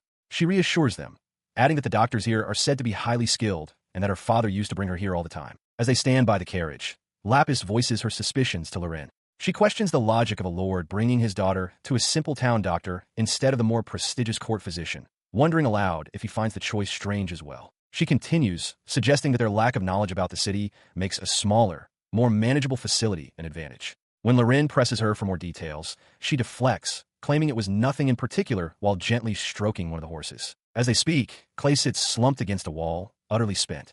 Lapis calls out from the carriage, urging him to help get everyone else down. Exhausted, he can only plead for a moment's rest. He pushes himself to his feet and confronts Loren, his voice laced with irritation. He reminds the mercenary that Ange was only rescued from the dragon because of his own efforts, implying Loren should be more grateful. Loren remains silent, a questioning look on his face. His frustration gives way to a more sincere, albeit awkward, attempt to express himself. He stammers that for saving Ange, he is grateful. Loren listens with an impassive expression, merely acknowledging the sentiment. He cuts the conversation short, reminding Clays that their companions are still not truly saved. He tells the adventurer to stop wasting time and help move them inside, then adds a sharp, provocative question, asking if spending the night being whipped by a priest awakens something inside him. The insinuation strikes a nerve. Clays erupts, vehemently denying it and shouting that he is normal, questioning who would even think of something so suggestive. Loren coolly replies that awakening such things is what would be abnormal. Utterly flustered and defeated by the exchange, Clays stomps away in a huff, groaning in frustration, but now moving with renewed energy. As Loren watches him go, Lapis appears at his side near the clinic's entrance. She asks if it was truly necessary to provoke him so much just to get him back to his usual self. With a faint smile, Loren admits that it wasn't. He closes his eyes, a faint, knowing smile on his face as he admits to Lapis that he was just teasing Clays. In response, Lapis offers a gentle, understanding smile, fully aware of his methods and motivations. Their immediate task is complete. Inside a rustic building, the unconscious adventurers have been settled into beds. Loren stands over them, surveying the makeshift infirmary and confirming to himself that the task of moving them is finished. He reports to Lapis, who asks if he's done. He confirms, adding that while some supplies remain in the carriage, it's mostly just food. Lapis, examining a crate of medical supplies, expresses her relief, noting that for a clinic, it has plenty of medicines left, calling it a good harvest. Nearby, Clays, now awake, sits by Ange's bedside. He asks Lapis if she knows medicine in addition to being a priestess, noting that Ange is more knowledgeable about magic. He looks down at his unconscious comrade, admitting his own helplessness and expressing his gratitude for Lapis's presence given their dire state. Lapis considers their condition, holding a small bottle. Despite the circumstances, she feels confident she can make some progress and resolves to push her abilities to their limits to help them. Loren urges her to hurry, saying it would be a tragedy if they died after coming all this way. Lapis agrees and tells both men to go outside, as she has preparations to make. Clays immediately protests, declaring that the unconscious women are his friends. He asks if she expects him to leave too. Lapis calmly explains that to treat them, she must loosen their clothes and undress all three women, pointedly asking if that's something he should be watching. She adds that she'll also be undressing the middle-aged Brass, sarcastically questioning his hobbies. Clays is stunned into silence. As he starts to form a rebuttal, Lapis simply raises a finger to her lips, silencing him with an indisputable show. The tense silence is broken by a pained groan from Ange's bed. Clays whips his head around, his expression twisting into one of horror as he hears his friend suffering. At that moment, Loren places a hand on Clays' shoulder and firmly guides him toward the door. Overwhelmed, Clays covers his mouth, muffling his own distress as he is led out of the room. Outside, Lapis turns to Loren, who is now with Skinna. She asks him to take the girl and scout the surrounding area. When Loren questions the necessity, Lapis clarifies her true motive. She doesn't want Skinna present because the treatment requires her to strip the female patients. She explains her reasoning, stating that seeing Brass completely naked might be a bad influence on Skinna. The implication shocks Loren, who realizes the patients must be fully undressed for the treatment. Lapis then suggests that since Skinna is a resident, she should take a little stroll around the neighborhood with him, an idea he seems to accept. Leaning in slightly, she presses the issue, asking him to please do this as a personal favor to her. Their eyes meet. In that silent exchange, an understanding is reached, and he agrees. With the matter settled, Lapis sees Skinna and a cheerful Ange to the door. Skinna turns and waves a small goodbye. After closing the door, she turns back to the infirmary. Her gaze sweeps over the four unconscious adventurers lying in their beds, her expression turning serious as she contemplates how best to proceed with their treatment. Outside, as Loren and Skinna begin to walk away, a voice calls out to them. It is Sarf, asking if they are leaving. Loren turns his head as Skinna cheerfully confirms that they are. Loren and Skinna stand in the deserted shopping district of Hansa. He observes the surroundings, noting that while the vegetables in a nearby stall are wilted, they haven't fully rotted, and a half-eaten pastry sits on a plate, untouched. He surveys the area further, finding no evidence of any struggle in the shops. There are houses with half-eaten meals, but almost no luggage or valuables have been taken. The scene suggests a sudden departure, not a planned evacuation, leaving him to wonder where everyone could have gone. He considers the scale of the disappearance, estimating the town's population must have been between 30 and 50,000 residents. He begins to ask Skinna if she knew the exact number, but cuts himself off, realizing it's a pointless question when they've all vanished as if in a thin air. The thought of reporting this brings a grim realization. He imagines trying to explain the situation to the adventurers Gildback and Kaffa, picturing a skeptical receptionist who would never believe them based on their word alone. Skinna, sensing his distress, tugs on his cape. She points out that it's impossible for so many people to disappear without a trace. If there were bloodstains or corpses, it would be a different story. Loren apologizes for his tense demeanor, and Skinna, her voice trembling slightly, asks where her parents could have gone. He turns to face her, his expression serious as he takes in her worried question. She, in turn, gathers her thoughts, assuming her parents are still safe. She reasons that any survivors would likely seek shelter in the chairman's mansion or the castle. Since Hansa's defensive walls aren't suited for urban warfare, She concludes they should be able to reach the town center easily by following the main street. As she formulates a plan, Ange offers a sobering assessment of their group's condition.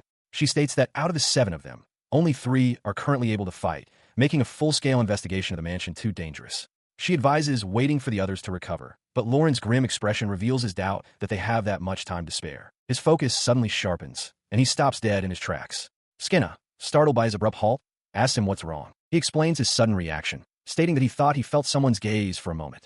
He feels a presence nearby. Skinner immediately considers the possibilities: a person, or perhaps a monster. He scans the empty street, searching for the source of the presence he felt. Just as he wonders if it was his imagination, Skinner spots a shadowy figure in the distance and urgently calls out to him, pointing towards their location. He immediately confronts the distant figure, shouting that he is an adventurer investigating the town's strange condition on a formal request. He demands that if she is not suspicious, she must tell him what happened to Hansa. The woman freezes in place, her long hair swaying slightly as she halts her stride. She turns, asking what he needs help with. Before he can press his questions, Skinner steps forward and asks if the woman is a resident of the town, to which she simply replies, yes. He demands to know what happened, where all the residents went, and why she is here alone. The woman explains with a pained expression that she doesn't know. A few days ago, everyone began acting strangely, so she hid in her house's basement. Having run out of food, she came out to check the situation. When asked about family, she clarifies that she is single, her parents have passed away, and she doesn't know if anyone else is around. As the woman speaks, Skinner observes her intently. A flicker of recognition crosses Skinner's face as she quietly wonders to herself if this person could be the daughter of the ruler. He reasons that their best hope is to head for the ruler's mansion, as it would have been well defended. The woman agrees that soldiers were stationed there, expressing confidence that they must be safe. As Loren considers consulting with Lapis, the woman suddenly pleads for him to take her with them. She continues, explaining that she doesn't think she can make it to the mansion alone. More importantly, she declares that as a citizen of Hansa, she wishes to serve Lady Skinner. She looks up with a gentle, reassuring smile, introducing herself as Stoyer. She asks them to leave everything to her from this point forward. The young girl, touched by the offer, smiles gratefully and quietly thanks her. A young, reddish-haired adventurer named Roll reports to Loren, confirming the situation and noting that he stood guard as instructed. Loren acknowledges his report and gestures for him to come inside. He reflects on Lauren's character, having initially thought him an arrogant fool. Now, seeing that Loren follows instructions properly, Roll reconsiders, thinking perhaps he isn't such a bad person after all. As Roll wonders if Lauren's demeanor is the result of a difficult past, Loren himself steps through a doorway into a large hall. Lapis is there to meet him, offering a simple greeting and welcoming him back. She immediately asks about his mission, before reporting that the healing on their injured comrades is complete. She advises that they shouldn't be disturbed for a while, noting that it seems Loren had some success. He confirms this, then introduces the survivor they found in town, a woman named Stoyer, who is unfortunately the only one. Lapis acknowledges the news and announces that she has a suggestion. Her idea is to move to the mansion while it's still daylight. However, Lore provides a critical update on the injured. While the 3 men should recover with rest, Ange is in a dangerous condition with severe internal and external bleeding. Lore strongly advises against moving her. Loren asks how long it will be until they can move. Lapis determines that Ange must rest for the day. She adds that once Roll recovers, they will have more magic available, and she believes they can move by tomorrow. He considers the situation, admitting it would be terrible if Ange died because they were reckless. He suggests leaving Clays as a guard while the others proceed, prompting a theatrical gasp from Lapis, who calls the idea cold-blooded. Loren retorts that she has no room to talk. After their banter, Lapis looks at the large building they occupy and makes a decision. She declares that they will camp there for the night and move only when everyone is able to travel. Hearing this, Stoyer steps forward and offers to help prepare for the camping. Lapis accepts her offer with a simple understood. She speaks up, making a request to the group. She would like for herself and Skinner to wait in separate rooms. Lapis immediately raises a hand, rejecting the proposal. She states that if Stoyer wishes to accompany them, she must at least allow Lapis to take care of Lady Skinner. She continues with a firm expression, explaining that Stoyer will need to listen to what they have to say. If she cannot comply, Lapis warns they will not be able to take her with them. As she speaks, Lapis places a hand on Stoyer's shoulder, her gesture both reassuring and authoritative. The sudden shift in tone catches Lauren's attention, while Stoyer looks on in confusion. Beside her, Skinner quietly voices her own bewilderment, asking, "Big sister?" Layla taps Loren on the shoulder to get his attention, just as Lapis covers her mouth, realizing her own abruptness. She clears her throat and apologizes to Skinner, explaining that she accidentally slipped into the formal manner of speaking she used during her priestess training. Having composed herself, Lapis turns her attention back to Stoyer. She reiterates her condition plainly. Stoyer will need to follow their instructions and asks directly if she can do that. Stoyer meets her gaze, her expression now firm and resolute. She gives her consent, stating simply that she understands. With the terms accepted, Stoyer turns away from Lapis and walks towards Skinna, who waits for her under the pale light. She stood silently as Lapis, with a gentle smile, offered to show her to her room. Loren then turned his attention to the younger girl, asking Skinna to please come with them as well. The girl looked up at him, her expression filled with worry as she clutched his cloak. She asked quietly if she couldn't stay with him, calling him Big Brother. He and Lapis exchanged a brief, silent glance. His gaze lowered to the girl, who repeated her plea. After a moment's hesitation, Loren simply apologized. He knelt to meet her eyes, gently patting her head. He explained that with the situation outside still unknown, it was safer for her to be in a room. He reassured her that a skilled swordsman was guarding the building. He then made a promise. Tomorrow, they would go look for her parents. At this, the girl's face lit up with a bright, relieved smile, and she readily agreed. With her spirits lifted, she turned and ran up the stairs. Loren watched her go, a somber look on his face as a single thought crossed his mind. He truly hoped nothing bad had happened. Inside a room, Lapis informs a woman named Stoyer that she will return to call for her once preparations for their departure are complete. Stoyer sits quietly, sipping from a cup, while Skinna does the same on a nearby bed. As Lapis exits, Stoyer's gaze drifts towards the now-closed door, her expression unreadable. Her hand reaches for the handle as she quietly asks the person on the other side, "Won't you open it?" The door remains shut. Stoyer lets out a soft sigh, addressing Skinna. The young woman, nibbling on a piece of bread, looks up as her thoughts wander to her father, wondering what he might have eaten for dinner. Meanwhile, outside under the evening sky, Loren kneels beside a small, black stove, carefully scooping in dark, pellet-like fuel. He then takes a small, handheld bellows, inserting its nozzle into an opening on the stove side and giving a few pumps. With a soft whoosh, a bright and steady flame erupts from within the device. Lapis, now outside with him and sitting on a crate, watches the display. Loren remarks that for a portable stove, it produces excellent heat, explaining that it contains a magical formula to control the flame. She recognizes the item, elaborating that it's a magical tool which activates a formula with mana supply from the user's body when the bellows lever is gripped. Lapis notes that it's quite an expensive piece of equipment and expresses her surprise that he found one. Loren agrees on its utility, deciding they should take it with them as a convenient upgrade to a campfire. With the decision made, he begins to add ingredients into the pot, resting on the magical flame. As he finished his explanation, Lapis watched him, her hand rising to cover her mouth in contemplation. She then looked around at the debris-strewn lot, asking why he'd come all this way from the hospital and what he had been doing. In response, he stomped his foot, shattering a nearby rock to demonstrate. Lapis, startled by the noise, asked if he couldn't work more quietly, but he dismissed the notion as impossible while he was demolishing buildings and trees. Nearby, the warrior Ritz hoisted a massive slab of rubble, explaining that he was destroying buildings to create barricades around the hospital. He noted that with the undead appearing, such fortifications were necessary, and reminded Lapis that this was her idea to begin with. She admitted it was true, explaining to Loren that Ritz possessed a divine blessing, which allowed him to gather materials like wood and stone with great ease.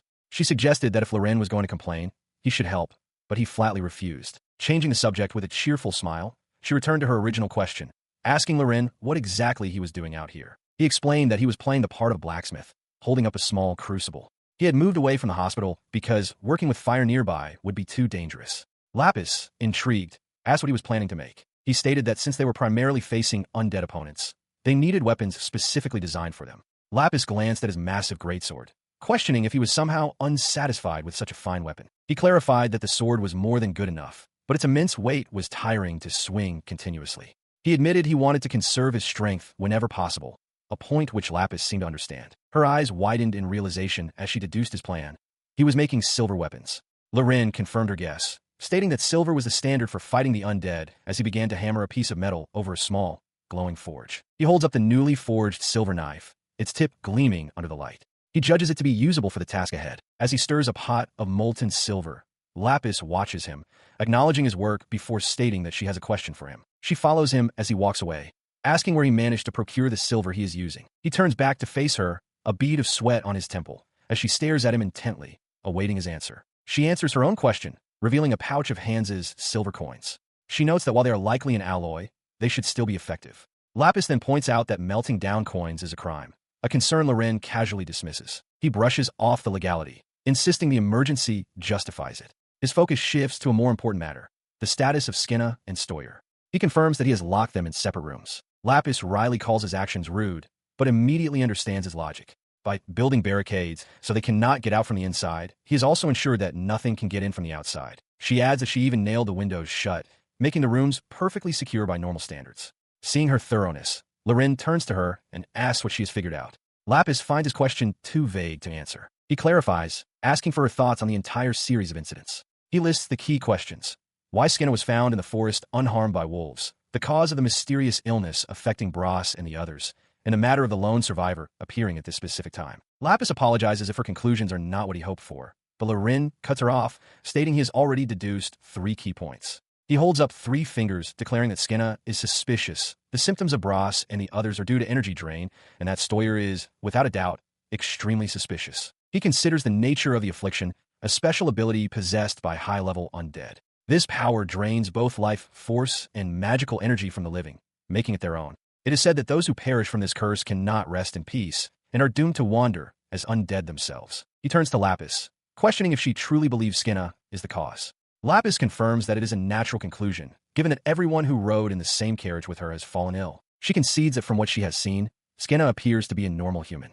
Lorin reflects on this, finding it difficult to imagine a powerful undead like a vampire or lich following them so closely without being detected. However, he admits it's the only lead they have. Lapis then reveals she has already taken action based on her suspicions.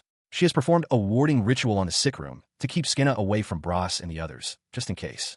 Lorin expresses his surprise that a demon would perform such a ward. She smiles confidently, explaining that her race is naturally skilled in handling magic and knows how to repel it. She adds that this technique can also be applied to the human body, smoothing her hair with a flourish. Lorin watches her, processing the new information. His gaze remains fixed on her, his expression intense and analytical as he considers the implications of her abilities. Flexing her arm, Lapis explains that the reason she hasn't collapsed is because the same protective formula is built into her prosthetic arm.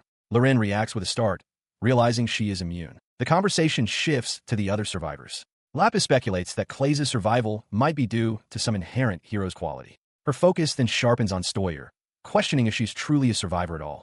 To Lapis, someone surviving alone in a deserted town at this specific time is shouting their suspicious nature from the rooftops. Lauren's expression hardens. He reminds her that their mission is to escort Skinna to her parents. Knowing this, he demands to know her reason for placing the 2 suspicious girls in the same location, even if they are in separate rooms. Lapis smiles knowingly, correctly interpreting his thoughts. She asks if he's thinking that her plan is almost like using them as bait. He listens as Lapis tells him not to trouble himself with her methods. She insists it is better to leave such dirty work to her, offering a simple, yet chilling, justification.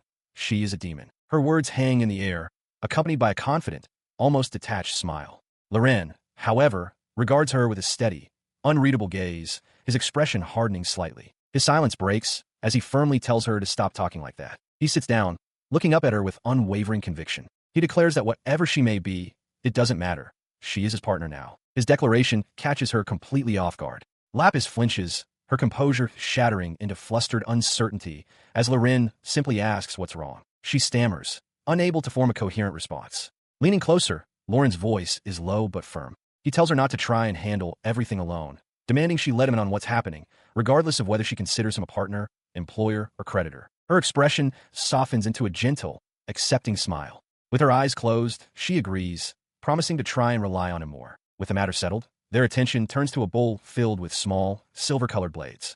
Lorin observes that they're like throwing knives and that the large quantity should be sufficient to take down zombies or revenants. Their preparations are suddenly interrupted by a deafening roar that shakes the very air. Lorin, Lapis, and a nearby Clay's all turn in alarm, questioning the source of the tremendous sound. His eyes narrow as he identifies the threat.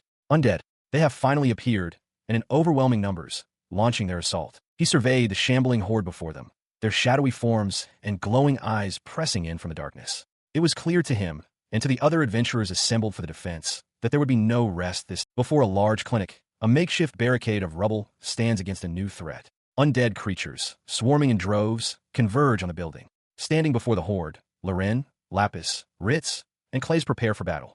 Lorin gives the order. For now, they must break through to the clinic. The group immediately springs into action. Ritz and Clays charge forward, their blades a blur as they cut down the first wave of zombies. Lorin follows close behind, his greatsword carving a path through the undead ranks while Lapis maintains her position, observing the unfolding chaos. He looks out over the seemingly endless sea of monsters pressing in from the darkness. Clays expresses his shock, wondering aloud where so many undead could have possibly come from, noting that there wasn't a single one in town earlier. Lorin offers a theory that they might have been hiding in the sewers or simply came out after sunset. As they reach the barricade, Clays complains about its height, arguing there's no point to a defensive wall if they can't even get in. Lapis retorts, asking if he's incapable of climbing it and pointing out that while Loren might manage, it would be impossible for her. She continues her tirade, shouting that whoever built it should have at least had the sense to prepare an entrance. Loren, visibly annoyed, asks if he should just toss her over, though he doubts she could make it. Clays points out the obvious. A barricade, by its very nature, wouldn't have an entrance. Lapis then cheerfully informs him that the back of the clinic is still being worked on,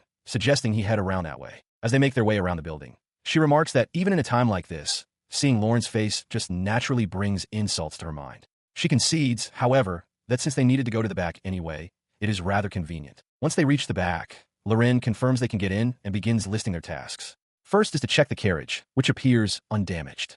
Next, the horse. It is frightened but seems fine. He emphasizes that it's their last one and must be kept safe. Lapis, meanwhile, inspects her work, reporting that the protection ritual is holding with no abnormalities detected. He then considers the possibility of undead emerging from the sewers inside the clinic. He reassures Lapis that he's sealed the toilets tightly, so it should be fine. A quick scan of the area confirms his senses. There are no signs of undead at the back. Lapis concludes that the undead must have appeared from the front of the clinic, originating from the main town area. Loren agrees that this helps narrow down the area they need to watch. Her attention then shifts to a small, rough stone in her hand. She asks if it is flint, and Loren confirms that it is. She assures Loren that she is fine, but that he and the others will need light sources. Turning to a pile of wood, she remarks that it would have been nice if their Mr. Hero had prepared some bonfires. Loren silently considers that building the barricade by himself was more than enough. With a sharp strike of flint, Lapis ignites a torch. The flame catches, and soon several torches are set along the makeshift wall, casting a flickering, defensive glow. From behind the barricade, Ritz, Loren, and Lapis stand watch. Suddenly, Clays' voice cuts through the air, shouting that they are late. From his position at the front, Loren retorts that they weren't exactly playing around either. He concedes that things have taken a nasty turn. Loren looks on, a bead of sweat on his temple, as he surveys the scene before them. In the dim torchlight, a horde of undead shambles forward, their low, guttural groans filling the night air. Loren remarks that the number of undead they fought on the way was considerable, but this is something else entirely. He grimly states that if they fall, the injured and sick inside the clinic will not be saved. He turns to Clays, asking if he is ready. With a confident scoff, Clays replies that Loren doesn't have to tell him, bracing himself for battle with his sword and shield held high. With a sharp battle cry, he leaps over the barricade and into the fray, landing awkwardly amongst the undead with a muttered, "Oops." Loren recognizes the glow around him as strength enhancement and briefly wonders if he should just leave the fight to Clays. Lapis appears beside him, disagreeing. She explains that divine blessings are convenient, but they make the user glow so brightly that they become the enemy's primary target. Undeterred, the now radiant Clays vows to send every last undead to the underworld to protect his comrades. He watches the charge, remarking that Mr. Hero is certainly fired up, though he notes it's not as if the undead chose this fate. He then turns to Lapis, asking what she is doing. She replies that she is reinforcing the warding ritual, just in case. He watched Clays' solitary charge as Lapis questioned his methods. She wondered if it wouldn't have been better to cast the warding ritual on all the adventurers from the beginning. Loren flatly rejected the notion, explaining that it would be far too much work and would require exact figures. As the distant battle raged, a new threat emerged from the shadows, much closer to their position. A lone zombie with glowing eyes shambled forward, its gaze fixed on them. Before the creature could get any closer, a silver knife flew through the air and struck it squarely in the head, causing it to detonate. Lapis remarked that the effort of making those silver knives had certainly paid off, and Loren, holding another blade, could only agree. He was immediately beset by another foe, this one attacking with a strange, smoke-like substance. Loren deflected the ethereal attack with his bracer, the black tendrils dissipating on contact. From the barricade, Lapis watched in surprise, questioning what the smoke was and wondering aloud if a ghost had joined the fray.